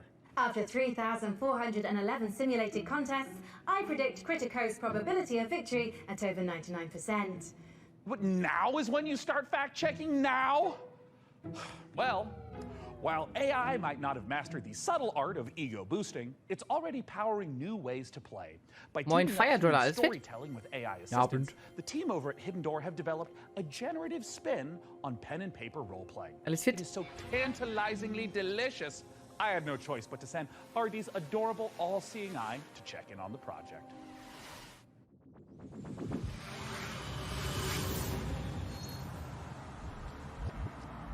Das sieht ja realistisch aus. Es ist live und ich kann es nicht überspringen. Was ja auch frech wäre, aber nur so generell. Also nicht, dass ich das machen würde. Hidden Door is a role-playing game where you and your friends come together. You can play in any world you choose. You create your characters, and then together you decide what kind of story you're gonna have. So the idea would be you've just read a book, you can't get it out of your head.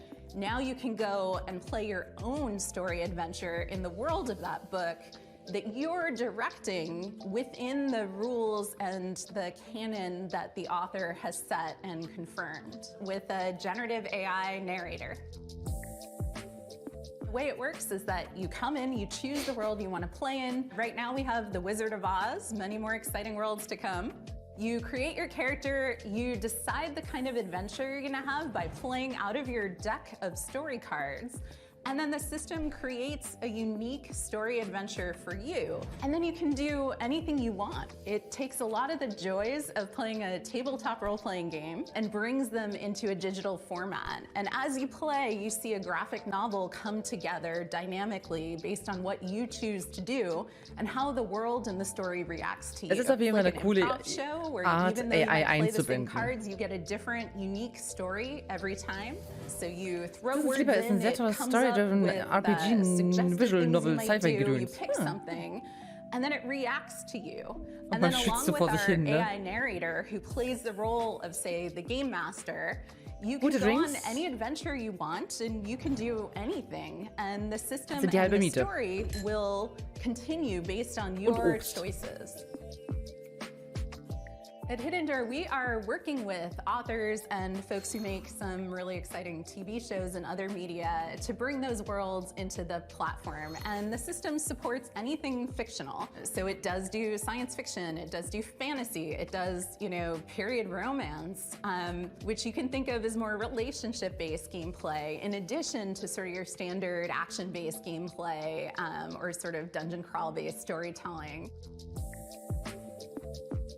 While there may be a million Star Wars games in the world, if you were playing one on Hidden Door, because of our AI narrator and the story engine, the choices you make matter. So when you decide that you want to become, say, the governor of Tatooine, you can do that. And the world changes around you and your character. You are able to meaningfully Da muss diese alter AI aber the auch wirklich plot of besser the sein als entire die world meisten in a way that anderen was AIs. never pre-written or pre-scripted.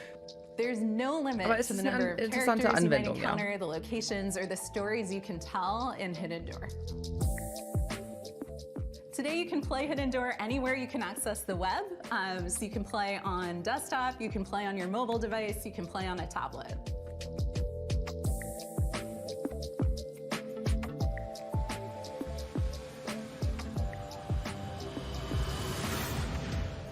Oh ja. Interessante Idee. Nix für mich. Hashtag noch nicht mein Genre, ne? Aber man kann dadurch auf jeden Fall so Sachen machen wie, was wäre, wenn eine Story so und so gelaufen wäre, ne? Ob ich mir sowas dann dafür extra so angucken würde, weiß ich nicht.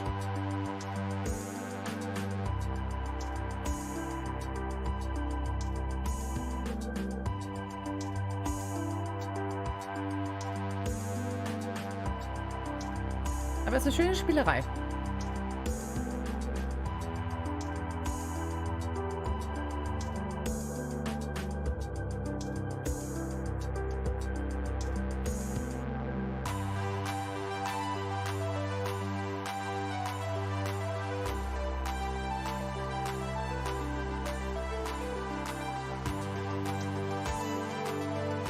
So laut.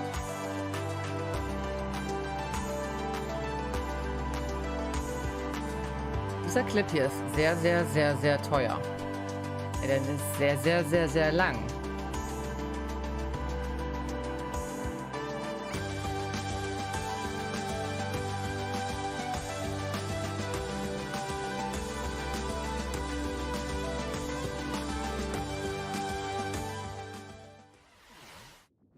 It looks like Hidden Door is cooking up one hell of a winning combination. Am I right, Frank? Kannst du Harry Potter spielen, du bist Voldemort oder so. Speaking of winning, you too can achieve victory with the PC Gaming Show Battle Pass.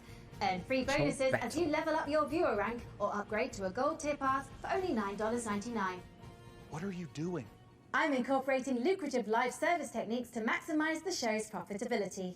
How would a battle pass for a stream even work? With a gold tier pass, viewers can earn exclusive rewards, like viewing the show's trailers 1.5 seconds early and boosters for viewer rank experience. Look, I admire the initiative, but I think for now, let's just go ahead and table streams as service. Sadly, major production decisions are only accessible for those who've reached viewer rank 80. You can, however, unlock immediate access with 1,800 Sean points, purchasable for $9.99. You made show production a battle pass reward? Is anyone close to unlocking that? Killzor 69 Blazes has just achieved viewer rank 58. Oh, God. Okay. Dakota, find my wallet. And for now, let's check out a new dungeon crawler from the Don't Starve devs at Clay Entertainment. Here's your first look at Dread Pilots. Aha.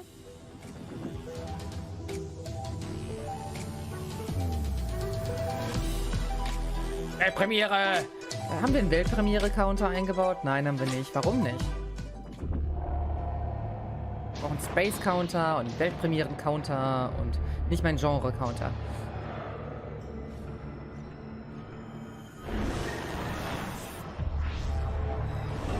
Warum ist in letzter Zeit eigentlich immer alles so viel lila? Ist lila in? So gerade so eine Ästhetik, ne? Ich glaube, das ist dieser 80er-Vibe aktuell.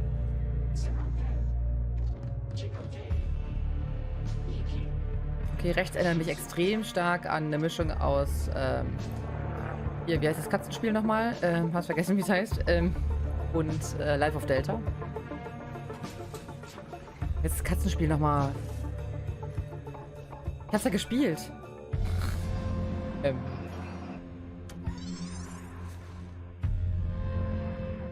Stray, danke. Ich kam nicht drauf. Danke, Shadow.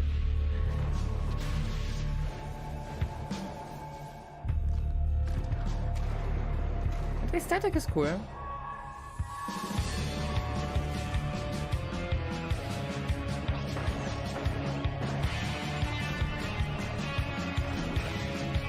Es sieht so clunky aus. So, als wärst du immer nur damit beschäftigt, irgendwie der Scheiße auszuweichen, weil es so schlecht zu steuern ist. Oder? Irgendwie.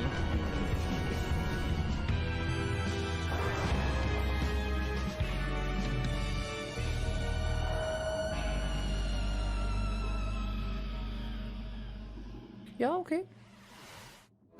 You've harnessed your glove's power and now you want to find me. Gotta find Mama. You don't know. Alles no. Making the miasma mich auch an Sea of Thieves. and it's spreading across America, twisting. Wenn du schnell weg willst von den PvP-Leuten oder so. Ja.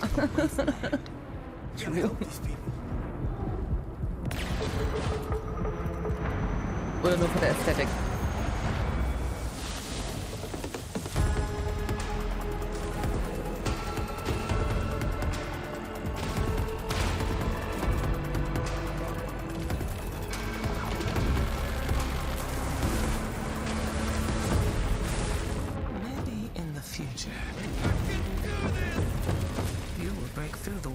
Find me. And if you do, maybe I will tell you my secret. Von der ganzen Haptik. The revelations must be earned. Boah, es muss so schwierig sein, für diese neuen IPs irgendwie Fuß zu fassen, oder? Holt mich nämlich gar nicht ab. Hey, that's pretty good. That's good stuff. Thank you, Text Generation. 2D Shift Quest Zeugs. Ja. Bioweapons development. Zombie experimentation. It's all under the corporate umbrella in this management sim. And you are the evil CEO. I mean, I can't blame you for diversifying. It's just good business sense. Let's take a look at Undead Inc.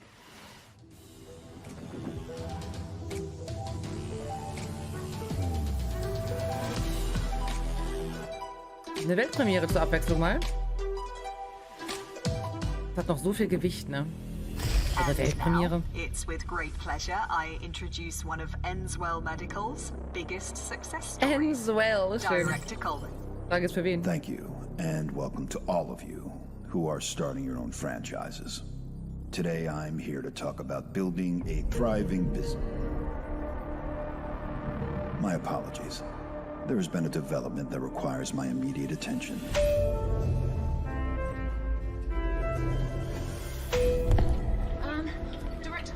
Sir, we're hearing... Whatever your concerns may be, I'm handling it.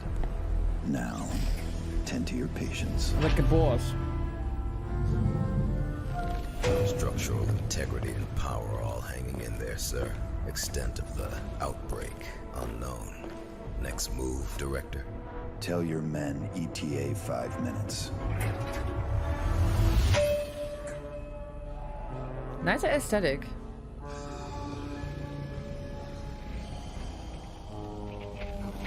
Das sind nur die üblichen Besoffenen am Sonntagmorgen aus der Innenstadt.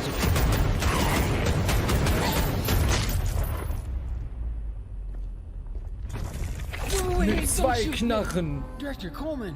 Hey, man. Sir. Are you okay? I got a little bitten, but I'm hanging in there, Director. I'm all good. They have a cure upstairs, right? Sure. Head back up. There is a shot with your name on it. Thanks, man. Yeah, a shot with your name on it. Ja. Immerhin hat er sich kommen sehen, weil er dumm ist. I'm trying to run a business here. I'm trying to run a business here. Geil. Get the marketing team and those rookies back on the line in 10. Oh, and an espresso. Yes, sir. Thank you. And Janine, can I get something from my head? Of course, Director. Name brand only. Not our stuff. Quality okay, control Snow. issues downstairs.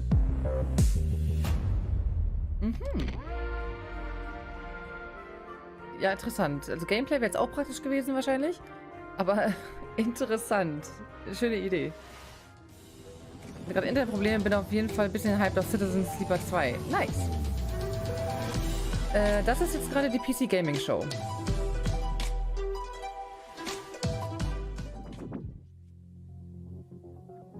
Vorhin haben wir die Xbox Show geguckt, oder wie es heißt.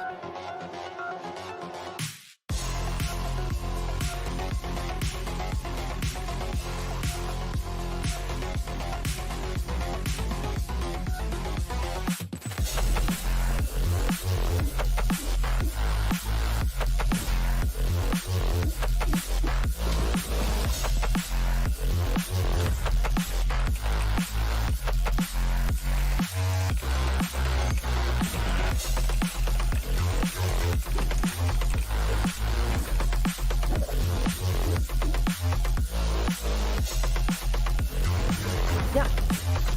Viele Trailer sind ja nicht sagen, leider, ja. Cool, aber reicht mir nicht. Space, Hashtag Space. Space Opera Metroidvania. Sieht schick aus, ja. Aber es ist nicht ein Metroidvania, was mich unbedingt abholt. Frank AI's data log, and I found a file named Confidential, Game Trailer 44. Codename Omicron Delta November, _final, parenthesis, final, and parenthesis 2.0, _revised.mp4. Fire Driller, ich habe dir einmal einen Link in den Chat gepackt, damit du eine Übersicht hast. Was du noch nachgucken musst, wenn du möchtest. Aber ja, viele Trailer sind halt cool. Aber ich weiß immer noch nicht, was das für ein Game sein soll.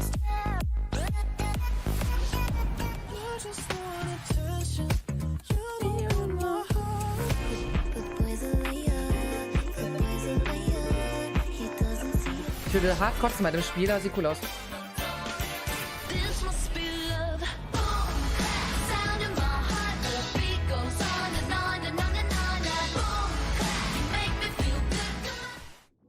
Keine Ahnung, was da läuft, aber ich versuche ein Beat zu treffen.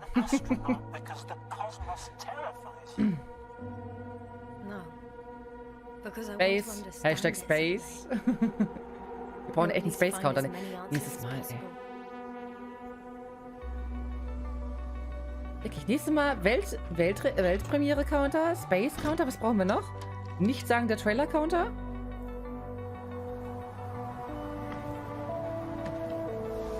Also für nächstes Jahr halt, ne?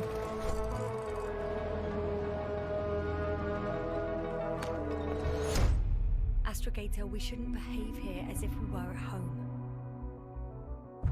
For a long time now, the cosmos has belonged to the one strong species. Humans. So, there was life here before. Manchmal so ein Gronk-Spiel irgendwie teilweise, ne?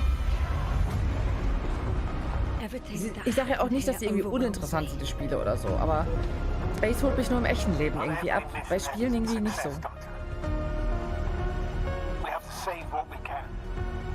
Obwohl es ja sehr schick ist, ne? Ich meine, look at it. What is there to understand? We have to destroy it. Even if it means destroying everything. In a transition. Not everything everywhere is for us. Sehr interessanter Titel auch. Ah ne, ist nicht der Titel. The Invincible ist der Titel. Okay. Das andere hätte ich besser gefunden. Invincible, das kann ja alles sein. Coming up, we'll see a theme park builder that's only days away. Releasing on PC later this week, Park Beyond is a spiritual successor to classics like Roller Coaster Tycoon, Roller Coaster Tycoon 2, Roller Coaster Magnate 9, Roller Coaster Altair 27, and Roller Coaster God Emperor 40,000. Okay, let's not go off the rails. Look, as fun as the carnival is, we all know the games aren't the most balanced, because basically, carnies are OP. Luckily for you, our prizes are so much easier to win. Let's take a look at Park Beyond. Do you perceive the invisible thread that connects us to each other? The emotions that unite us without us even realizing it? The desire to move forward, to surpass our limitations, to take on challenges greater than ourselves? All these feelings make us Visioneers. Visioneers are architects who are dedicated to making their childhood dieses arme Kind da dreams a gesetzt, das reality, Rollercoaster Tycoon spielen musste auf einem empowered alten to PC. achieve Wie the süß! impossible. Architects who want to offer the world their most beautiful memories. Free spirits in search of Ich sehe da adventure definitiv and OSHA new Violations bei challenges. diesem Indelible moments of amazement Octopus. and laughter with those we love. Become a Visioneer. Go beyond the fun.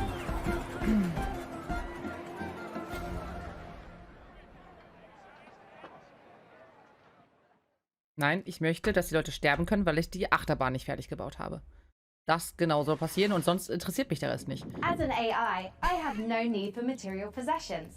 But, good news! PC Gaming Show viewers can take advantage of the following promotional contest by following the instructions on the screen. If this product and/or service stimulates your orbital cortex, follow the instructions on the screen.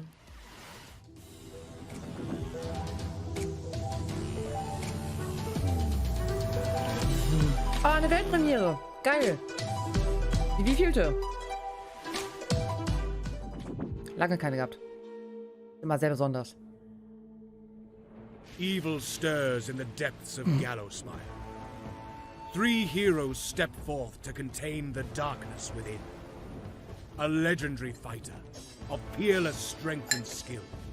A cunning rogue, full of deadly surprises.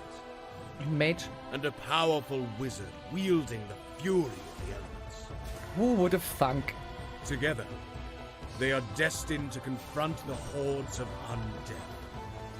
And their deadly masters. Yeah.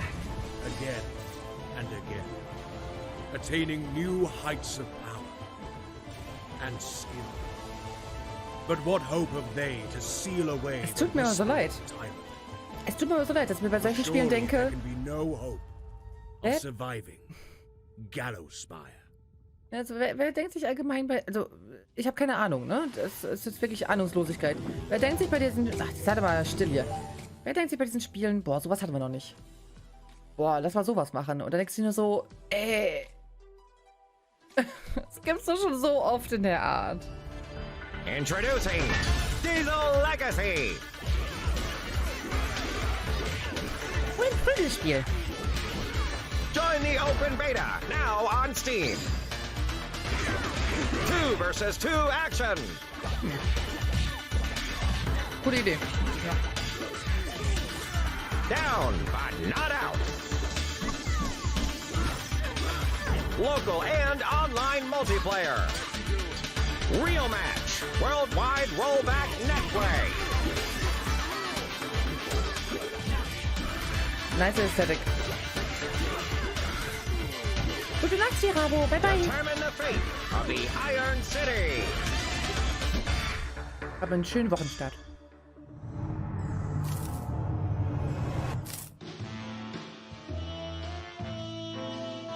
Das Design ist cool. Die Schrift ist von Bioshock, aber hey. It's time we honor an overlooked hero. The noble delivery cyclist, powering the gig economy with their aching calves. Now, you might ask, hey Sean, Are you just feeling a little guilty because you gave your credit card details to the AI assistant and now someone has to deliver the 57 parcels you ordered before you noticed? In short, yes. But if this next exclusive is anything to go by, we'll all be saluting the delivery workers of this fine nation, gosh dang it. Let's take a look at Parcel Core. Und ich habe damals auf Paperboy gespielt. Das war auch schwierig und das hat für mein Leben lang gereicht. Damals!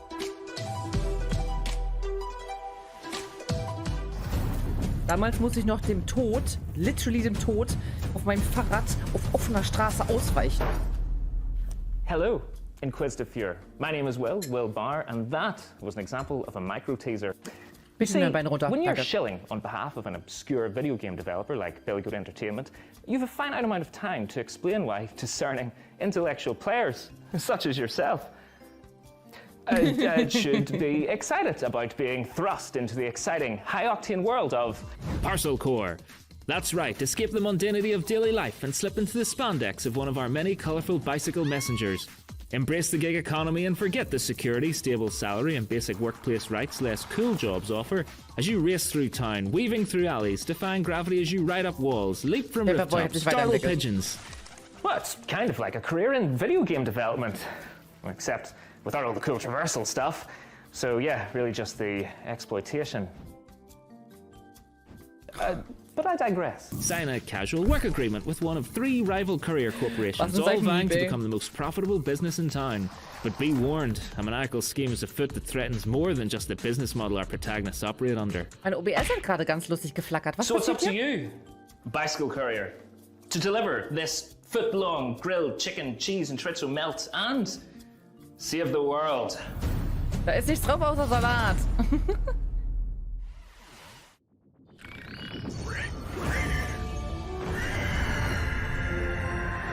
Schwein.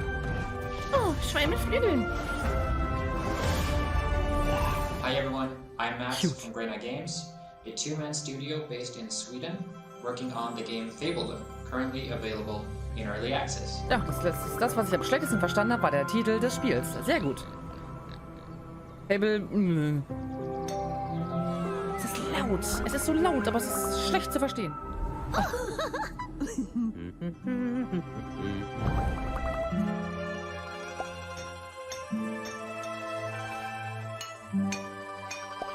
Manche Spiele, ne?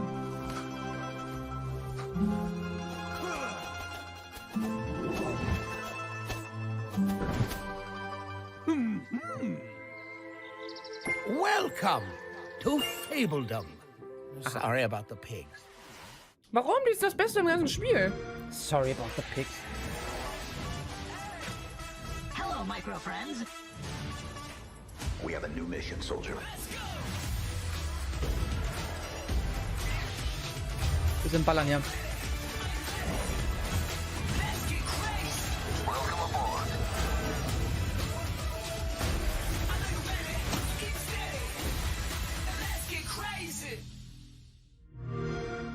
Ich dachte, das geht so länger. Ah ja. Oh, don't mind Sean. He's just entering our PC Game Pass giveaway. We've got a bunch of 1-month subscriptions for new members to try the service. To get a chance of procuring one, visit the URL on screen now.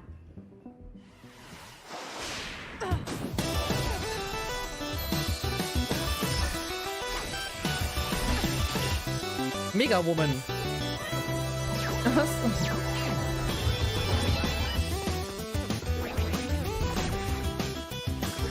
Oder Mega Man einfach mit.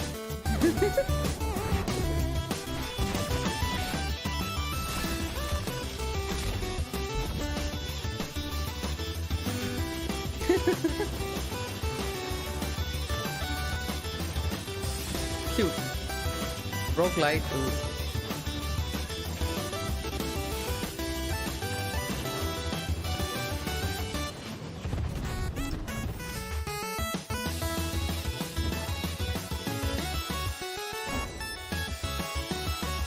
Mucke bockt aber.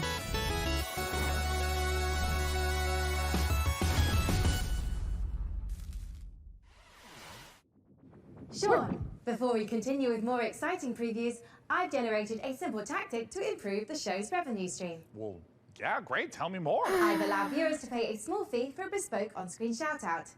Got good Gute Nacht, Martin. Great to be watching PC Gaming Show once again. Excellent work, Schlaf Sean gut und hab einen guten Montag. Hey, I'm touched and a little wealthier. Bin morgen Abend wahrscheinlich wieder online. Paladins writes, did Sean actually fire his team?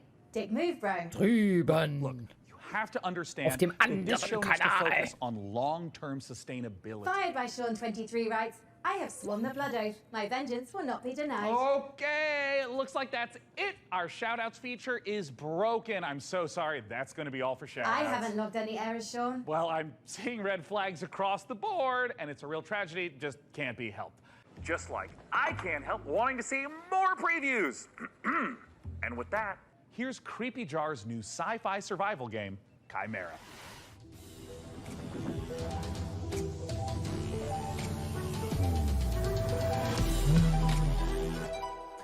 Ah, cool, eine Weltpremiere. Nice. Ja, da bin ich ja mal gespannt.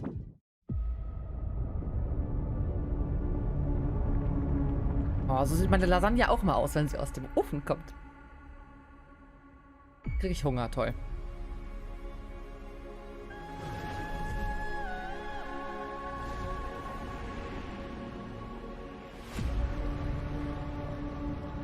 Ja, wenn der Käse so richtig knusprig braun wird.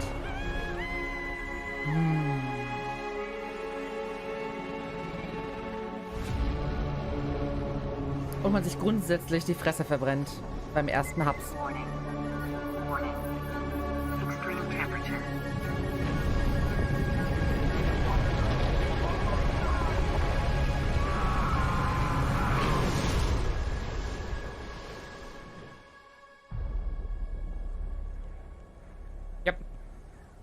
Genauso fühlt sich mein Gaumen dann auch immer an. Der erste Biss in eine Pizza. Der erste Löffel Lasagne. There is only pain. And only burn.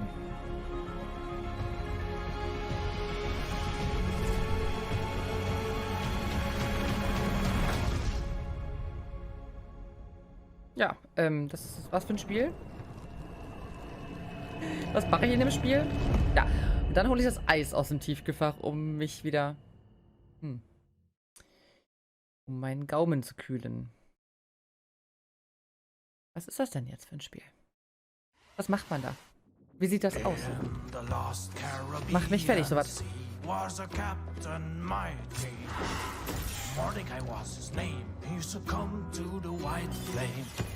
Das ist Sea of Thieves. Aber es ist nicht Sea of Thieves.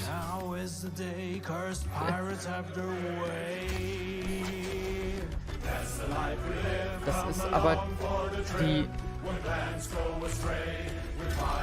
Ist das das, was schon mal angekündigt worden war? Wie hieß das nochmal?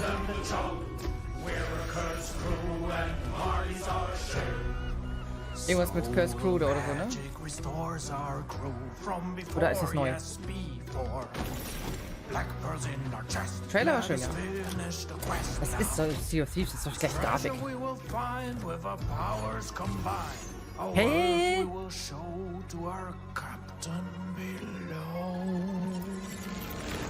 Ist das new? Oder ist das nur das, was so krass aussieht wie Sea of Thieves? Was ich letztes Mal schon dachte.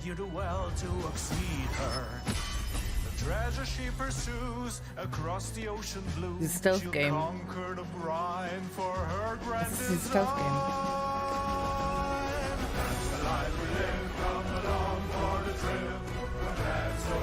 Die werden echt nicht gesucht?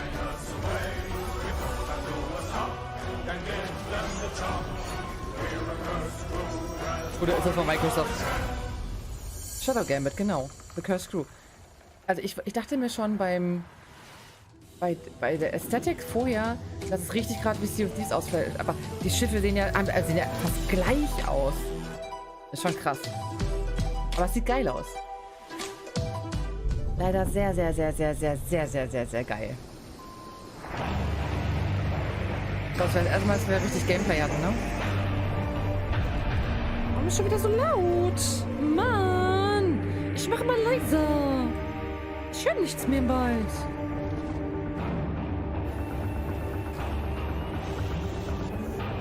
das Gefühl, ich bin bei 300% Lautstärke und dann, wenn ich leiser mache, bin ich direkt bei 0.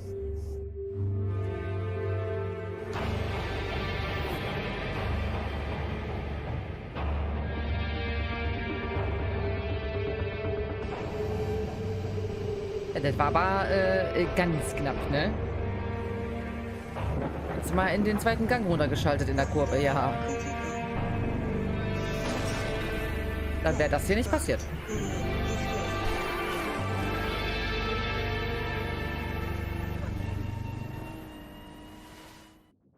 EXO Rally Championship might be racing its way across the stars, but it's already raced its way into my heart. Anyways, if you're not aware, I've got something of a history with the real-time strategy genre. And funnily enough, at labs like DeepMind, those same RTS games just so happen to be a valuable testing ground for world-leading AI research. Curious. Can it be just a coincidence, then, that I'd end up the kind of man to name himself an AI visionary? I mean, probably. But what's no coincidence is my excitement for the eagerly anticipated RTS from former Warcraft and StarCraft devs at Frost Giant Studios. It's Stormgate, and today we don't just get the chance to get some exclusive first look at some Stormgate gameplay, but we're also joined by Frost Giant's president and game director Tim Campbell here to tell us exactly how Stormgate will delight all minds, artificial or otherwise. Thanks so much for joining us, Tim. Thanks, it's great to be here. Now, I've been following Stormgate for years, but for those of us who haven't, what is Stormgate? Stormgate is our modern take on the classic real-time strategy game formula. It's what we think of as a spiritual successor to franchises like Warcraft, StarCraft, Command and Conquer. And real-time strategy games are the type of game where you can control an entire battlefield. So this classic RTS formula includes harvesting resources, building sprawling bases, commanding huge armies on the battlefield. What is it about Stormgate that's new? We believe that the RTS genre is something that should be enjoyed by players of all skill levels. And so we've put a lot of effort into making sure that Stormgate feels good, whether you're a pro with high technical skill and you love competitive play, or whether it's something that you just want to be able to relax with and experience a story. Now, Tim, I understand that you brought for all of us, but in particular for me, a present to show today. What are you going to show, Tim? We are going to show gameplay from the pre-alpha of Stormgate. Yeah. Now, this is something that we are big believers in at Frost Giant. We want to share this current state of the game today. Let's take a look. Oh, Tim, I'm so excited. And right away, this looks like an RTS. Tell me what we're seeing. This is the classic start to a 1v1 match. What you're seeing here is the human faction as they're sending workers out to harvest resources. They're starting to construct building. They actually build them by 3D printing them from the ground up. And you can see them now starting to train troops so they can have an army that goes out in the field to fight. Yeah, and I mean, right here, we see in the corner coming up, this looks like a scout unit. Yeah, that is literally a cybernetic dog with laser eyes. It is called the Scout, okay? It's designed for early game. It's a unique unit to the human faction. Right. And you can see him now running through the base trying to see what information he can find out about his enemy. Yeah, I mean, scouting and information is such an important Ganz ehrlich, ein Hund mit Laseraugen hätte ich ein bisschen Angst vor, ne? This is something that we've embraced early game. Die Puppies mit Laser-Eyes so in Starlight. Beyond its sight radius. So it's especially useful early on. So we're heading into what looks like the first engagement of this game. What are we seeing? Well, what we're seeing right here is the Red Scout getting surprised by a group of blue troops coming through the Light Force, which is the new train type and a twist on the tactical battlefield here. And how do these Light Force work? The Light Force lets smaller units move through them. They have concealment. It's allowed Blue to raid Red's base, in which case Red is barely getting a turret built with their speed building from their workers, another human faction advantage. And they're about to pop out a couple extra defenders here from their mech base. So we got these huge mechs, and I mean, just visually, it looks like they are countering the heck out of these blue infantry, but can these red mechs fit through the forest? No, they're too big to go through. They're heavy units. They're designed to use their chain guns to go through groups of enemies, but they can't fit through the Light Forest, which Blue knew and used to his advantage. Okay, so we're in mid-game. This is normally where you make some big tech decisions. What's Red up to? You're seeing Red commit to a tech path that gives them big battlefield mechs and air units like this evac. And it looks like they're just dropping right on top of Blue, who is killing a chicken? What's the chicken there, Tim? Yeah, that's a giant chicken with a Viking helmet on it. Use your imagination. Stormgate's in pre-alpha, and that's art that we haven't gotten to yet. But imagine it as a big Mad Max Raider. It's the most threatening placeholder art for now. And oh, I see red diving onto blue. And hey, picking back up into the air transport. That's some classic high-level micro. It is, and it's really important for Stormgate that we maintain a high-skill ceiling so that players can express themselves on the battlefield by maneuvering and how they interact with the battlefield. Here we have the final fight of the game, and it looks like blue is coming up against those mechs. Red is trapped on the other side of the trees. Oh, wait, they can blast through them now? And blue's dodging these enormous shots, and we also see blue swarming in from both sides. This is not looking good for red. No, it's pretty grim. Red is on the ropes right here, and they've been outmaneuvered. They're caught in the corner here between two different forces coming in with a mobile pincer. Man, and of course, there's the GG. GGs. The most classic ending to an RTS game, GG. Get Tastosis on that stat. Outside of 1v1, what's coming up for Stormgate? What you've seen today is just the tip of the iceberg. We have so much more in store. We're going to be revealing a bunch of stuff about Stormgate the rest of this year. We're introducing new modes. We have a 3-player versus AI cooperative mode. We have team-based competitive modes. We're going to be sharing information about our storyline and campaign. We have new factions beyond the humans that you just saw today. But Tim, what if I want to play the game right now? If you want to play the game as soon as possible, you wish list Stormgate on Steam and you go to playstormgate.com to sign up for the beta. We're starting closed testing in July. Once again, go to Steam and wishlist Stormgate. Tim, thank you so much again for joining us, not just to talk about the 1v1 footage you shared, but the future content plans of Stormgate.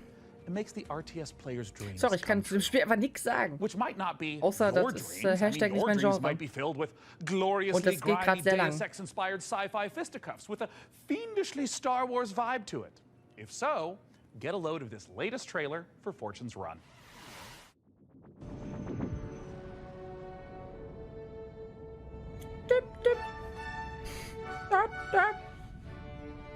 Space. Zur Abwechslung mal Space.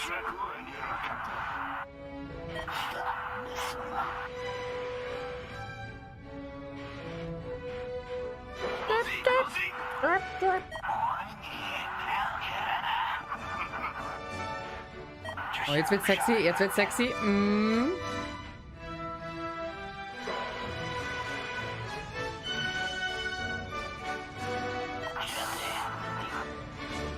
Ja.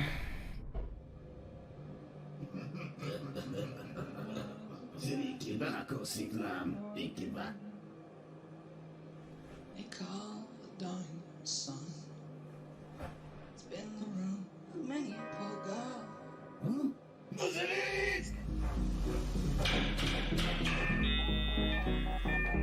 Oh, das Modem. Sucht Internet.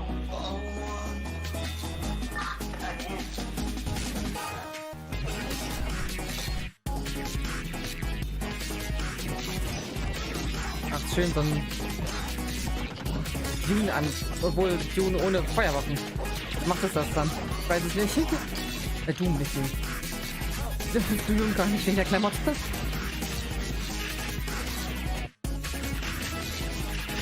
Ah, es gibt doch Schubwaffen. Okay. Whatever. Dachte erst wäre Doom mit Stichwaffen, aber the great crusade towards which we have striven these many months. The eyes of the world are upon you. The hopes and prayers of liberty-loving people Hopes and everywhere march prayers. with Hashtag hopes and prayers. full confidence in your courage, devotion to duty, and skill in battle. We will accept nothing less than full victory. Good luck, and let us all beseech the blessing of Almighty God upon this great and noble undertaking. Ja.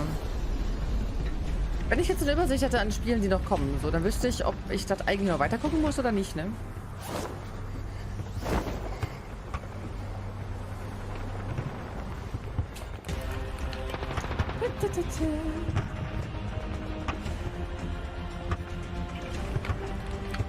Dann trinke ich viel in diesem Stream.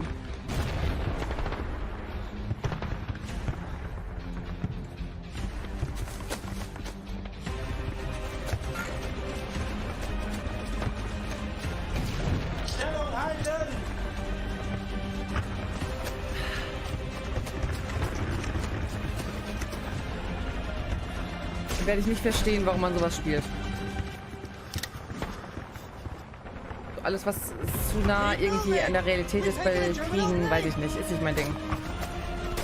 Könnte ich nicht.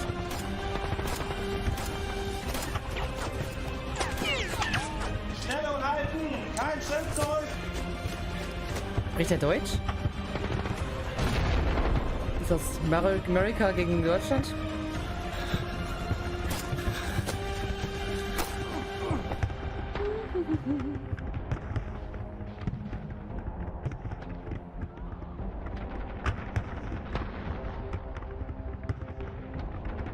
Boah, das ist mir gerade...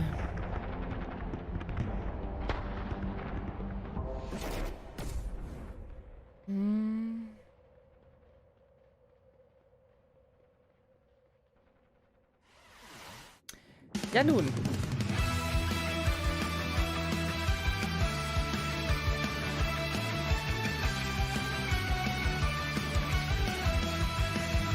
Anime-Shooter sind auch mal anders wild. Kann das gar nicht so schnell lesen. Macht mal euren Titel besser. Okay, jetzt wird's interessant. Jetzt wird wild. Und laut.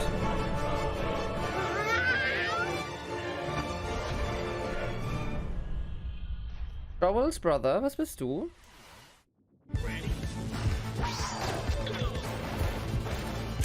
Aus dem Point-and-Click oder so.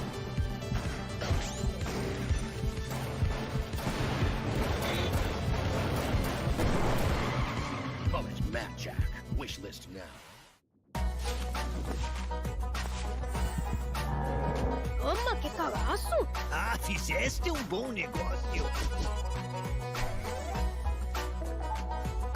Esse é o meu Rio Grande, chefe. Ja, ja.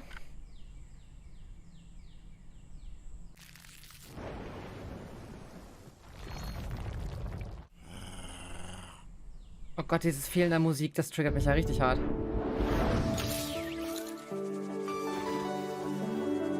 Was bist du denn? Cute.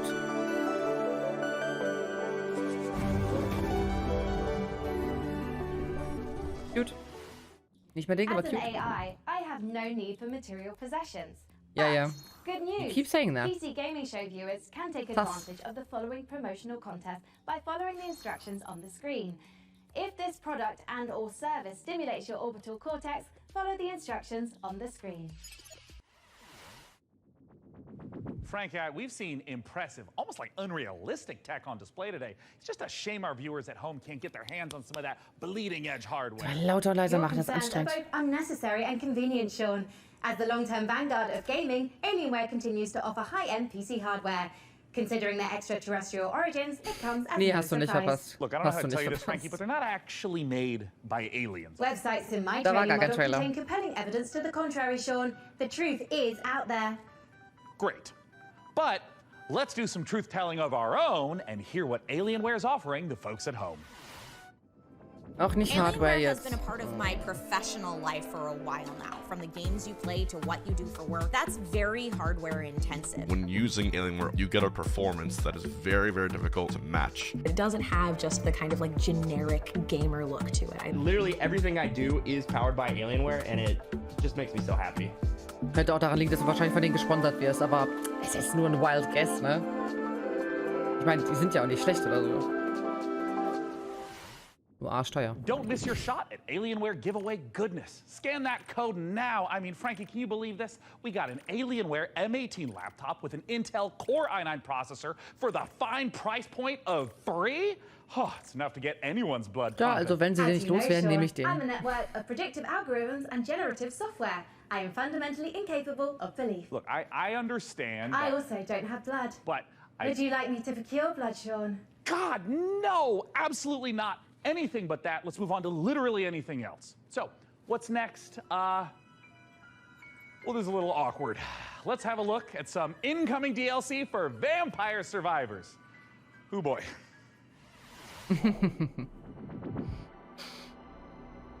Das ist auch so ein fertiges Spiel, ne? What if we gave it a spin?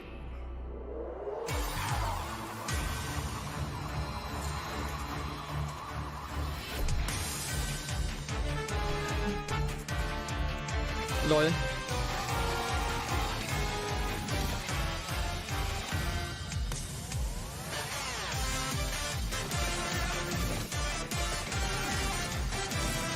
Golden Devil, Cosmic Finger.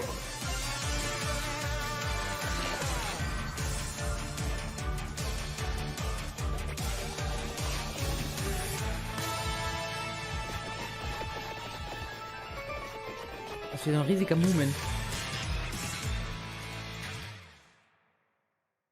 Ja. Schön. Meine Performance wäre einfach nur so fertig. We are only a couple months out from the full release of Baldur's Gate 3. I literally cannot tell you how excited I am to try in diesem the character builds Spiel. got going on up here.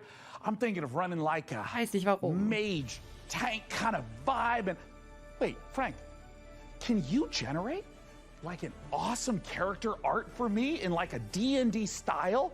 Like, look, I want to be a wizard, like fully Gandalf out with like a staff and like blasting spells like that. Can you like give me a sample piece of art? One moment. Here you are, Sean. Die Hände, schön. Oh, dear God. This was generated in seconds, while a professional artist's work would take hours, if not days.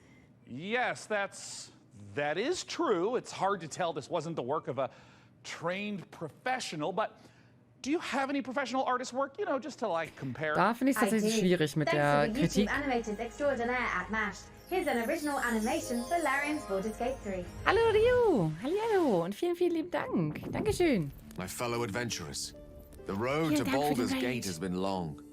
We have fought cultists of a strange new god, battled packs of fearsome gnolls, and gone toe-to-toe with creatures from beyond this plane.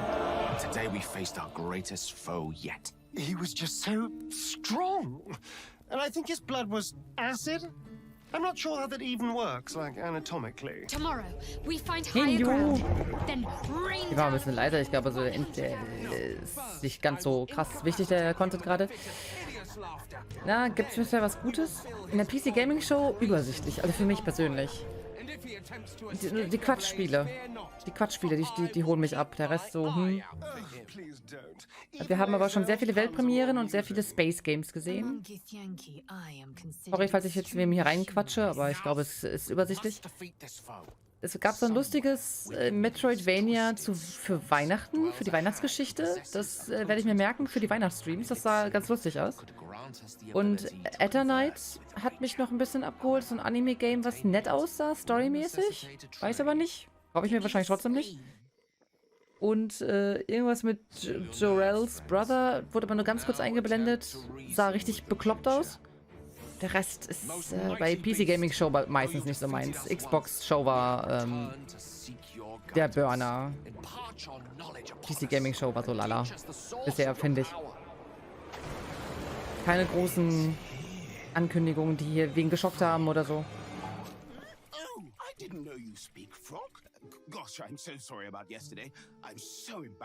Was von Starfield gezeigt? Ja, Starfield haben sie halt bei Xbox gezeigt und es gab halt eine ganze Starfield Direct. Die haben wir aber nicht geguckt, weil uns das Spiel nicht interessiert. In der Zeit haben wir ein schönes Indie-Game gespielt.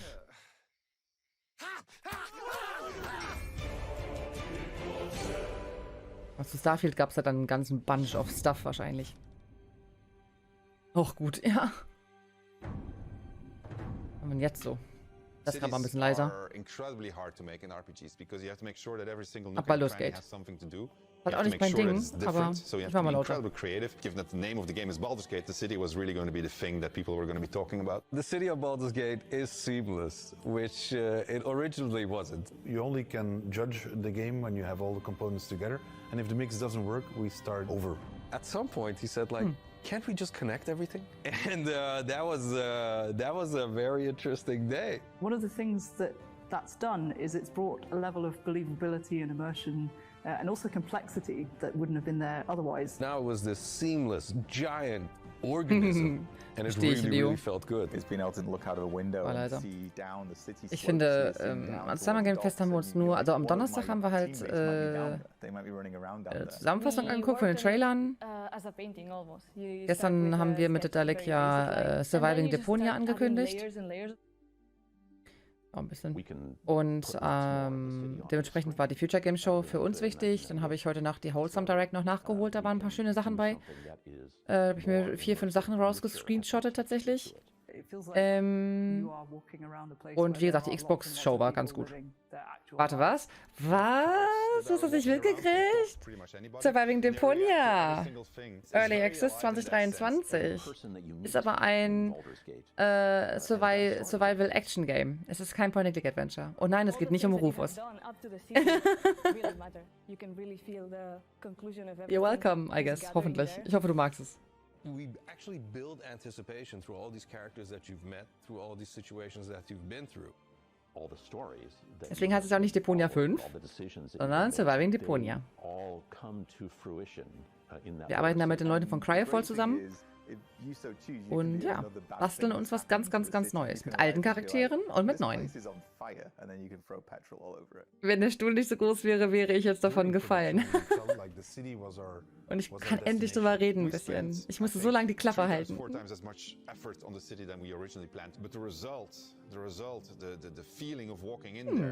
Muss später mal den Trailer gucken.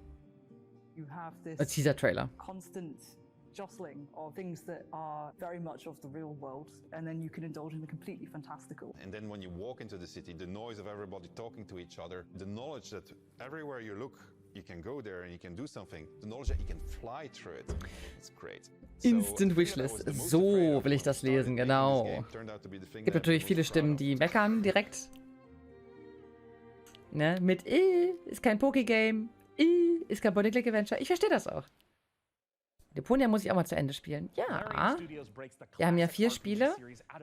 Ja. Wir haben ja das normale Deponia, Chaos und Deponia, Goodbye Deponia, Deponia Doomsday. Und das wird jetzt ergänzt. Natürlich ist das so die Quadrologie um Rufus. Und Surviving Deponia ist ein neues Game, eine neue Ära. Das heißt New Era, same Trash. Naja, Deponia war nicht zu Ende erzählt. Eigentlich war nur Rufus Geschichte zu Ende erzählt. Deponia gibt es ja trotzdem noch. Genau. Die Rufus-Ära ist auch zu Ende. Das wäre mir auch neu, wenn sich das ändert. Nicht, dass ich wüsste. So, da können wir mal wieder ein bisschen lauter machen wieder. Gucken wir mal.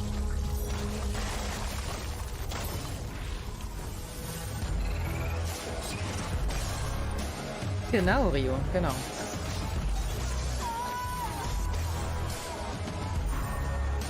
Oh.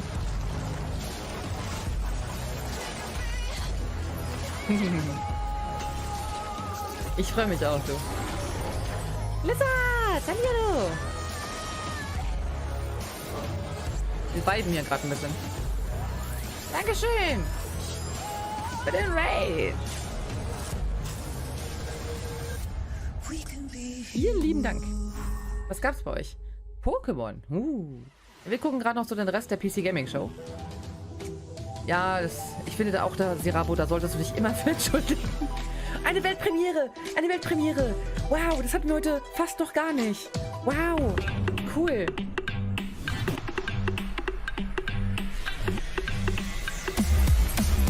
Laut. Viel zu laut. What? Alter, ey, ich fände es halt irgendwie cool, wenn die ganzen Sachen, die bekommen und die sie dann in ihre Gaming-Show packen, irgendwie ein ähnliches Lautstärke-Level hätten. Ich weiß auch nicht. Ist das so schwer? Ist das so schwer? Die klatschen einfach nur Sachen hintereinander, egal wie die abgemixt sind, ne? Aber ist die PC Gaming Show ja nicht alleine mit, ne?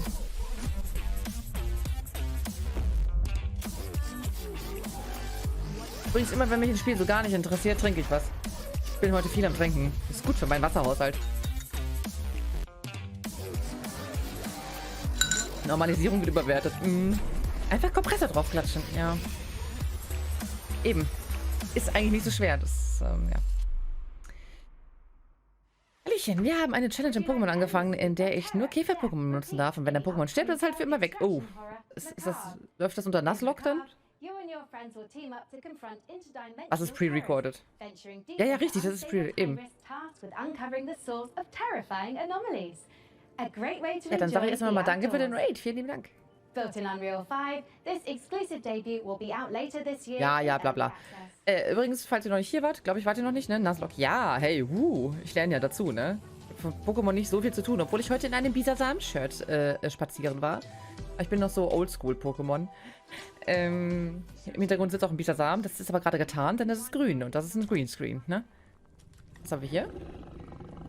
Hallo?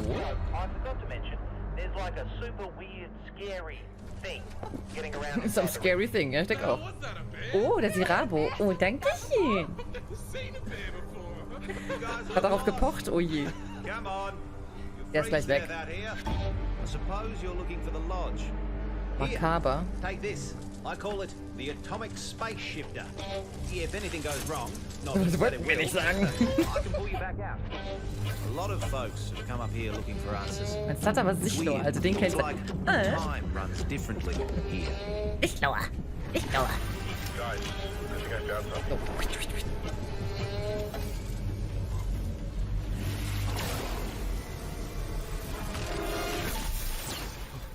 We gotta find the others, dude. Ja, ich glaube, er hat nicht gefunden. Und Dankeschön. Vielen lieben Dank für den Follow. Mann, der blutet aber doll. Sind wir bei Bleach oder was? Oh Gott.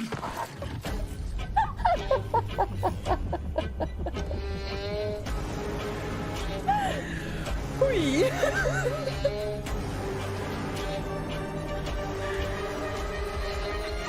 Der war, ich dachte, der wäre ein bisschen weiter weg. Ich wusste, dass ein Jumpscare kommt, aber... Hui, mir ist warm.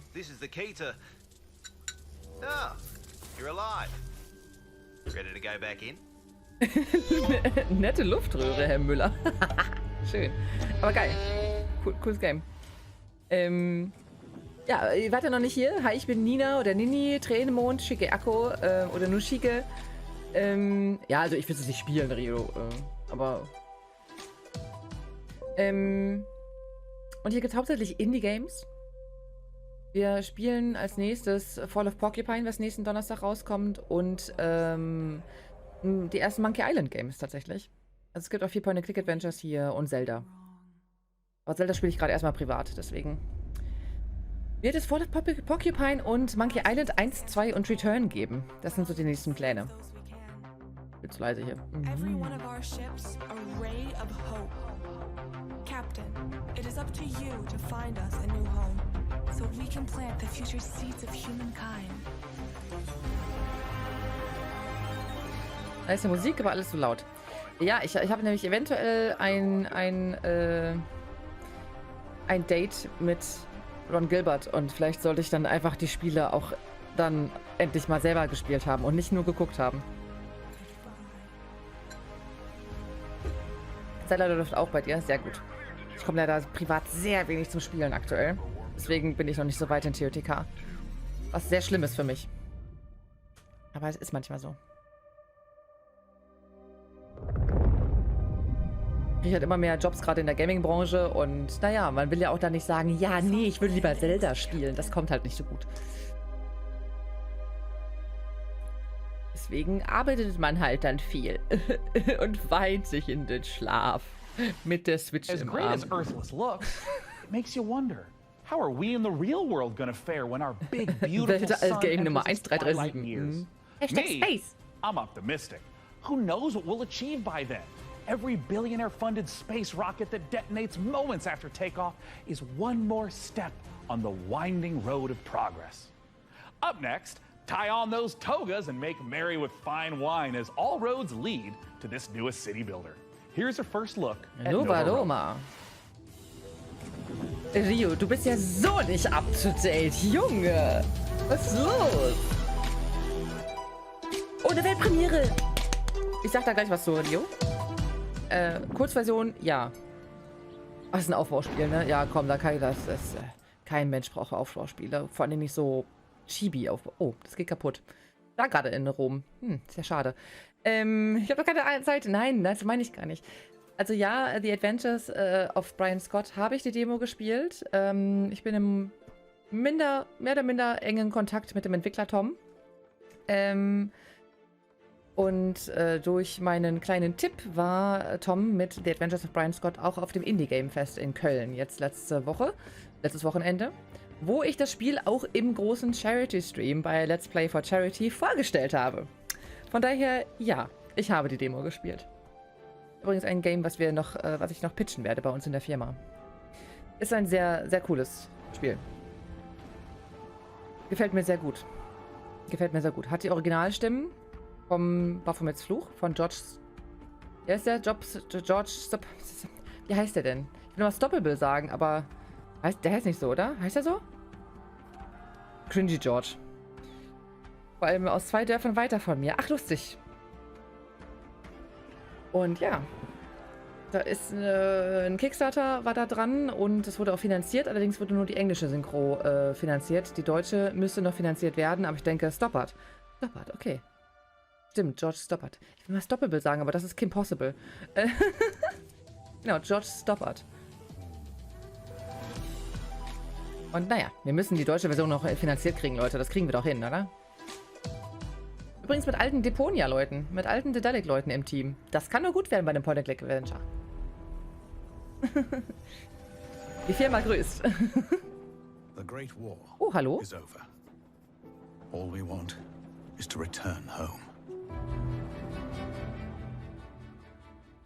Vielleicht kann auch ein gewisser Publisher nachhelfen. Ja, das ist der Sinn der Sache, das schauen wir dann. Aber es liegt nicht in meiner Hand, leider. Ach, doch nicht so spannend. Schade. Ja.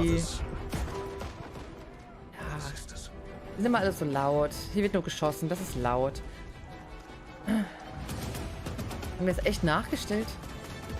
Was? Ich bete ab jetzt jeden Abend dafür. Oh, cute.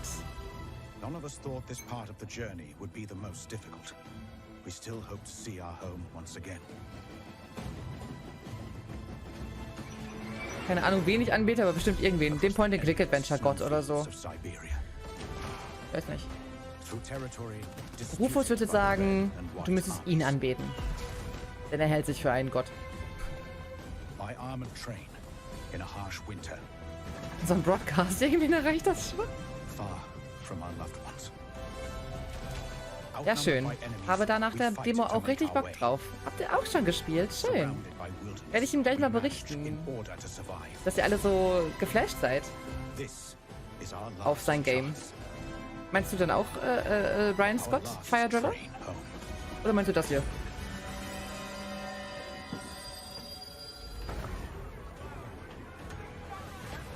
Man weiß ja nicht, ne? Man weiß ja nicht.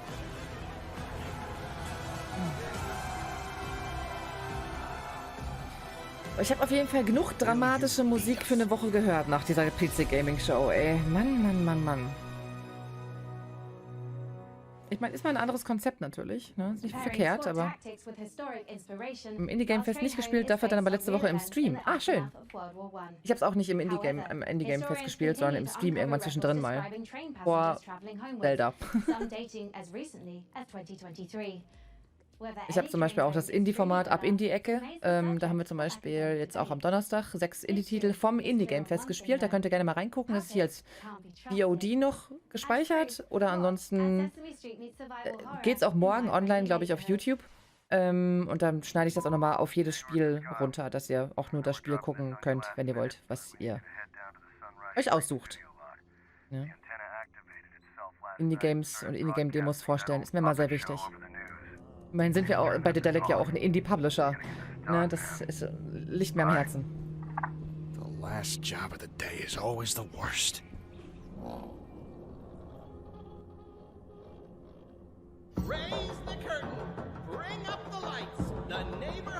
Oh Gott. Oh mein Gott, das ist richtig ein Game für Noah. Oh mein Gott. Sesamstraße Survival. Wie geil ist das denn bitte? Let's do this.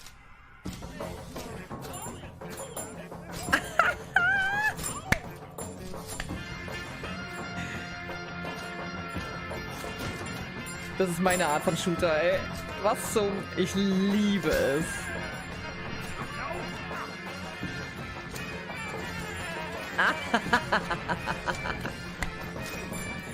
Wie geil. Das spricht all meine Albträume an, ey. Applaus, Applaus, Applaus. Stimmt, es gibt starke Hallo Spencer-Vibes, ja. Aber auch generell einfach Sesamstraße. A friendly neighborhood, wie geil. Will ich mir notieren. think I ended early. Can we go back to the beginning? Wie lustig. Bioshock in kindgerecht, aber auch frisch aus dem nächsten Albtraum, ne? Oh, toll, Autos.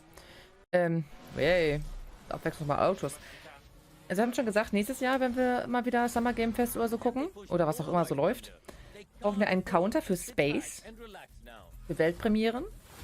Ich glaube, das Skippen, das ist immer das Problem an Livestreams leider, ne? Und an Trailern, die nichts über das Game aussagen. Aber bisher ist auch das dritte Autospiel. Eins war ein Card-Game, dann hatten wir Forza irgendwas und dann das hier. Es geht noch. Es ist übersichtlich.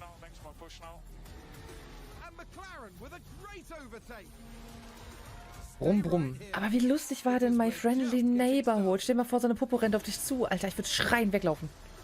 Die Reaktionen auf Rennen, Aufbau und Shooter-Spiele sind einfach herrlich. Ist nur bei mir? Ich habe halt genug heute schon gesehen. Ich kann sie nicht mehr sehen. Hat immer dasselbe. Man merkt, ich spiele hauptsächlich Story Games, ne? Hell yeah, let's do it.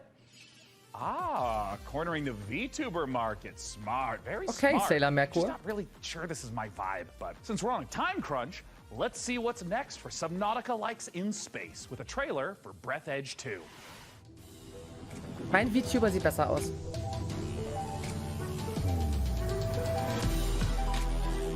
Wir sind da voll bei dir, okay. Eine Weltpremiere! Hammer! Cool. Und zu laut. Wir brauchen zu laut Counter. Ei. Bingo. Hallo, Beon. Ja, lass mal Bingo machen. Ja, ein Bingo. Oh. Das meinst du mit Bingo?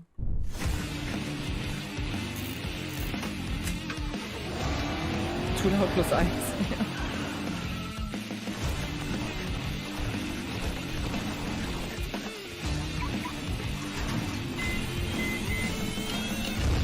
Oh, Peon, kennst du das schon? Das war peinlich.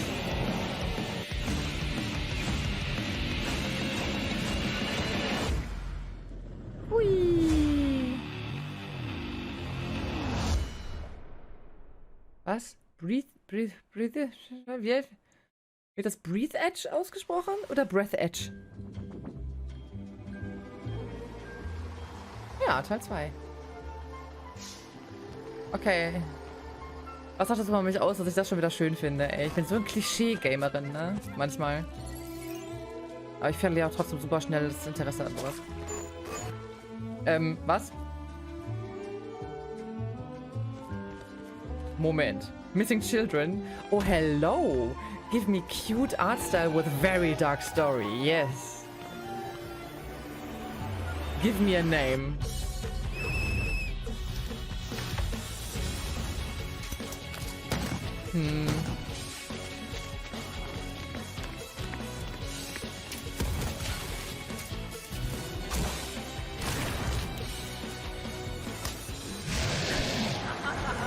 Ich lieb's.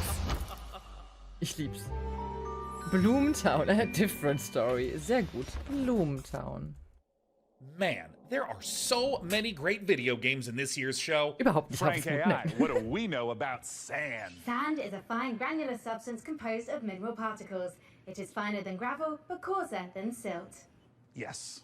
Ja, but das it's ist tatsächlich die Definition. a brand new survival game set in an alternate history where Austro-Hungarian soldiers smuggle space salvage across alien deserts.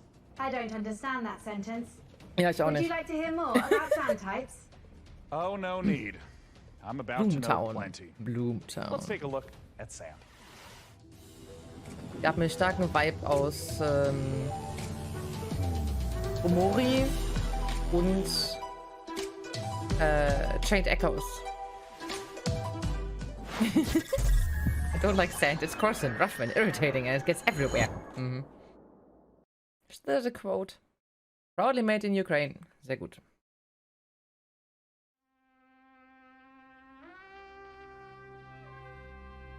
Jetzt sei auch bitte interessant. Tower House. Hey. Ach, Tiny Build mal wieder. Hatten wir vorhin auch schon mal. Aber ich weiß nicht mehr, was die gezeigt haben. Okay, ich sehe den Typ und bin nur so... Don't fuck with the Peaky Blinders. Sorry, Arthur. Tut mir leid, der sieht einfach zu 100% aus wie Arthur von den Peaky Blinders. Arthur Shelby.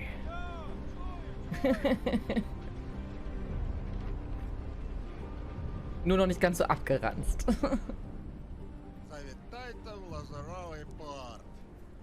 Ist schon. Mach das jetzt nicht lauter, das ballert sonst gleich wieder. Ich spreche die Sprache sowieso nicht.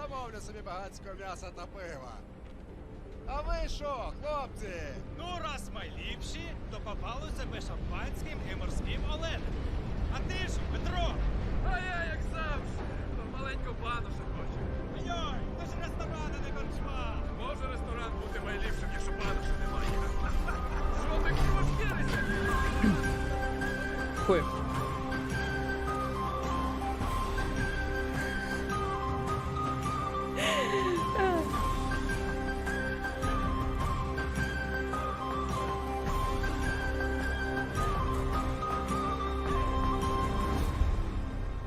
Cool.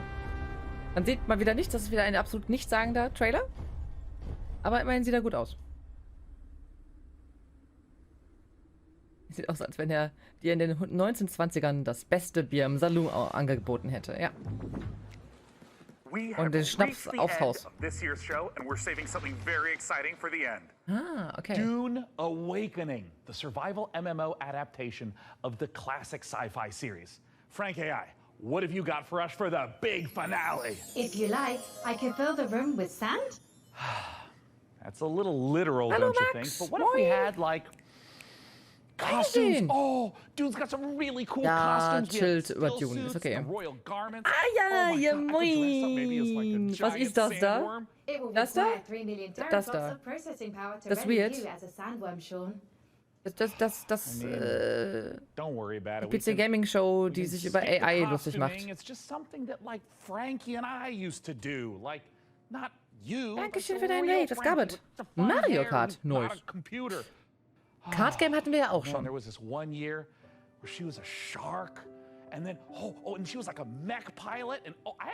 Das ist der Sack lustig. Es war zwischendurch mal lustig. Es ist aber schon... Es läuft halt schon seit 2 Stunden, ne? Und so ein Joke am Leben erhalten seit 2 Stunden ist richtig hart.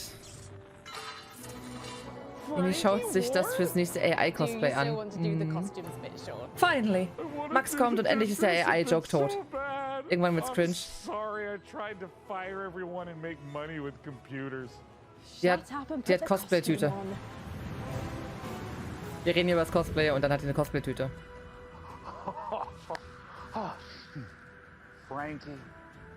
Als Cosplayerin fühle ich mich gerade nur dezent beleidigt, aber ist in Ordnung.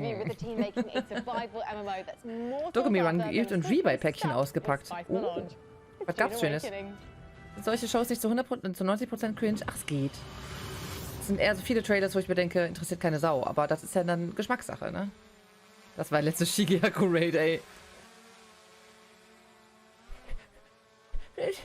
Hättest du auch mal bei einem guten Spiel hier rein raiden können in den Trailern. Wir hatten auch gerade ein richtig geiles Spiel. Es hieß Bloomtown. Sieht aus wie Harvest Moon im ersten Moment, aber es ist some dark shit. Und ich mag cute mit dark shit. My name is Joel Bylos. I'm the creative director on Dune Awakening. So Dune Awakening is a Am 11.11. beginnt ja wieder die Cosplay-Saison. Alter, ich weiß ungefähr, wo du wohnst.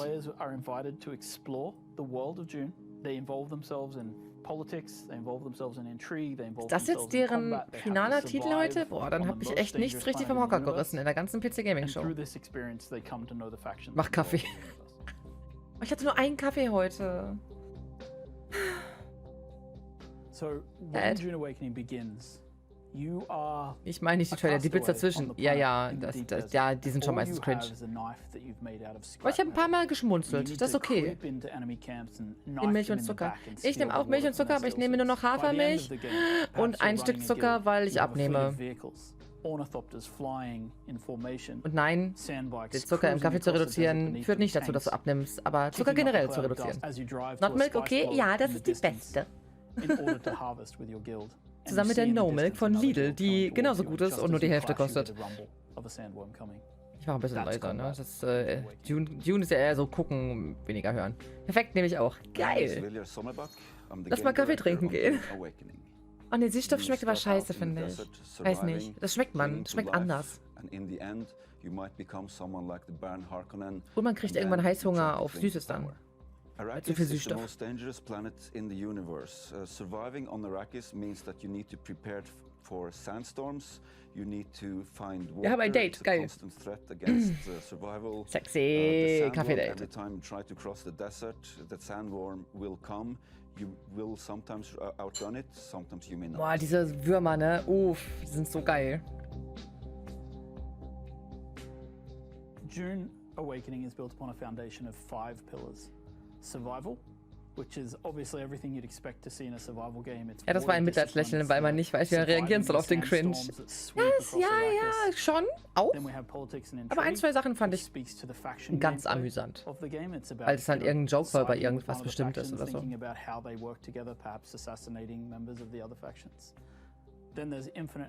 150 Kilometer Kaffee-Date. 150 Kilometer? Scheiße. Also nach Köln fahre ich ja häufig, ne? Aber alles, was weiter ist, ist schwierig. Kann auch Morgen und Tischen als Süßstoff mitbringen.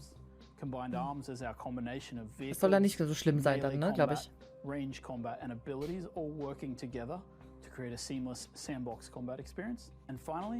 Ist das jetzt der finale Titel für heute? Also nicht, dass ich jetzt Hummeln im Hintern hätte. Ich habe immer Hummeln im Hintern, aber weiß nicht. Also es gab einen geilen Beginner bei Xbox und ein geiles Ende. Wie gab es irgendwie weder noch. Also für mich, ne? Jeder darf was anderes denken. Auch endlich die TOTK-Amiibo. Ja, nice. Auch.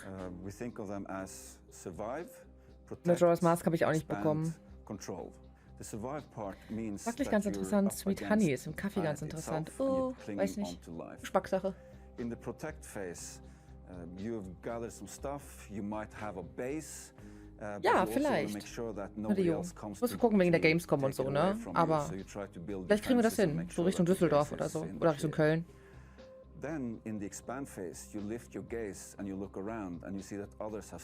Aber bald wohne ich auch in Köln, dann ist man so näher, glaube ich, oder? Then the goal is to control the flow of spice on Arrakis. However, you're never safe. There's always someone looking. Die Hälfte näher, okay. Can you really trust your second in command? So the goal of the control phase is that you are clinging to control. Whenever you get into combat in the desert of Arrakis, try to get it over with quickly, because not only are you fighting. Das Gute ist immer, wenn du so ein Fan bist, dann ist so ein langer Beitrag zu einem Spiel, auf das du wartest, voll geil. Und wenn du kein Fan bist, sind es die längsten Minuten deines Lebens. Länger als Mikrowellenminuten, Ampelminuten. Ja, schon hart. Dann hast du es so weit wie jetzt. Was? Nach Köln? Hey? Achso, das meinst du. Ja, das stimmt. Ja.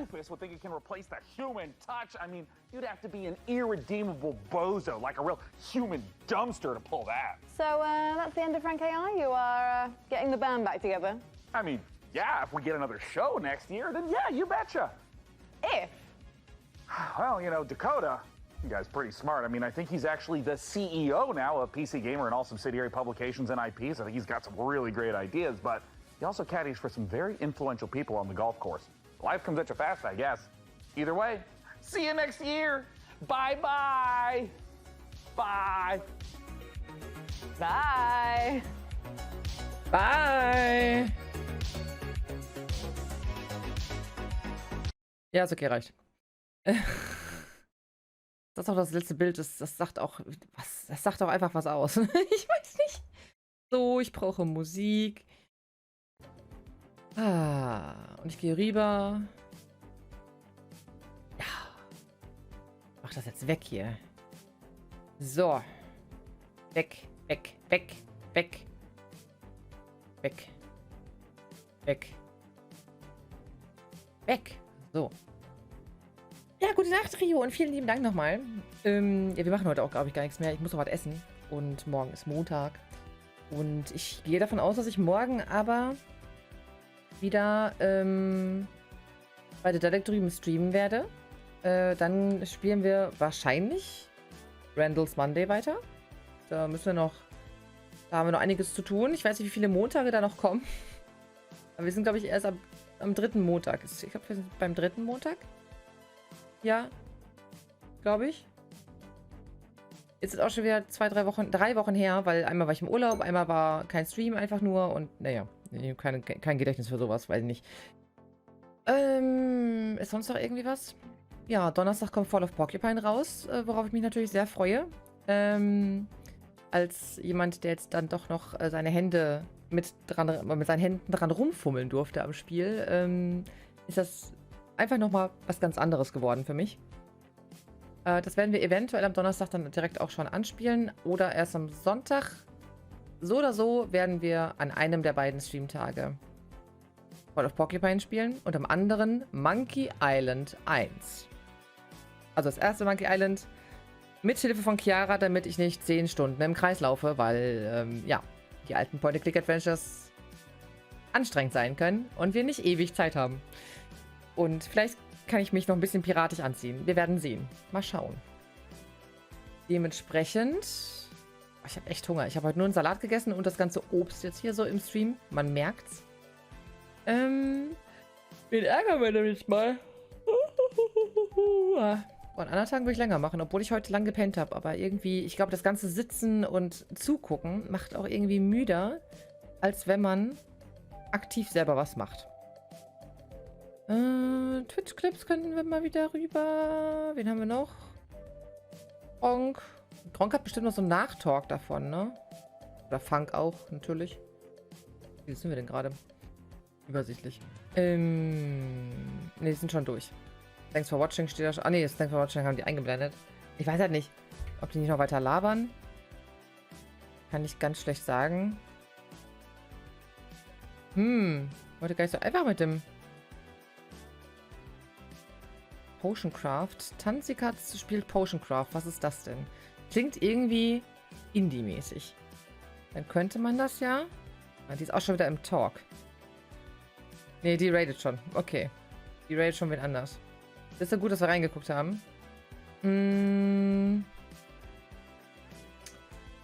Ja, PK-Sonntag ist klar. Dann gehe ich einfach mal wieder zu Wither rüber. Weil... War ich lange nicht. Und der macht noch länger, definitiv. Und das ist ja irgendwie Sinn der Sache. Und bei Wiz ist immer schön ruhig. Ich versuche ihn mal richtig zu schreiben. So. Ach, sorry, jetzt habe ich schon Vlogs. Entschuldigung. Aber kannst trotzdem mal schreiben, wen, natürlich. Dann weiß ich fürs nächste Mal. Vielleicht gucke ich mir die Person mal an. Jetzt habe ich schon eingegeben und abbrechen ist immer doof. Alles gut, war zu lahm. Der war ja oft so schnell. Manigo. Gleich mal. So, dann, ja, ganz komischer Tag heute, ne? Ich bin auch immer noch, ich sitze und ich schwitze. Ich sitze und schwitze und uff. Dementsprechend, die nächsten Tage werden auch wieder heiß. Trinkt genug, haltet euch im Schatten auf, cremt euch ein und duscht nicht zu kalt. So, ich gehe schon mal rüber zu Biss. Sehr gerne, habe ich immer gefreut. Lasst euch nicht ärgern. So, ich mache mal einen, den jeder auch mit rübernehmen kann. Der macht jetzt aber nicht Feierabend, ne? Nein, nein, niemals macht er Feierabend. Die Uhrzeit, das kann ich mir nicht vorstellen. Nein, nein, nein. So, nehmt doch den Shige-Raid noch mit und wir sehen uns morgen Abend bei Dedek drüben wieder. In alter Frische. Ich wünsche euch einen angenehmen Montag. Lasst euch nicht ärgern. Und ich sag, ciao mit V. Bye, bye.